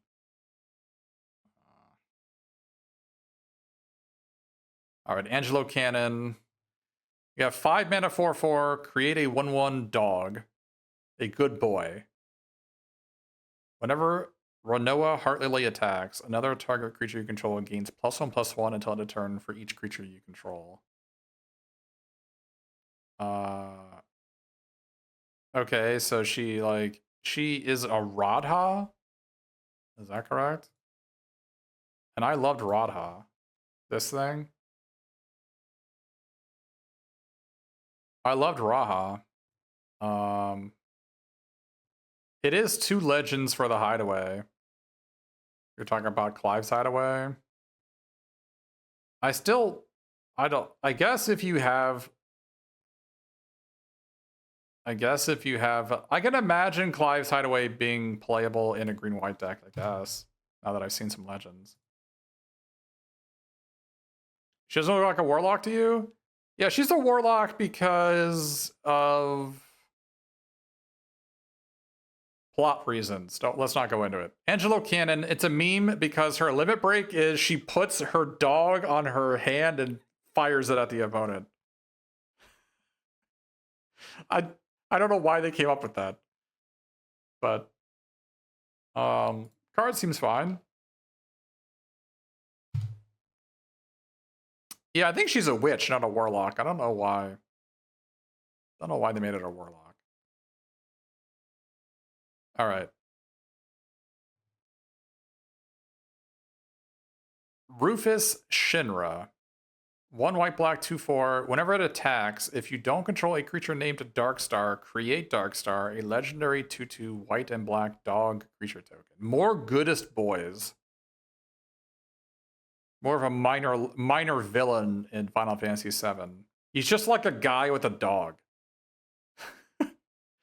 He's just like a rich CEO's son with a dog. That's your villain. And that's what this card is. It is another 2 for Hideaway. Yeah, that seems fine. Yeah, it's like a displacer beast, right? Because don't you fight him multiple times and you kill his dog multiple times and it always comes back? Rydia, Summoner of Mist. Red-green 1/2. Whenever a land you control enters, you may discard a card. If you do, draw a card. That's a great line of text. X tap. Return target saga card with mana value X from your graveyard to the battlefield with a finality counter on it. It gains haste until end of turn. Activate only as a sorcery. This card is sweet. The obvious joke is it's a pretty good combo with Titan, which is awesome flavor-wise, because that's what happens in the game, right? Doesn't she summons Titan, doesn't she? That's how the village gets destroyed. Anyways. At least a landslide happens. This is a cool card. I mean, you're gonna want to have sagas in your deck. But even if you don't have any sagas, would you still play this card? Probably not. Red-green. It doesn't destroy the town because the town is fully there and like when you come back with an airship. Yeah, I mean, if you have sagas, play it. If you don't, then don't play it. Pretty cool card. I like that it gains haste. I think they'd really nailed the flavor on this one. It kind of makes sense she reanimates from the graveyard because in Final Fantasy IV, the summons are underneath the ground. They're like in the underworld.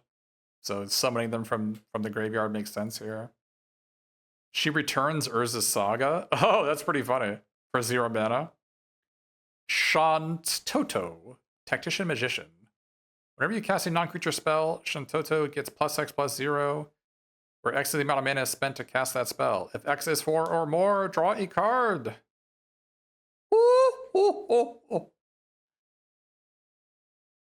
I do like the beginning of that flavor text.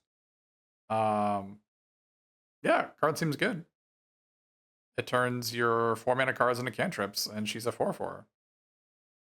She's also like a decent blocker, which is what you want in those blue-red spells decks anyway. She lasts so much in the game. Really? I haven't played it. Final Fantasy 11. I haven't played 11, 14, or 15. I played all the others.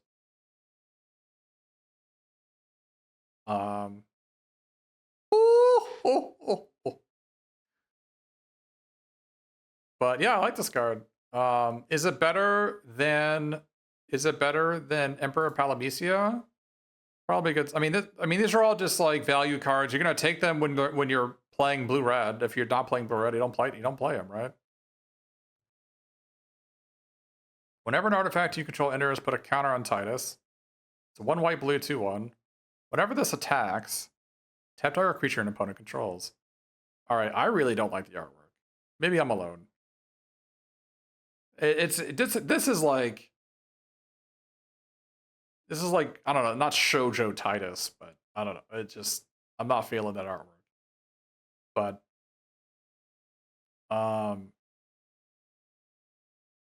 that seems pretty good. I mean, this is probably gonna be a 3-mana 3/2. You also don't like the artwork? Yeah, there's something about it that I'm just not feeling. Too much leg. That leg is like bigger than the rest of his body combined, right? Like maybe it's a perspective thing, but that leg seems like it's a little bit too long. The 2/3 dinosaur tap on attack was the best common in the set. Yeah, but 2/3 is a lot better than 2/1. Obviously, this is probably going to be a 3/2 or a 4/3. Yeah, I'm surprised that they didn't name the tapping his shot, right? I forget what his shot is called. Ultimecia, Time Sorceress. 3 blue black 4/5. When it enters or attacks, Surveil 2. That's a lot. Surveilling 2 is a lot. At the beginning of your end step, you may pay 4 blue black, so pay 8 mana. Okay? And exile 8 cards from your graveyard. If you do, transform Ultimecia.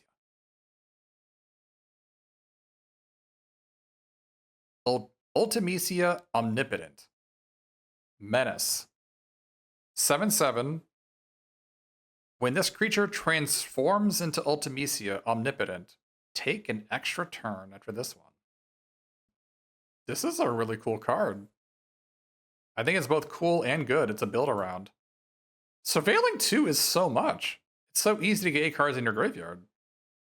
And the thing is, it's basically free to transform it.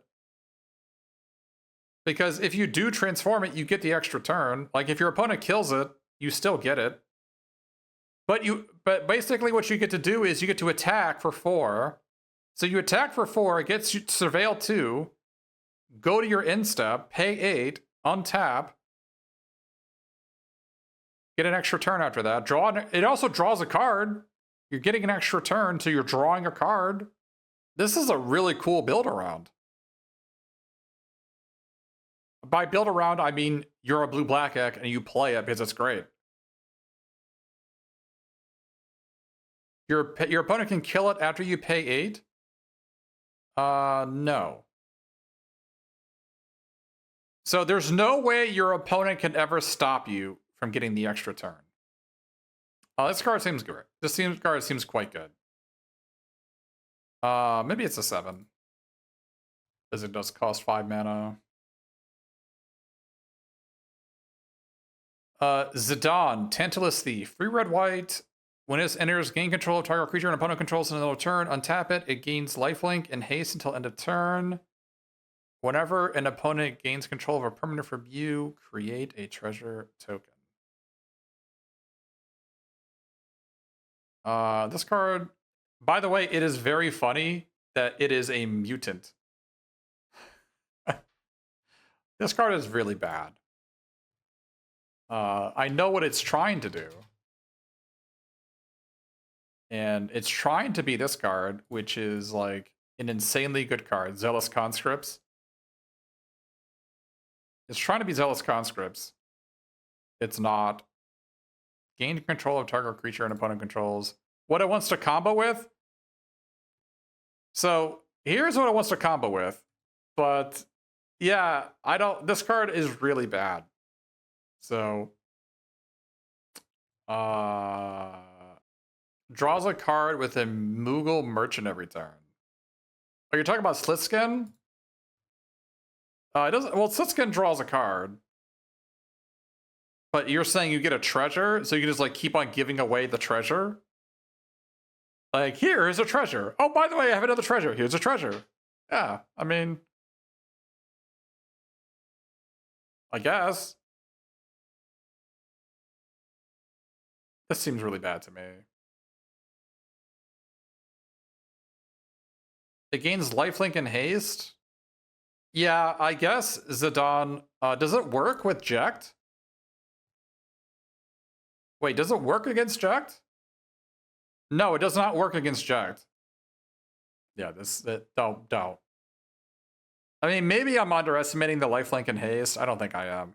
Imagine it's a 5-mana 3/3 gain 3 deal 3. It's like, it's not very good.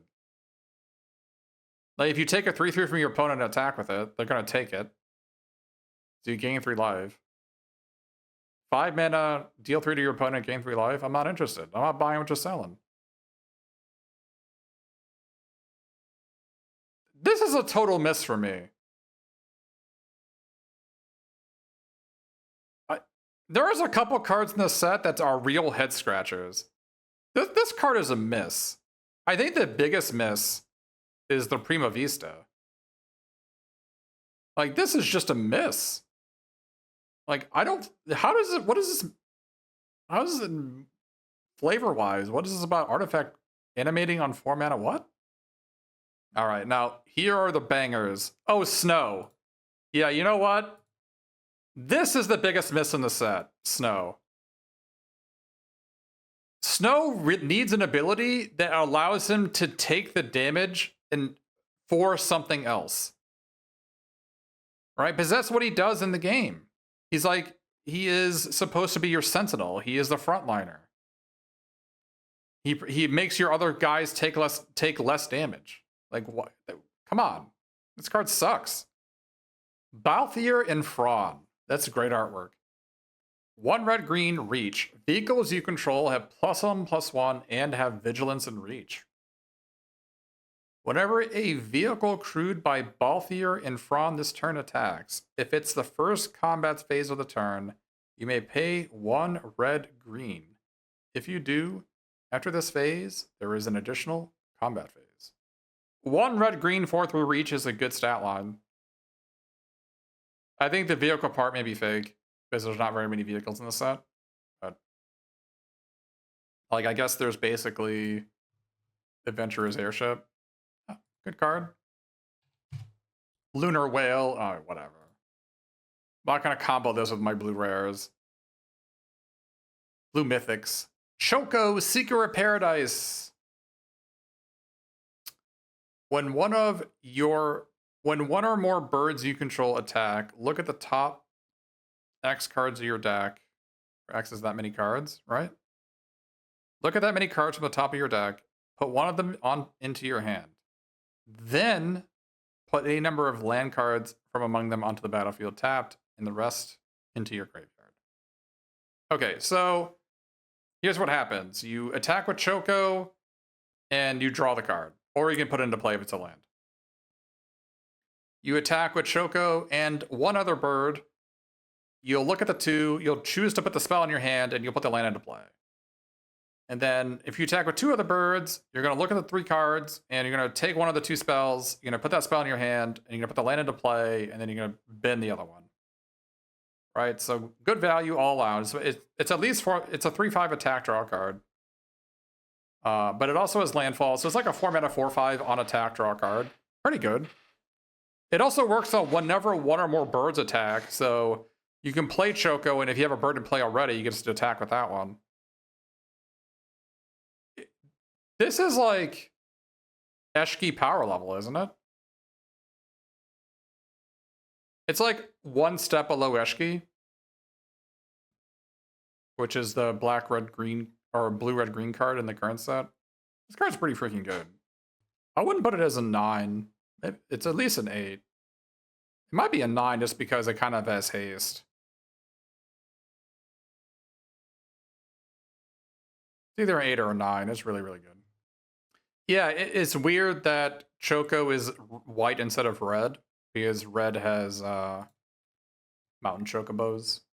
Yeah, that is weird.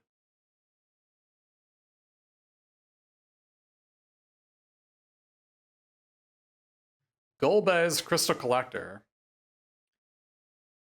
Blue-black, 1/4. Whenever an artifact you control enters Surveil 1. At the beginning of your end step, if you control 4 or more artifacts, return target creature card from your graveyard to your hand. Then, if you control 8 or more artifacts, each opponent loses life equal to that card's power. This is such a cool, flavorful card. So if you're wondering, this is in Final Fantasy IV. There's like 4 crystals on the surface, and there's like 4 dark crystals, right? So that's why it counts 4 and 8. Wasn't the version of this that was already printed a 1/4 lifelink? Yeah, Contraband Kingpin. I was right. Lifelink. Blue-black 1/4 lifelink. Whenever an artifact you control enters Scry 1. So Contraband Kingpin. That was in Kaladesh. That was an artifact set. Contraband Kingpin was legit. That was an artifact set. It is weird that Golbez... Would it be weird if Golbez is powered by ramen? Imagine just Golbez just chilling, saying, yes, yes, with my 2 bowls of instant ramen and my 2 blitzballs in the closet, I have ultimate power! I think this card is pretty good. I just don't know how you're gonna get 4 artifacts. But I guess Blue-Black can figure it out.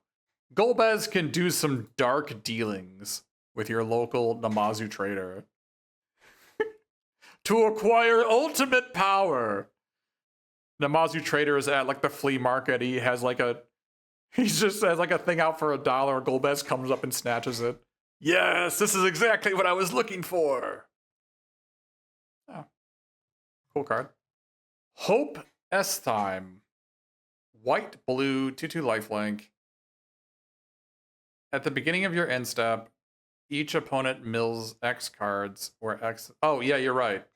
I didn't. Let me bring that up. You're right. Golbez is a wombo combo with Kane. Maybe that's why Kane keeps on coming back and forth. Yes, Kane gives you 2 treasures, which are 2 artifacts for. That's pretty flavorful. That's pretty awesome. I'm buying. That's a great flavor win. Kane betrays you twice to get 4 treasures for Golbez. So here's a white-blue 2/2 lifelink. At the beginning of your end step, each opponent mills X cards where X is the amount of life you've gained this turn. The card design is very cool. I just hate that it's on Hope. That's what I'll say. Oh, you think this is downside? Oh, you know what? You might be right. If you're not trying to actually... Hope is fine. He just takes a while to grow. He is a kid after all. Yeah, I think Hope is fine at 13-2 when he's an adult. You are right that milling cards in limited may be bad because your opponent's going to mill flashback cards. You might be right on that. You might be right. Maybe this is worse than I think. I think him just being a 2/2 lifelink for 2 is reasonable enough. But you might be right that milling your opponent is not a thing that you want to be doing in this format unless you're actually going to go all the way. I mean, is every deck going to have flashback cards? I guess so. Either like there's going to be a green-black reanimator thing, or red or blue is going to have flashback. Yeah, maybe he sucks. Yeah, I think you sold it. You sold me on him being bad. Doesn't make the design any worse. Genova, Ancient Calamity, 2 black green, 1/5 alien. Plot. If you haven't played Final Fantasy VII, I'm sorry, it has been spoiled for you. Genova is an alien. At the beginning of combat on your turn, put a number of counters equal to Genova's power up to 1 target creature. That creature becomes a mutant in addition to its other types. Whenever a mutant you control dies during your turn, you draw cards equal to its power. Weirdly enough, remember, Zidane is a mutant. Naturally a mutant. Yeah, it seems like a good value card. Always going to play it if you're black-green. Would you splash for this? Probably. If you're like a blue-black deck, green-blue deck, splash for this? Probably. I mean, it basically makes your creatures unblockable, right? You have a 3/2, and you play Genova, you put a counter on your 3/2 to make it a 4/3. Your opponent's never going to block it. So, seems like a good value card. 1/5, you can actually brawl with Genova. And probably will not die in combat. You can equip her to put 3 counters on things, yeah. Yeah, you can give Genova a sword, and then now she's giving out 4 counters.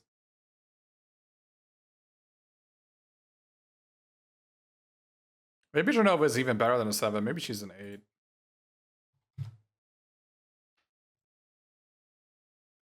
Joshua Phoenix is dominant.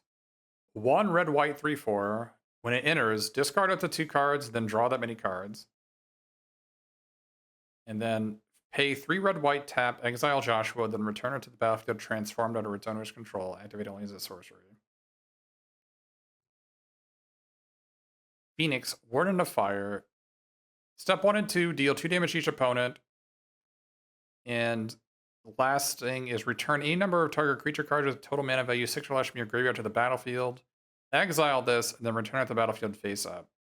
Now, of something to note, this is a 4/4 flying lifelink, and Rising Flames has lifelink attached to it. So you'll gain 2 life immediately, you'll gain 6 life on the next turn, so it's 8 life. And when it comes back into play in the front side, it you get to discard 2, draw 2 again. I mean, this card is really freaking good. May even be constructed power level. I don't know if it's better than Seasoned Pyromancer or Fable the Mirror Breaker, which is what it's competing with. But it does gain a lot of life. Really cool card. And you can just discard your creatures and then get them back with Flames of Rebirth, right? This is really cool. It's not as good as Dion, but it's still really good. Yeah, it's also competing with Tursa in Standard, the 2 and a red 3/3 haste. It's competing with that one. It may be better. Yeah, the difference, why it won't necessarily get played in Modern, because Seasoned Pyromancer will draw you 2 cards if you have no cards in hand. So that's actually like a pretty big power level of the card. This card not doing that is, you know. Kuja, Genome Sorcerer. 2 black, red, 3/4. At the beginning of your end step, create a tapped wizard. And then if you control 4 or more wizards, transform Kuja. You know, the 0/1 that pings your opponent whenever you cast something. Non-creature spell. And then, isn't it Flare Star? Wait a minute. I swear his spell is Flare Star. Is it Flame Star? I watch Final Fantasy IX speedruns all the time. I thought it was Flare Star. It is Flare Star. Why do they call it Flame Star? Come on! What? What? Unplayable. All right, Transcusia, Fate Defied. If a wizard you control would deal damage to a permanent or player, it deals double that damage instead. You think maybe the newest PC remake may have changed it? Maybe. How do you mess that up? I'm off. Ugh. How do you mess that up? So if you haven't played Final Fantasy IX, Kuja observes your party with trance, and he realizes he can't do it himself, but he would need a strong soul to do it. So his idea is that he would steal a strong soul to be able to trance himself. My understanding is that he steals the soul of Queen Braun after she dies. And that's what he uses the trance with. That is my understanding. I don't know if that's true. But this is, by the way, it is a mutant. Although he's not a mutant on the backside? What?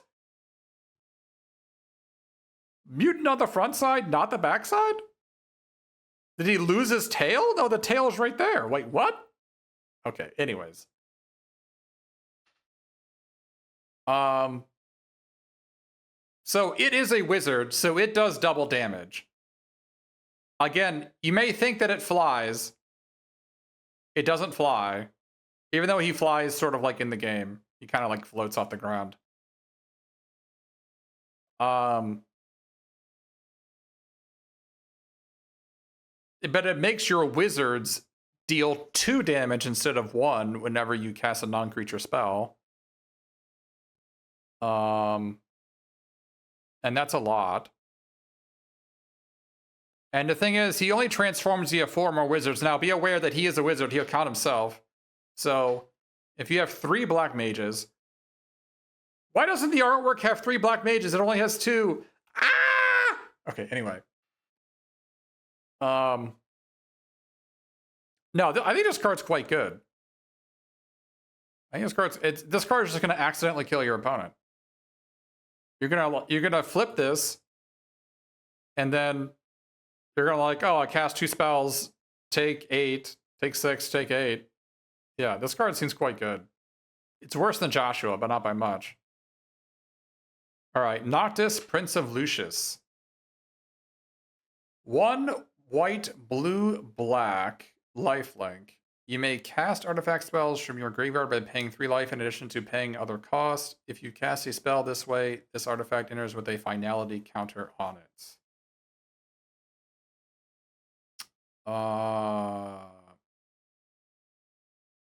I guess Noctis, he gathered all this power just so that he could eat as much ramen as he wanted. The end.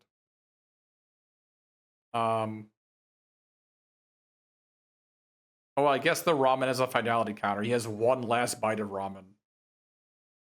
Yeah, I mean, you can flashback white Arasites. Well, in case your opponent kills them. I don't know how they would kill them if it wasn't for a suplex, though. Or another Business Exiles artifacts.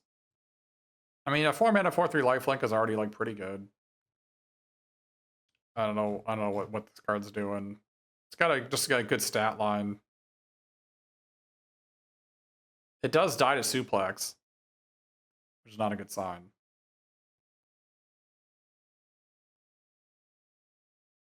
Sarah Farron.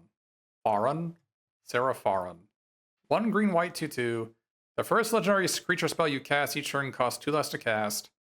At the beginning of combat on your turn, if you control 2 or more other legendary creatures, you may transform Sarah Farron. The first legendary creature spell you cast costs 2 less to cast. Legendary creatures you control get +2/+2. Okay. So she can turn into a statue. If you haven't played 13, it's like a major plot point in 13. She's also the main character in 13-2. Yeah, she gets turned into a crystal after fulfilling her purpose. I'm guessing that this glove is from snow. Maybe it's from lightning and snow. I think maybe this is from snow and this is from lightning. You don't think getting a bunch of legends are going to be that hard? Really? Maybe. Maybe it's not going to be that hard. But the question is, would you play a card that was 3 mana, your legendary creatures cost 2 less to cast, and they get +2/+2? I'm not sure I would play that card. So, yeah. In Lord of the Rings, but the Lord of the Rings card that costs white also just pumped all your guys, right? And it gave all your creatures +1/+1, but it also gave legends +2/+1 in Ward 1.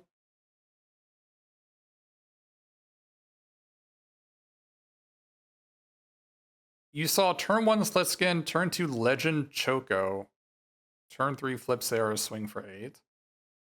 That does sound very good. But at the end of the day, like, what is a card that you would, for instance, if Sarah and Renoa Heartlily were in the same pack, which one are you taking?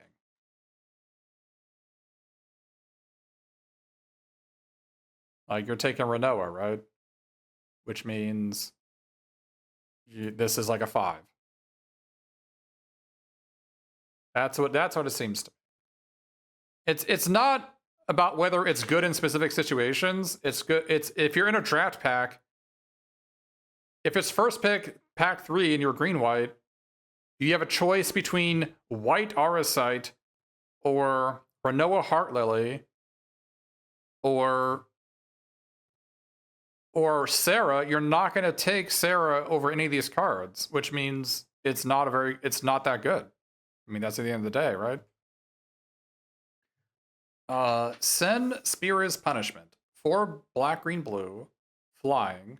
So this is like this is like the big thing in Final Fantasy X. It goes around and destroys towns randomly. Whenever there's enters or attacks, exile a permanent card from your graveyard at random. Then create a tapped token that's a copy of that card. If the card is a land card, repeat the process. This card's really good.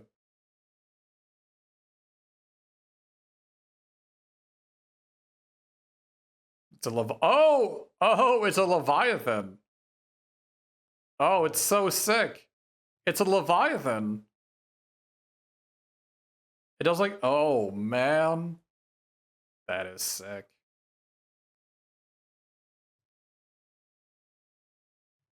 This is a really good card. It's at least an 8. Because, by the way, it's enters or attacks. So it's gonna put another creature into play always. Because if it hits a land, it's gonna keep on going. Bro. If it hits an equipment, the creature's untapped. This card is really freaking good. It could hit Ramen. I mean, it's not a 10 because I don't think it's better. I don't think it's better than Dion. Like, I think the baseline for me is it's not better than Dion, I don't think. And it's definitely not better than Knights of the Round. So it's below those. It's weird that it doesn't return things with a finality counter, so it's hard to make multiple different tokens. It is very good, and you're always going to play it. And you're going to splash for it if you can. Squall Seed Mercenary. 2 white, black, 3, 4. Something is wrong with this artwork. He's like shoujo'd again. So I don't know. It doesn't. Look at all the belts too. So many belts. He looks far too happy. Yes. Whenever a creature you control attacks alone, it gains double strike. Yeah, it's like Kingdom Hearts. Yeah, it looks like he's in Kingdom Hearts. Right, that's exactly right. But what do you mean Squall isn't in Kingdom Hearts? I know somebody called Leon. Leon's in Kingdom Hearts. Who is the Squall character? I've never heard of him.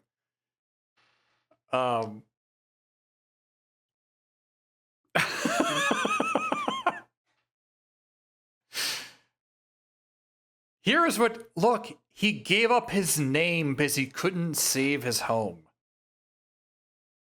So he now calls himself Leon. Okay, anyways.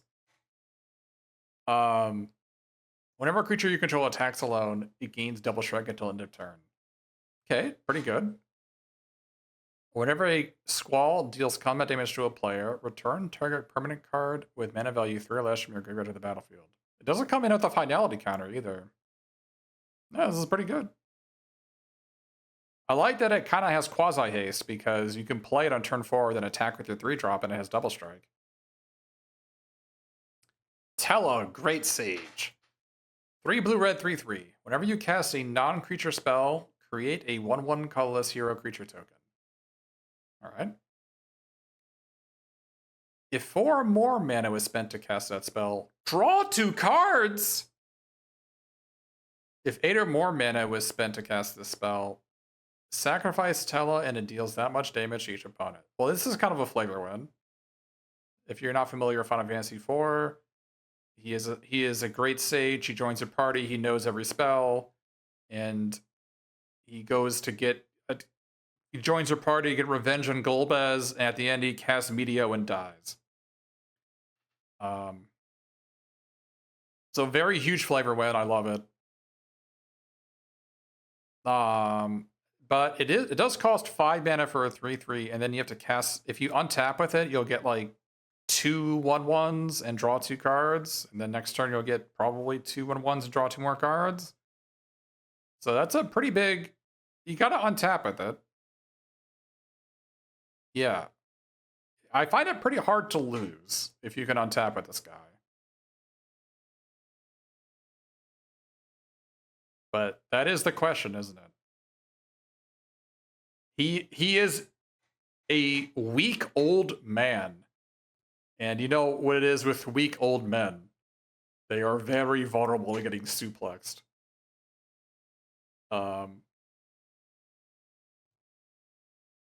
Surprise suplex.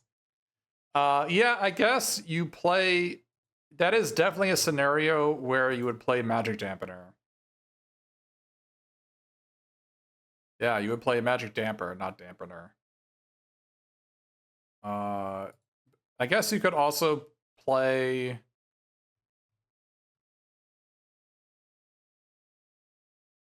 the Restoration Magic. Think of it indestructible and hexproof.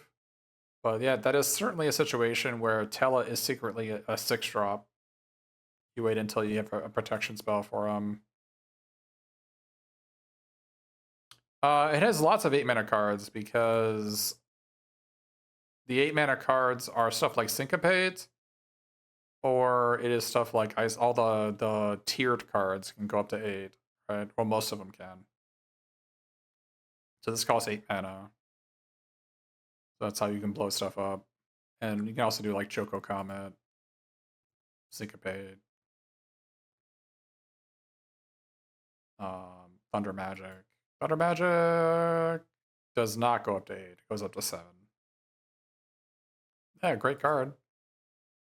Probably an 8, just because it's a 5-mana 3/3. But Choco Comet deal 14. Yeah, that's flavorful. That he dies casting Meteo. What is doing the 8 damage on Meteo? Or what is doing the 8 damage on Tella? Him casting Meteo. But as far as like what in the set is doing it, any of the tiered cards that go up to 8. Wandering Minstrel. Lands you control enter untapped. Thanks. They already do that. At the beginning of combat on your turn, if you control 5 or more towns, create a 2/2 elemental creature token that's all colors. Oh, so it's trying to make me play like a town deck. And then you can pay 3 white, blue, black, red, green. Other creatures you control get +X/+X until the turn, where X is the number of towns you control. This is like a build around for a green blue deck for towns, but I think normally you would not play this card. So 5 towns is a lot. It's either a 1 or a 7, depending on if you're a town deck. So bad commander card, maybe. Balam Garden Seed Academy. This sound enters tapped, add green or blue. Wait a minute. Wait.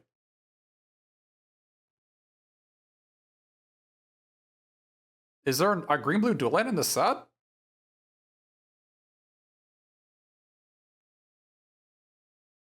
There is.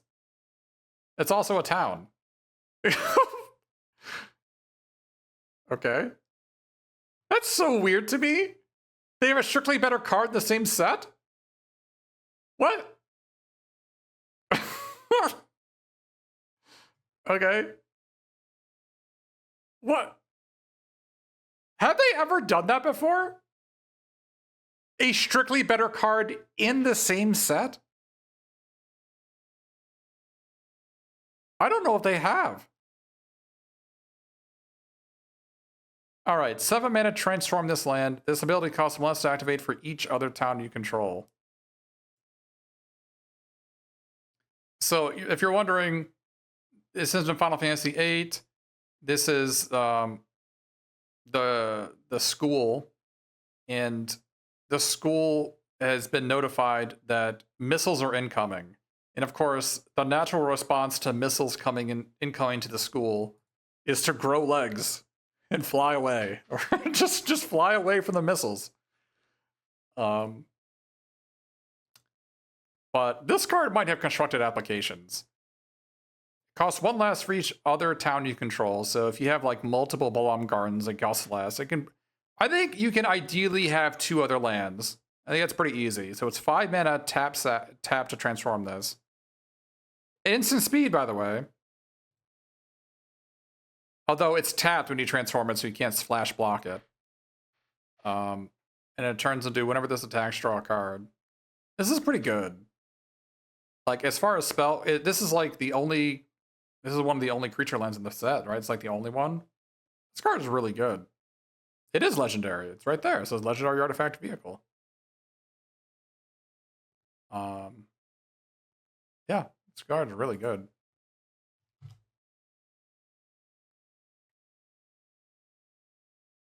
Absolute Virtue.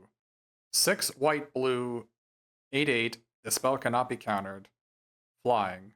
You have protection from each of your opponents.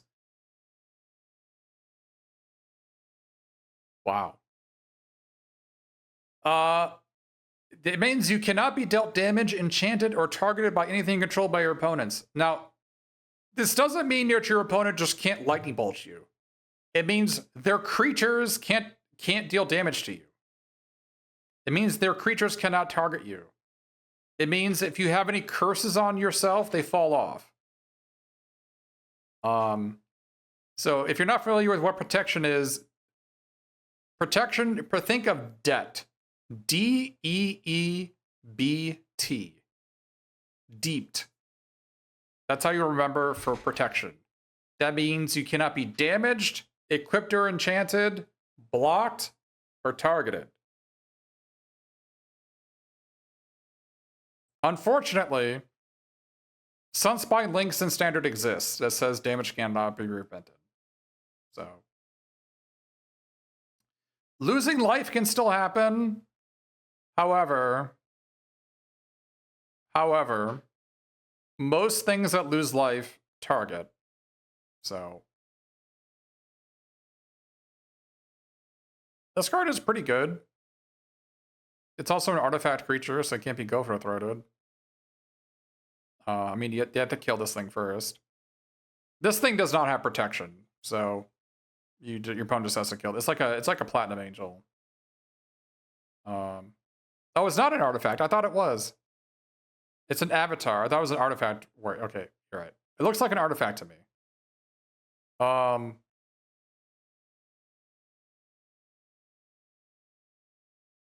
It cannot be suplexed. I guess that's upside. But your opponent can just white aura side it, so I don't know. Seems kind of mid.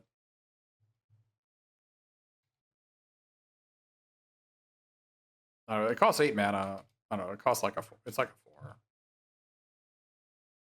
4. Wizards are damage.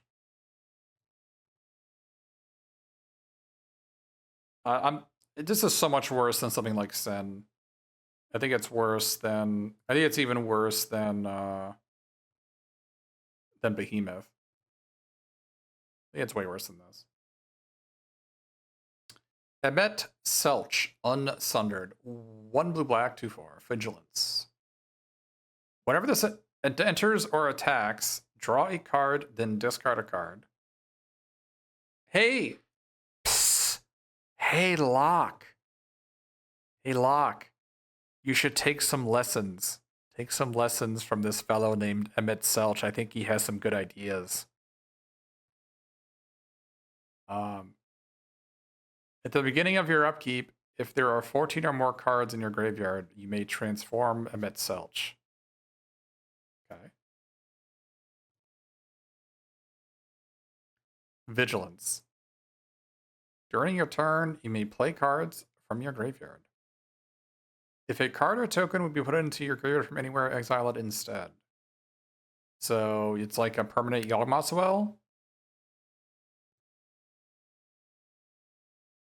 14 or more cards in your graveyard. That's a lot. Like, how do you get 14 cards in your graveyard? Is it turn 10? Is it turn 10 and you have... So you have... Let's say you have 8 lands in play. And you have like 8 permanents in play. Let's say you have 6 permanents in play. 5 permanents. So say you have 5 permanents in play. 5 permanents in play, including this. You have 8 lands, so that's 13. You have like 3 cards in your hand. So that's 16. And then you still have to have 14 cards in your graveyard. Which means that's 16 between your play and your lands and the cards in your hand. And to have 14 cards in your graveyard, that means your opponent need to not exile any of them. And you have 10 cards in your deck? So when your deck size is 10 or lower is where this guy's going to turn on.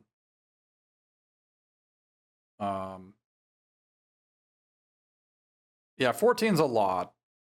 But 1 blue-black for a 2/4 ETB loot and attack loot, those are great stats. You play this card anyway. And the backside is, you know, very, very good, clearly. I like it. Card is good. Not better than Tella, I don't think. Not better than this. So I'd probably put it as a 6 or a 7. Better than Golbez. Better than Golbez for sure.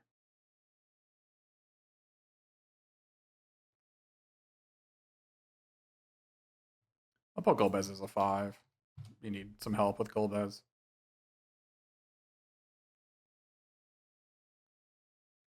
All right. So these next 5 cards are probably among the best 5 cards in the entire set. And these are maybe constructed playables, all of them. So here we go. Kefka Court Mage. 2 blue, black, red. Whenever this enters or attacks, each player discards a card. Then you draw a card for each card type among cards discarded this way. Okay, so you discard a land, your opponent discards a land, you draw 1 card. You discard a creature, they discard a land, you draw 2 cards. It's also entering and attacking. Pretty sick. Another discard effect in this format. Pay 8 mana. Each opponent sacrifices a permanent or their choice. Okay, so it kills a land. 8 mana, kill a land. By the way, if you're not familiar, in real life, both players choose the card that you're going to discard face down. And then you reveal it face up. Like, you both reveal at the same time.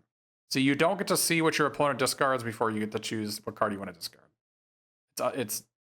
That's what the way it is. It's the way it works with Liliana, the blue 1 black planeswalker. All right, each opponent loses a land. Transform Kefka. Oh yes, yeah. So sagas, enchantments, creature sagas are 2 types. So you can discard a saga creature, and your opponent discards a land, and you draw 3 cards. Yes. That is true.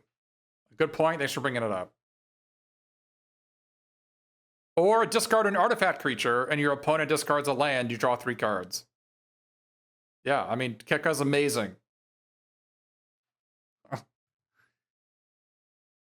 Kefka, Ruler of Ruin. Fantastic artwork. Flying. Whenever an opponent loses life during your turn, you draw that many cards. Now, this could be dangerous in limited.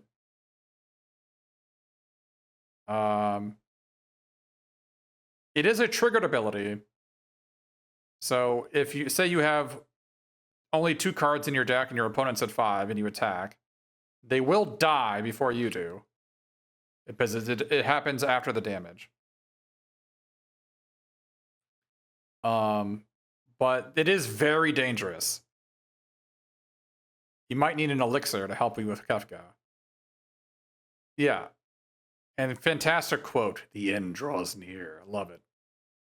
But this is dangerous because your opponent can, you can just die.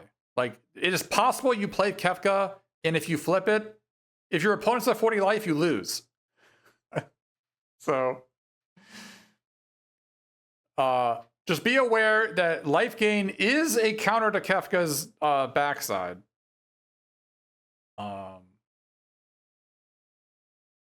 And by lose, I mean you'd have to kill your own Kefka to be able to win the game.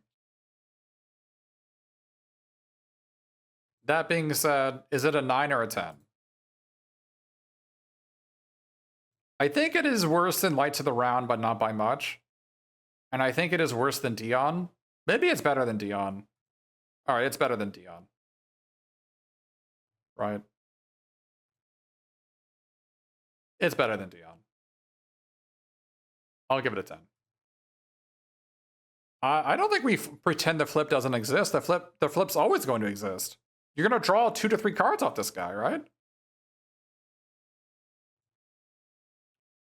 All right, Lightning. Army of what? Okay, yeah, see, here are the gloves.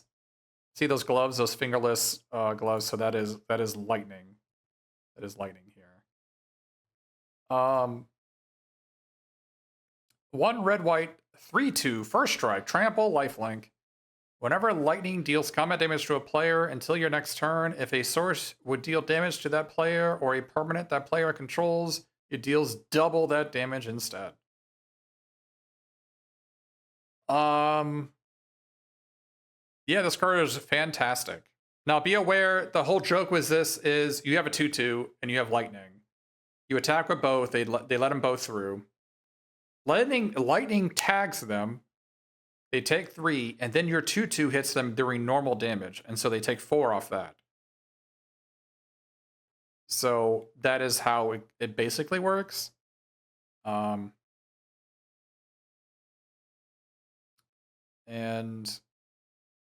I mean, the stat line alone is a card you would always play. If it was just a 3-mana first strike trample lifelink, that's full stop, you would already play it. And then it has all this extra bonus text on top of it. In Constructed, there are thoughts about this getting played in Modern Boros Energy. Not convinced. It is really good with Arena of Glory. But,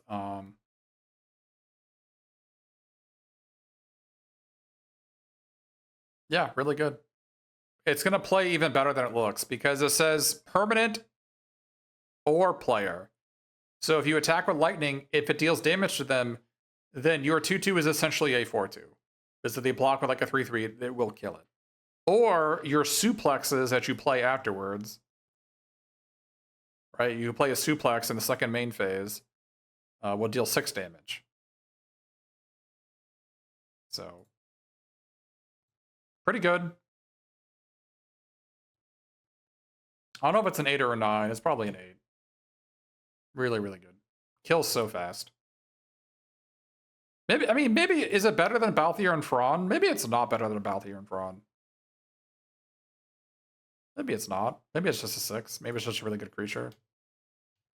It's certainly not better than, Joshua. Joshua's way better. All right, maybe it's a 6. All right. Does double strike make it deal 9? Yeah. Having to connect is a task. Maybe you're right. Maybe it's a 5. I'll count it as a 6. All right. Terra Magical Adept. Awesome. Loved. If you should check out Mono did the artwork for this. There's a promo version of this. It looks phenomenal. I'll probably bring this up after that. 1 red green 4/2. When this enters, mill 5 cards. Put up to 1 enchantment card milled this way into your hand. So how many enchantments do you need for this? Well, ideally, you have, say, so you have 6 enchantments. That's going to hit 60% of the time. So that's going to be hard. It's going to be hard to pull off. In order for this to almost always hit, 80% is my baseline for these effects. To hit that, you would need to play 9. No, not even 9. You need 10. So that's not going to happen. Yeah. That's not going to happen. So it's mostly going to be a 3 mana 4/2. You're going to draw a card off this less than half the time. And then Trance, 4 red green, exile Terra, then return it to the battlefield, transformed under its owner's control, activate only as a sorcery. Then you get boom. Esper Terra. Create step 1, 2, 3, and 4. So step 1 and 2 and 3, create a token copy of target non-legendary enchantment you control. It gains haste. If it is a saga, put up to 3 lore counters on it. Sacrifice it at the beginning of your next end step. Okay, pretty awesome. So ideally, you have any of the sagas in play. By the way, when you uptick, you get everything, right? So if you were to, for instance, if you had a Titan, summon Titan. If you had a summon Titan in play when you flipped Terra, and you chose to make a copy of Terra of Titan, and you chose to put 3 counters on it, you would get all 3 abilities. You would get to mill 5 cards, then return all 5 lands, all your lands rather, and then another target creature gets +X/+X. You would get all 3. And well, it can only put up to 3 counters on it. So no, it's not like Rita had. Rita has specific text that says that's not the way it works on Rita Head and sagas. It's like Rita Heads are the exception. That is my understanding. I'm pretty sure on this. And then step 4, add white, blue, black, red, green ×2, and then return it to the battlefield face up. And then you get to do this ability again, mill 5 cards and put it up to 1 enchantment build this way into your hand. So super cool card, but it is not going to draw a card very frequently. It's either a 5 or a 6 unlimited, unfortunately. Probably a 6. All right, so this is the big constructed card. VV. Everybody, there's a lot of hype on this card. A lot of hype. VV, 1 blue red 03, 0. Add X mana. Oops. Add X mana of any combination of blue or red where X is VV's power. Activate only during your turn and only once each turn. Whenever you cast a non-creature spell, put a counter on VV and deal 1 damage to each opponent. So there's a lot of talk about this getting played in blue-red in current standard. In other formats, people are thinking about using Agatha's Soul Cauldron to... Like, Agatha's Soul Cauldron with Insidious Roots also works in standard. Yeah, the artwork is amazing. The character design is really cool. Really strong card. Yeah, VV is a black mage. It is He's a black mage like all the others.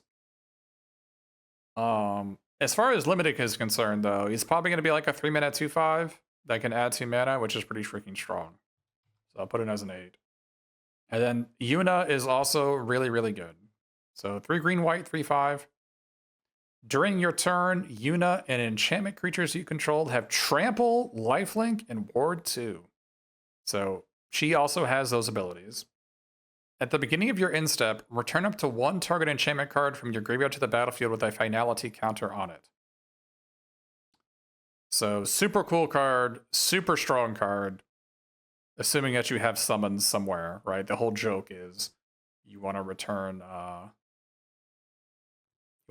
like Titan, or do you want to return Fenrir? Yeah, really strong. What is she hugging? This is from the start of Final Fantasy X. Like, that is her first summon. What is a Valifor? Is that his name? Yeah, you can return Omniscience if you want. You can return an Overlord in Standard, a white or green Overlord. Yeah, Valifor. Yeah, that is the summon you get in Final Fantasy X. So I think they did a really good job with all the summoners. I think all the summoners are really strong with summons. This card seems quite good, but it does require some setup. You gotta have summon. You gotta have them in your deck. I like that the trample and lifelink will allow you. Well, the lifelink especially will allow you to buy the time you need to do whatever dirty thing you're doing with your summons. I think she is a wombo combo with Fenrir. By wombo combo, I mean just a really good value. Where's Fenrir at? Summon Fenrir, yeah. So you can go turn 3 Fenrir into Yuna, and then Yuna's a 4/6. Then you can like attack. Gain 3 life. Probably draw a card next turn. Yeah, really cool card. But obviously you need to have summons in your deck. Otherwise it's... Even if you don't have summons, a 5-mana trample lifelink is... It's okay. It's not amazing. You would certainly still play it.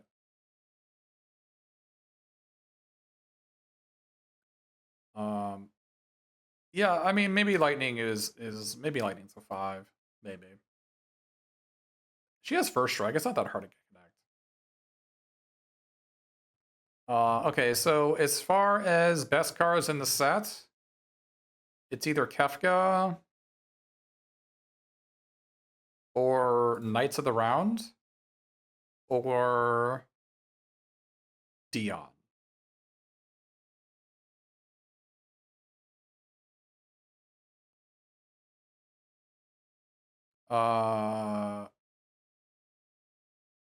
It's not about whether you wouldn't play it in a red-white deck. It's about, would you take Lightning over Thunder Magic? Or would you take it over Suplex? Oops. Or would you take it over Barrett? Would you take it over Choco Comet? I'm not sure I would take Lightning over Choco Comet. Would you take Lightning over Clive? Probably not. White Dion is 2 white pips, because it takes 2 white to flip him, right? 6. So you think I'm overhyping Kefka? Maybe. It's an enter or attack ability, though. I don't think I'm overhyping it. I think it's really freaking good. If I'm wrong on Kefka, that it's not if it's not the top 3 card in the set, that it's actually a top 5 card in the set, I think I'm okay with that. Seventh Prophet. This set is not redeemable, so it's not worth any ticks. But yeah. Summon is... I think this is probably the best card in the set. I don't know what could really be close. White Auracite is really freaking good.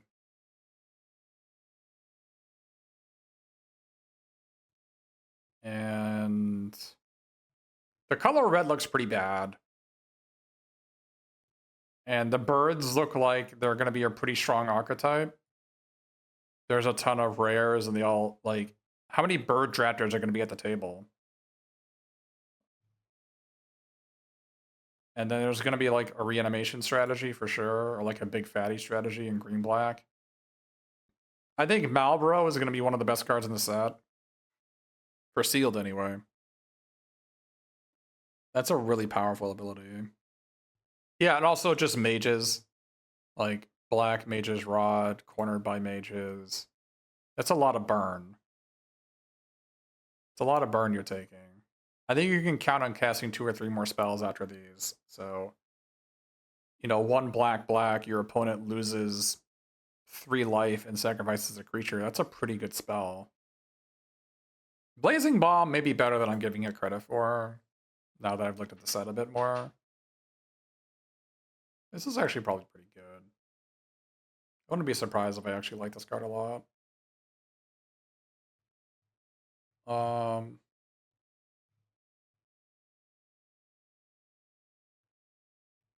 Yeah, we're gonna look at FCA cards.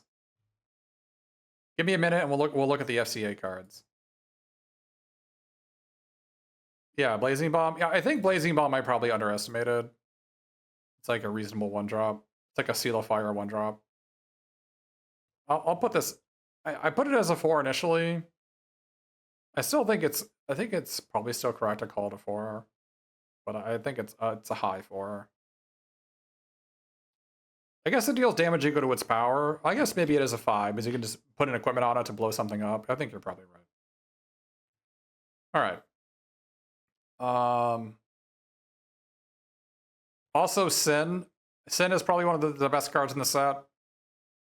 As well as Joshua. So... I would expect, you know, my initial top 5 cards in the set... Probably Kefka, Joshua, Sin. And then Dion and Knights of the Round.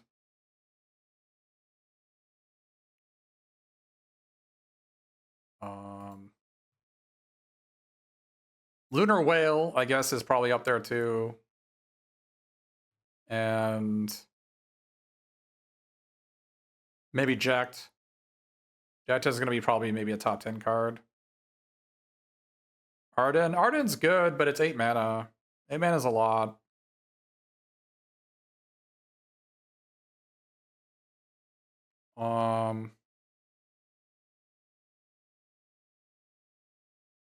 Arden will have a good high win rate for sure. It's a very powerful card.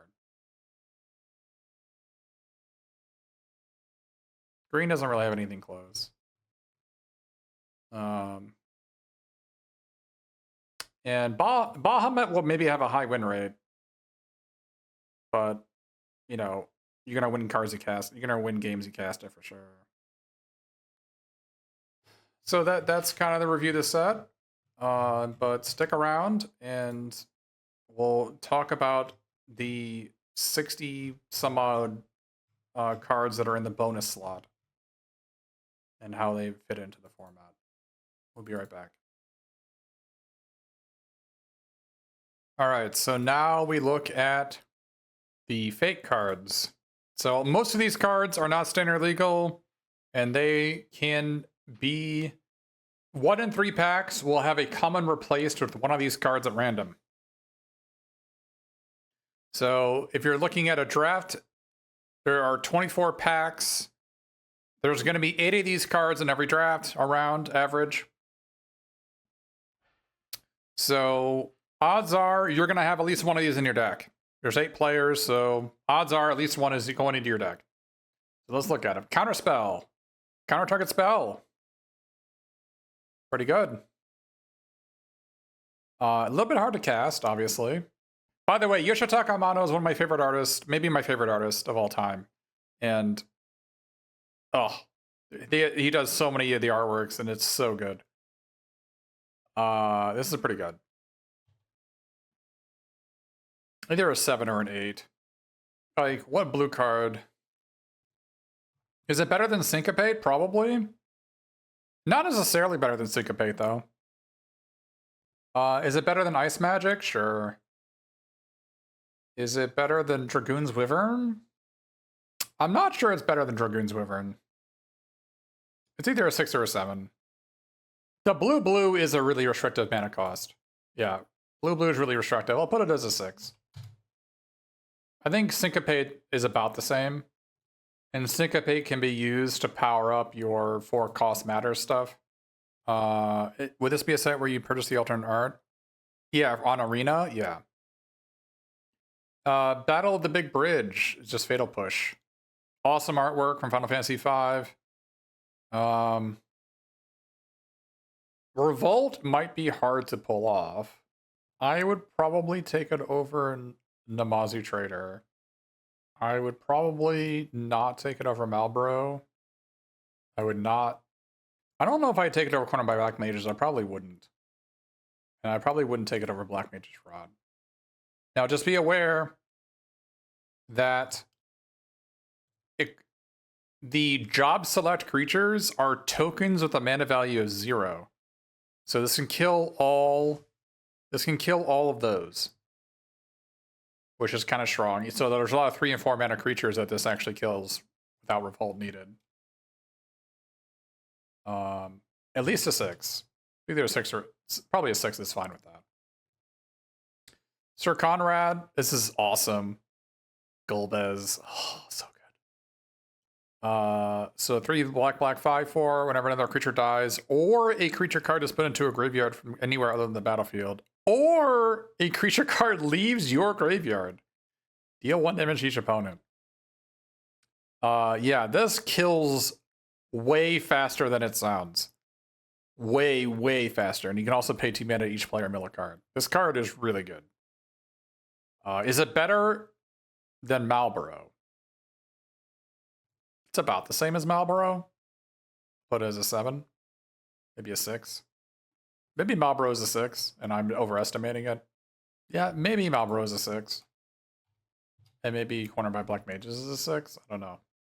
Yeah, it's at least a 6. It is really strong. We got Denitha. Aura and equipment spells you cast cost 1 less to cast. First Strike, Vigilance, Lifelink. It doesn't cost 1 less to equip. It costs 1 less to cast. That doesn't seem that great. Like, it seems worse to me than Weapons Vendor. So I'll put it as... It seems worse to me than Galakat, honestly. I'll put it as a 5. Yeah, you can. It's good to put equipment on it. Struck a Big Knight. Destroy target non-land permanent. Its controller loses creates a 1/1. 3 mana 2/2 First Strike Lifelink is already good. Not really. It's not really that good. 3 mana 2/2 is that's subpar. Let me look at Dominaria real quick. See if my memory is correct.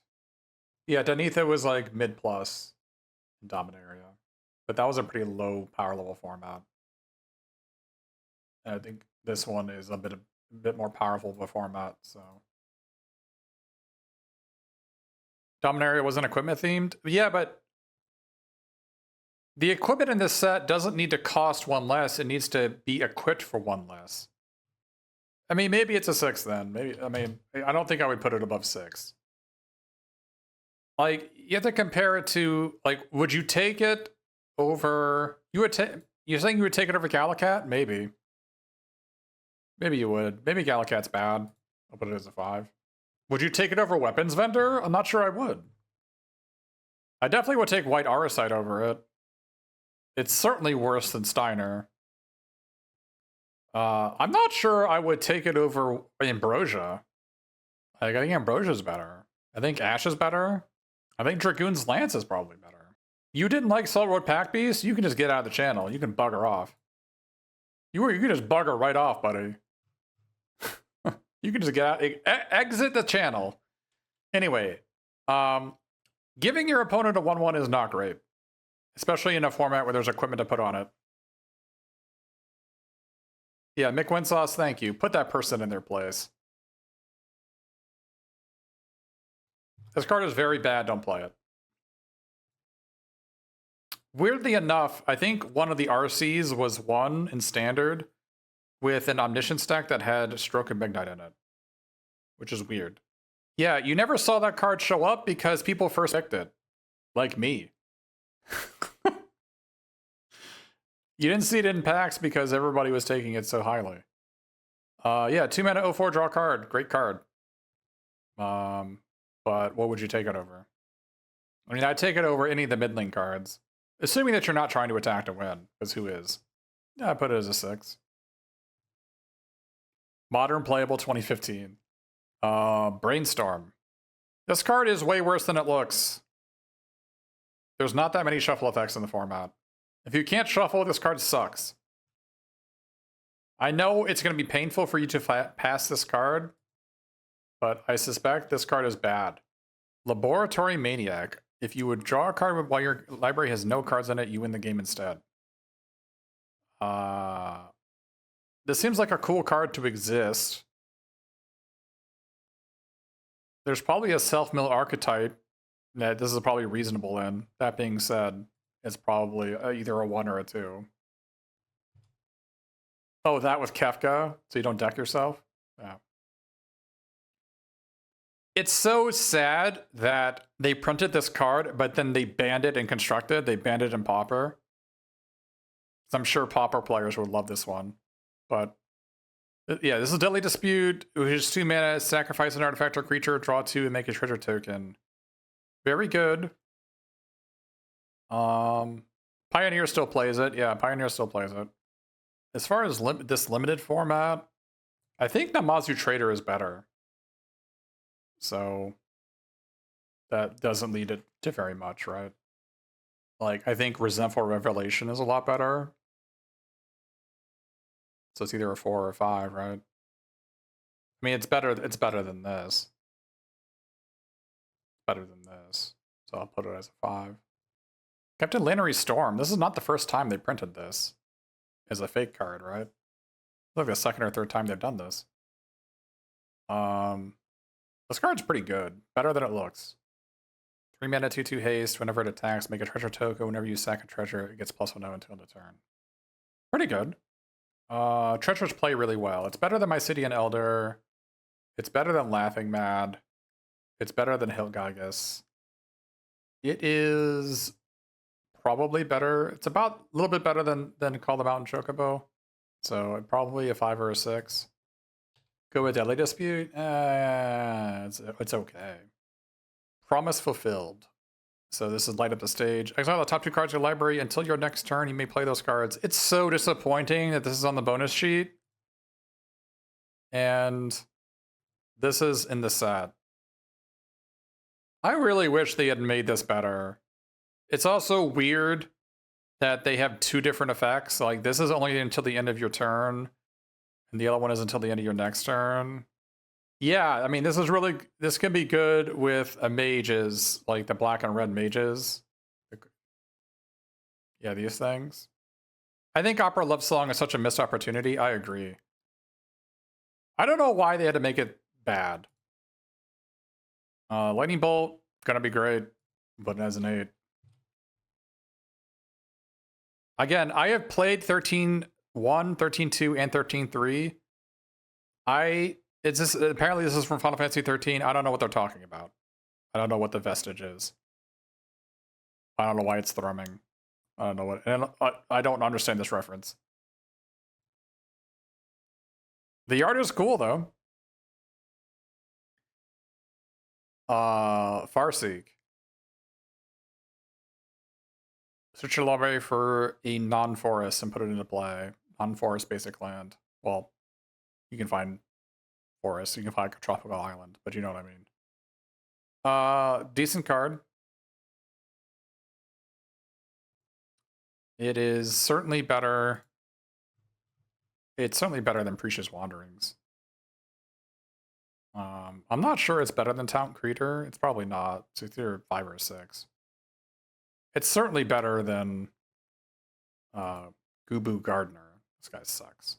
It's the location of Act 2. 2 mana, 1/3, Death Touch. Whenever a creature you control Death Touch, you just combat damage to a player. That player gets 2 poison counters. I don't even... I mean, there's only a couple of Death Touchers in the set. I mean, I guess there's Ahriman. It's pretty good with Ahriman. But it's like just a solid card. 2 mana, 1/3 Death Touch is a solid stat line. It's worse than Balam T-Rexar. That's about the same as Blitzball Shot. Tonberry, yeah. Tonberry's not a Death Toucher in the set. Nature's Claim. Okay. I love the screenshot. I do love the screenshot. This is from Final Fantasy VI. I'll give you credit for that. But destroy target artifact or enchantment, its controller gains 4 life, which means if you destroy your opponent's thing, they gain 4 life. Yeah, it does look a little bit out of place. I think Nature's Claim is likely worse than Airship Crash. So I don't think you want to main deck this card. I could be wrong. Maybe it's really good. Maybe it's about the same as Airship Crash. Giving them 4 life is a pretty big deal. Dobbin's Veto, counter target non-creature spell. Yeah, I mean, it does hit Saga creatures, but giving them 4 life is a lot. A lot of Sagas, like, haven't come to playability, basically. I don't know about Negate main deck. Hard to cast Negate main deck. I don't think I would main deck this. It's a great sideboard card. I know, like, a third of the creatures in the format are equipment as you can counter. I know. I don't think it matters. Limited is about creatures first and foremost. So I wouldn't main deck Negates. So this is Strixhaven Stadium. This is a old card. Like, by old, I mean like 5 years ago. I would not play this card. Awesome artwork. Adeline. It's embarrassing. This is another embarrassment. Embarrassment. That they put Adeline on the bonus sheet. And Snow is in the set. A freaking embarrassment. Snow is so bad. Like, probably top 5 disappointing cards in the set. Adeline's great, by the way. SRAM, whenever you cast an aura, equipment, or vehicle spell, draw a card. This card's amazing in this format. You have a bunch of equipment creatures. There's also a bunch of enchantments, right? If you're playing white-blue, you get Sleep Magic. And you get Stuck in Summoner's Sanctum. This card seems quite good. It's also a 2-mana 2/2. I think it's better than Adeline. I do. I'm a huge fan of drawing cards. So we have Venser Flash. When this enters, return target spell or permanent to its owner's hand. Really good card. I think it's worse than Jill, weirdly enough. Certainly worse than Jill. You think Adeline's insane? Adeline and Quina? Yeah, I mean, I'll put him as a 7.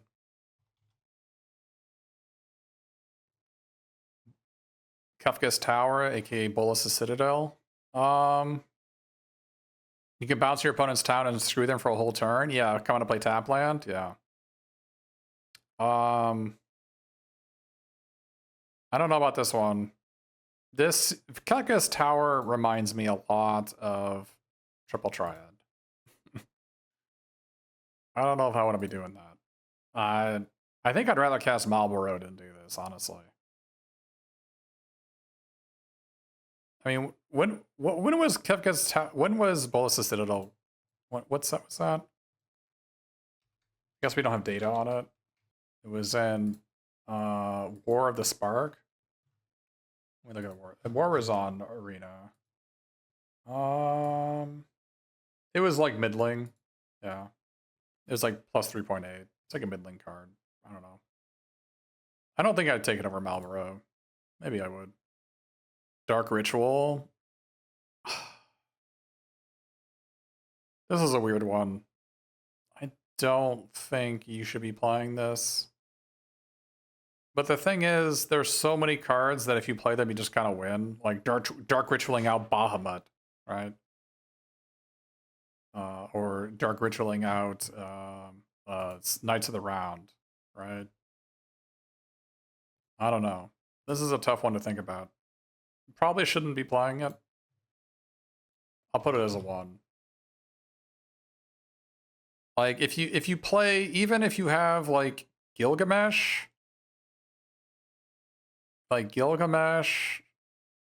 or like Arden, or I guess Zodiark.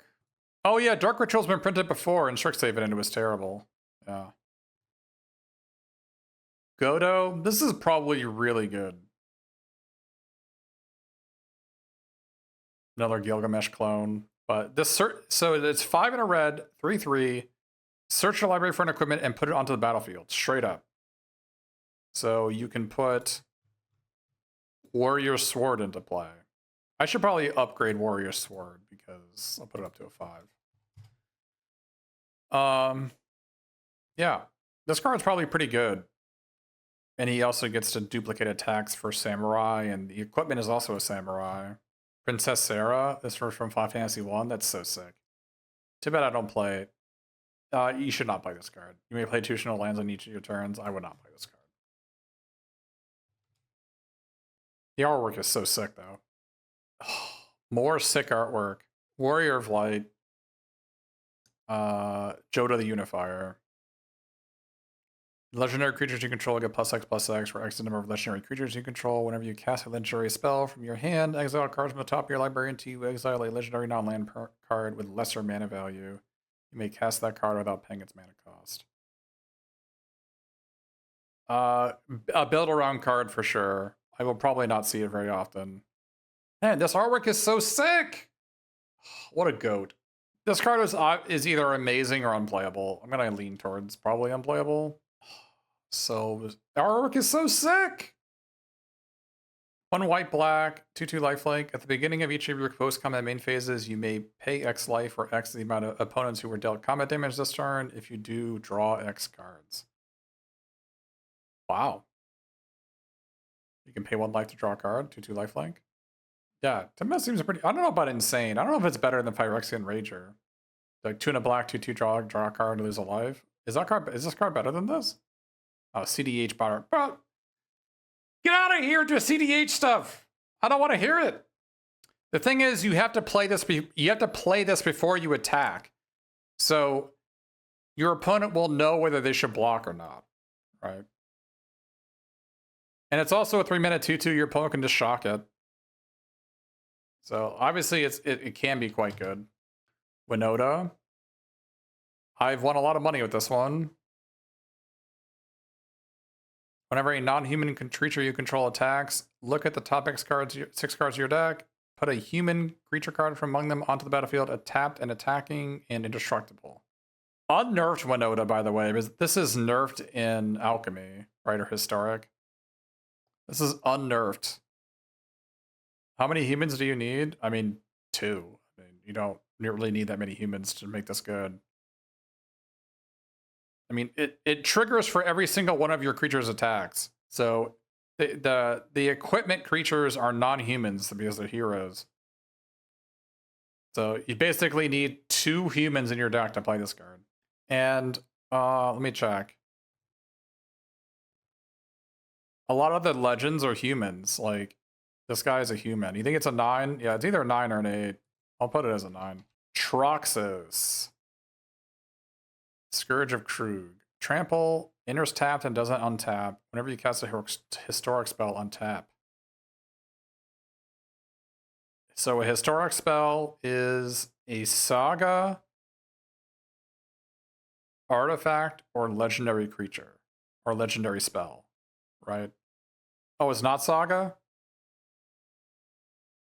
It's just artifact or legendary? Is that correct? It has to cast you have to cast a spell, so like artifact tokens won't do it. This is probably pretty good. How many artifacts would you need to play this? Probably 8. Because if this does 14 damage, you're fine with it, right? I think 8 artifacts. 8 historic spells. Saga's also untap it. Somebody in my chat said I was wrong. Saga's also untap it? If that's the case, the card is really quite strong. Yeah, if it sits around for one turn, you're not that bad. Yeah. He sleeps until there's ramen cooking. Legendaries, artifacts, and sagas. Okay. Kenrith. Oh boy. Kenrith is in this set, man? Kenrith is in this set? Oh, man. Yeah, Kenrith is really good. All the abilities are amazing. Oh, man. Yeah. Probably an 8. Card is really good. Can solo a game by itself. You can't reanimate enemy stuff. Yeah, because then you get the card. Laron. Whenever this enters, destroy up to one target artifact or enchantment. Yeah, this card's great. You're always going to play this, right? Kills white Auracite. It's a human for Winota. Yeah. Minwu. So, what is this guy? Whenever an opponent attacks with creatures, if 2 or more of those creatures are attacking you, draw a card. Whenever an opponent casts their second spell each turn, draw a card. Yeah, this card seems kind of mid. 2/4 stat line is not great. I mean, if your opponent just walks into it, it's pretty good. But Cryptic Command, pretty awesome. It's going to be hard to cast. I'll put it as a 7, maybe an 8. Maybe an 8. I think you're probably going to use that as a falter mostly. Yeah, I mean, I'll put Mongaro as a 5. No way. No! No way, man. Now, whenever I attack, I have to think, what if they have Teferi? No way, man. Great. A new generation of players get to get gotten by goddamn Teferi. Oh, man. It's worse than Cryptic Command, though, isn't it? Maybe it's the same as Cryptic Command. Maybe it's an 8. This card is so much better than it looks. You have no idea. I'll put it as a 7. This is not actually a 2-for-1. Diabolic Intent. Nah, I'm not about these types of cards. Additional cost, sacrifice a creature. Nah. I mean, if you have Knights of the Round, maybe. It's blue, blue, blue. It is blue, blue, blue. However, blue, red has stuff like Emperor of Polymesia to help cast it, right? If you're talking about Cryptic Command. Yeah, this guy is not. I know, I said Cryptic Command. What are you talking about? Get out of here. This guy was okay. Tuna Black 2/3 Death Touch is a good stat line. And then whenever you attack, you can pay 2 mana to search your deck for a card and put it on top. This is pretty good. What? Is this the best card in the set? What are we rebuying with this? We can rebuy. Oh, so all these cards that say when you cast them from the graveyard work. So like stuff like Retrieve the Esper. Oh, what about all the oh, it is because it triggers all your mages for each one of them, right? It works with it was really dumb in Strixhaven. Yeah, let me check Strixhaven real quick. Yeah. Mizzix's Mastery was one of the best cards in the set. In fact, was it the best card in the set? It was debatably one of the best cards in the set, like top 5 card in the set. In Strixhaven. Why did they do this? Why? Ah! Man, I don't want one of the best cards in the set to just be a fake freaking card. I can't not believe it. I mean, black has a bunch of terminates.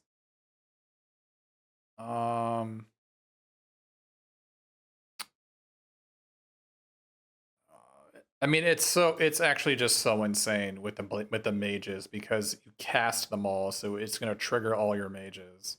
You can get like Call the Mountain Chocobos. You get the. I mean, you'll figure it out. You get random encounter. I suspect all you need. I suspect all you really needed are some mages in play, right? Probably it's either an 8 it's either an 8, 9, or 10. So Carpeted Flowers is so messed up. This is like vintage and legacy playable, right? Insane sideboard card.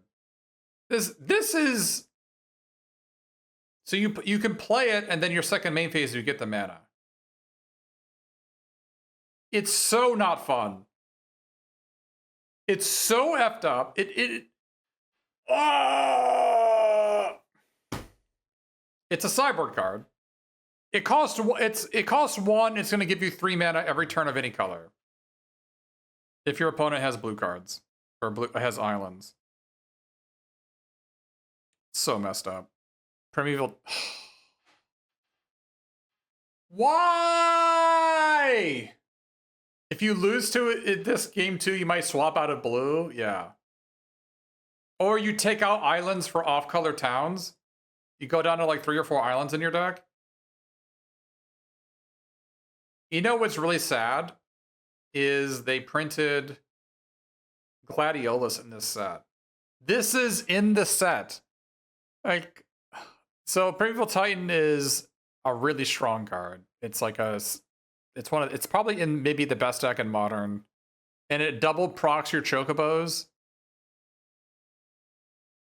It's either an 8 or a 9. Bruce Tarl is insane. It's like standard playable. It's like it wins commander tournaments. I know I've seen it's one of the best commanders.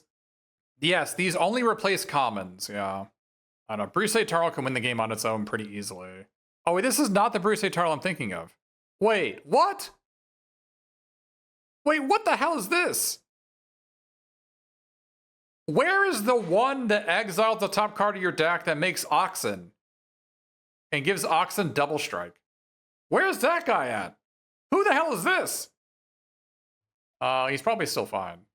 Whenever it enters or attacks, target creature you control gains double strike and lifelink. It's probably still fine. Kuja, this is Archmage Ritualist. What is this? What? Whenever another non-token wizard you control enters, if Kuja is in the command zone or on the battlefield, you may pay 1. If you do, create a token that's a copy of that wizard. That token gains haste. Exile at the beginning of the next hand step. Tap 5 untapped wizards you control. Target player loses 5 life. Or 7 life. 7 life? Well, you can get wizard tokens off this thing. But you can't copy them. And a lot of the wizards are like legendary, right? Are there non-legendary wizards in these sets? Oh, I guess. What if you copy Massidian Elder? It's just like they just lose on the spot, because you get 4 tokens, and you can just activate it. Like, yeah, sorry, buddy. Take 7. Oh, by the way, untap, take 7 more. GG. Well played. The tokens die? Oh, the Mysidian Elder token will die, but the wizard sticks around.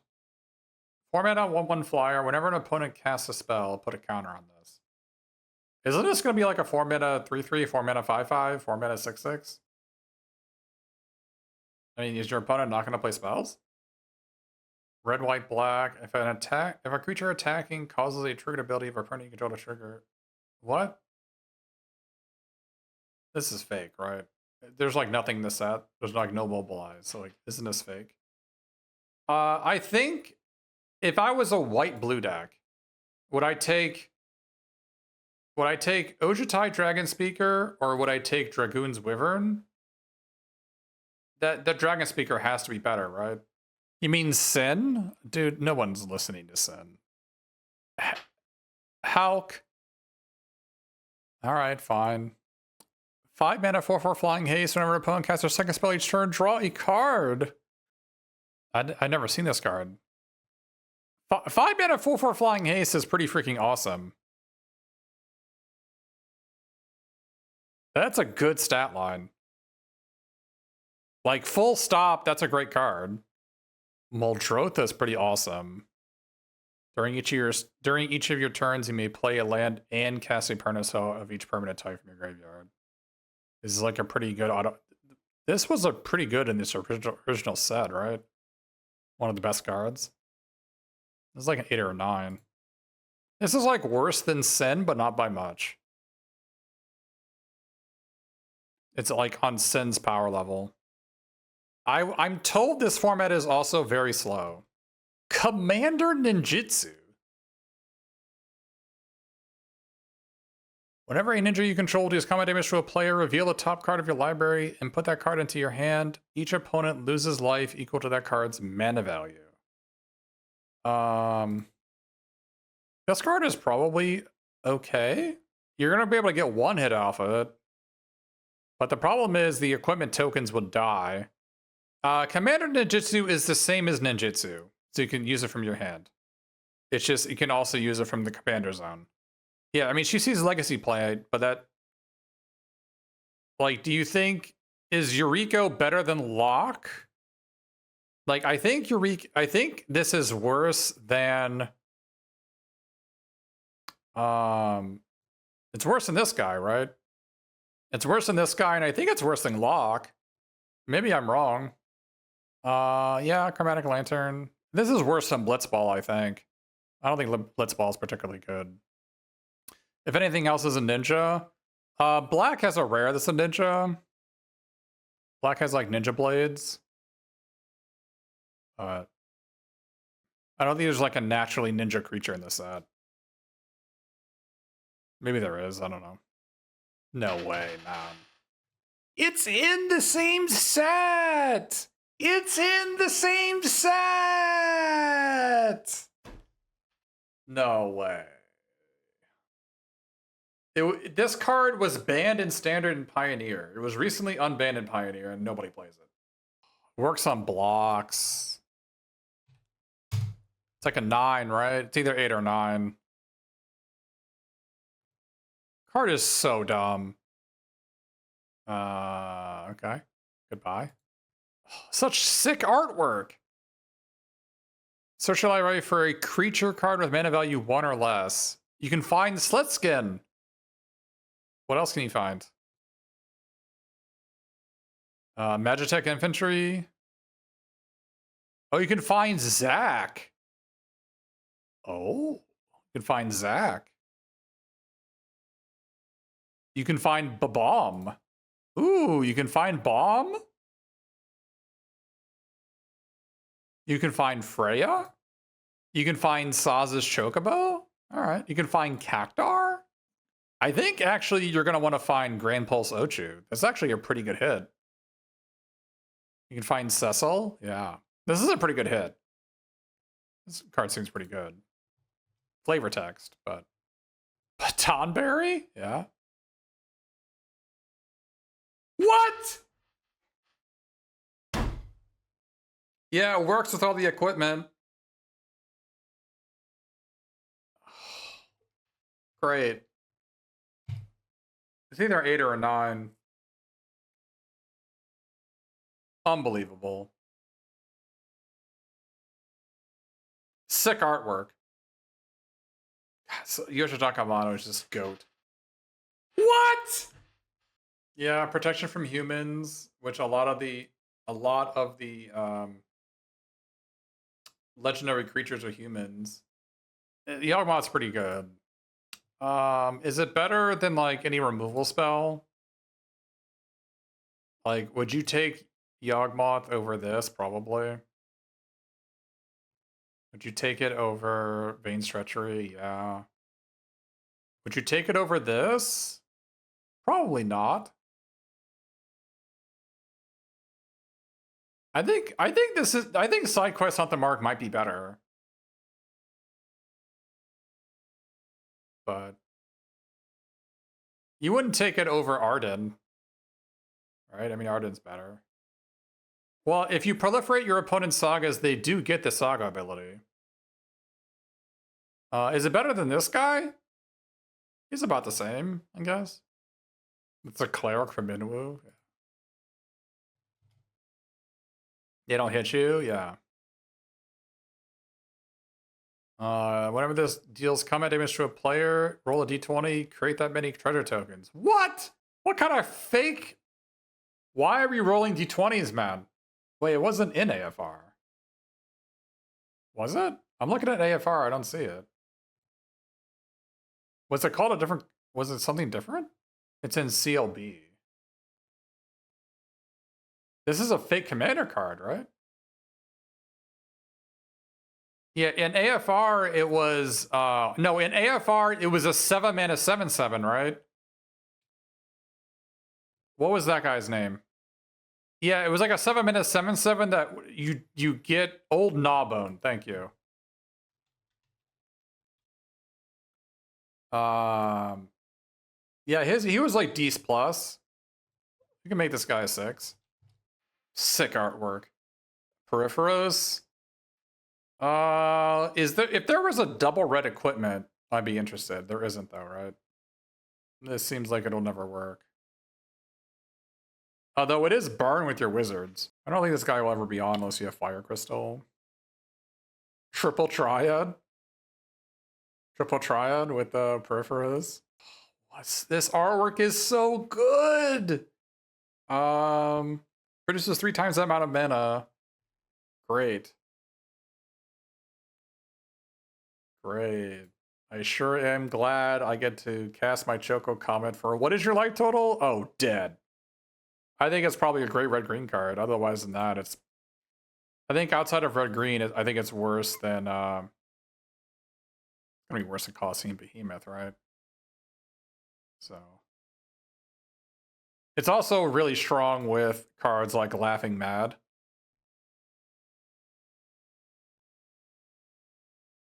And Call the Mountain Chocobo. Random Encounter. Oh, you can get it off Random Encounter. If you tap a permanent for mana. Oh man.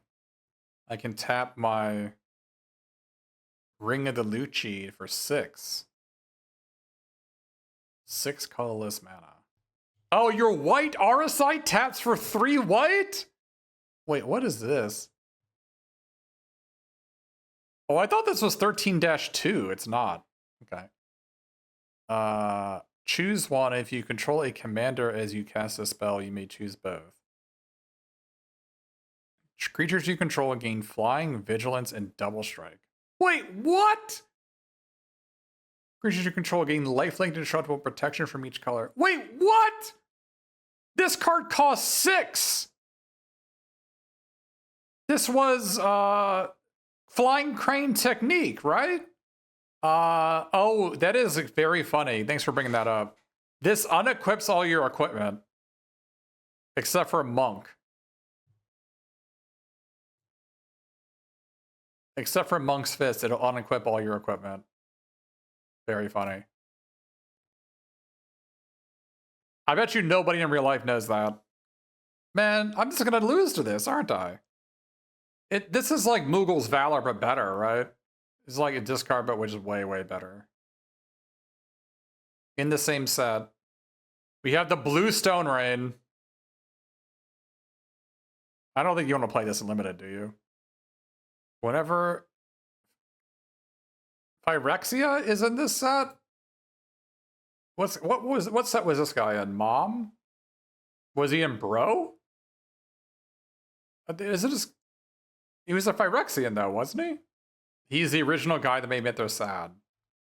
Yeah, this was one of the, like, it was like an 8. It's like one of the best cards in this set. Whenever this attacks, he may have its controller create a 1/1 white warrior creature token that's tapped. Wait, what? Whenever a warrior attacks, you may have its controller create a 1/1 white warrior creature token that's tapped and attacking. Okay. Untap all creatures. They gain trample, lifelink, and haste. Wait, what? Why would you need to untap attacking creatures and give them haste? I guess if they're mobilized. Oh, because you want to give the white tokens that you made a haste. Got it. Yeah, this triggers off each warrior that's attacking. I don't know. I haven't played this card. I don't have an opinion.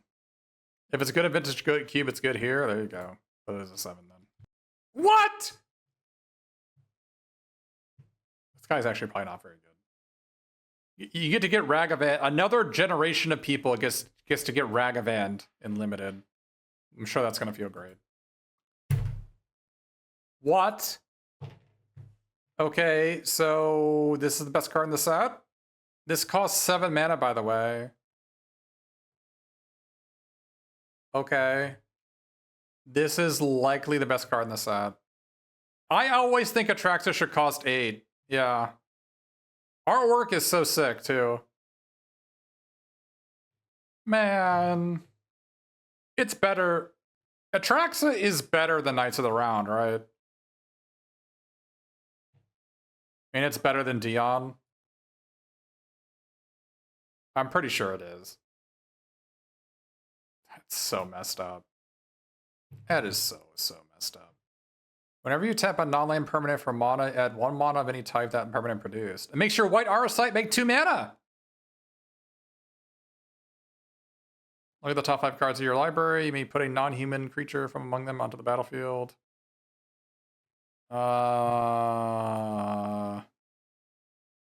What is making mana?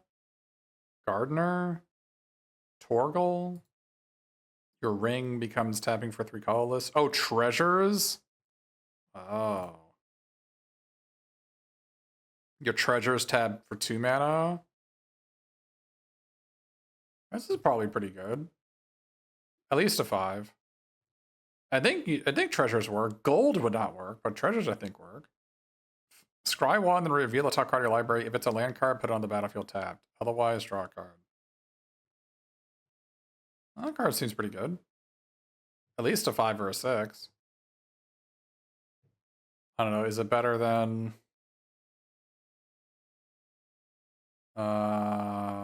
Is it better than Redio? Probably not. Is it better than Omega? Probably.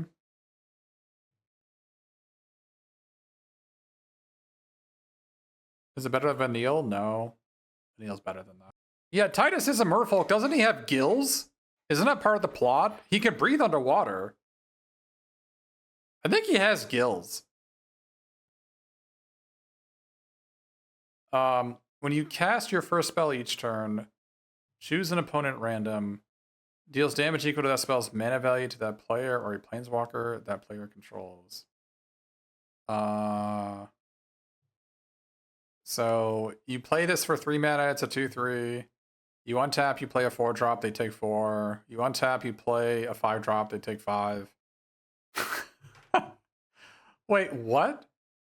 This got removed from Vintage Cube for being unfun. Yeah. Man.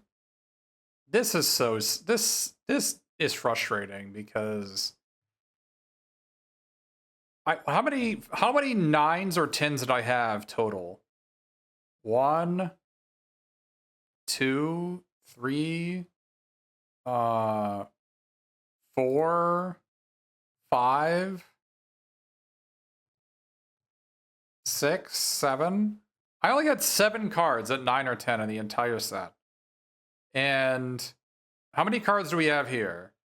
1, 2, 3, 4, 5, 6. There's 6. I have 6 here. So this bonus sheet is almost as powerful as the entire set, including what I believe to be probably the best card in the set, which is not even in the set. It's a goddamn fake card. Frustrating. All right, overview of all the I mean, that's everything. The artwork is sick. I'm not a fan of how many powerful cards are here. What do I think some of the highest win rate cards are going to be? I think I already mentioned that before. It's going to be like Atraxa, Dion's, Knights of the Round, Sin. What are going to be like the non-rare best cards in the set? And now that is an interesting question. Maybe Steiner, Steiner is going to be really freaking good. What else?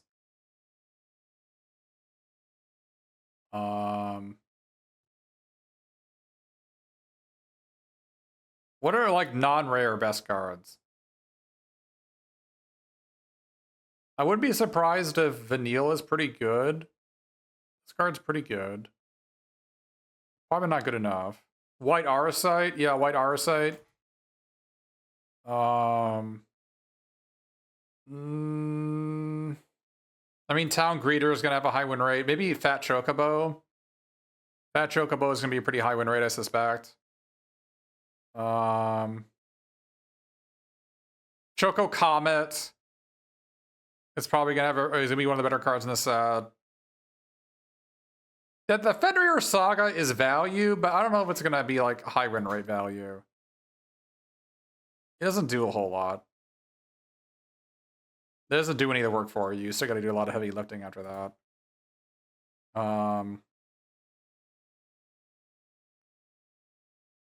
Reno and Rude will probably have a pretty good win rate. I think Malboro will be pretty good. I'm surprised this doesn't have Death Touch.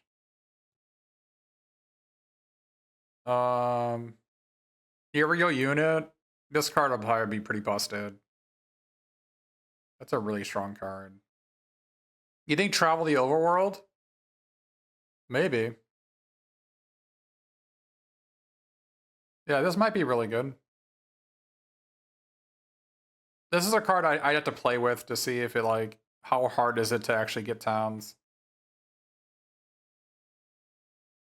Like, because if you only have 2 towns in your deck, I think this card's not very good. Bristle's Chosen might be pretty good. Dragoon's Lance is probably pretty good. White Auracite. White Auracite might be one of the better cards in the set. Period. Again, like, let me check. What set was it? It was Outlaws, right? OTJ. So OTJ, Buried in the Garden, was a really good card. Well, yeah, it was like a really good card. And that was a 2-color card. This is 1 color. It was also MKM, you're right. Yeah, I mean, it was a Terminate with +5. In both sets, it was +5.3 as a Terminate. That's pretty freaking good. And this is single color.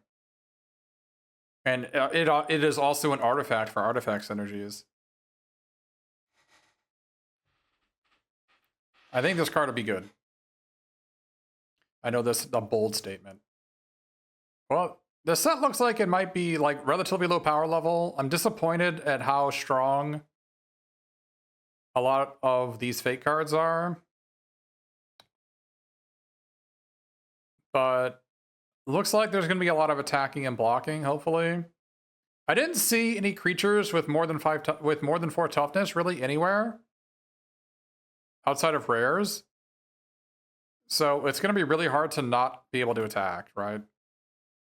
There were almost no flyers in this set from what I saw. So it's going to be a lot of ground attacking. Well, that was my set review. A whopping 17 hours of set reviews. So, hope everybody enjoyed the set review. Drop me a follow if you're on Twitch or a sub if you're on YouTube. Comment on YouTube and say how much you enjoy me doing these, because these are a lot of work. Hope everybody enjoyed it. I enjoyed doing them. I don't know if I enjoy doing 20 hours of them, but I enjoy doing them.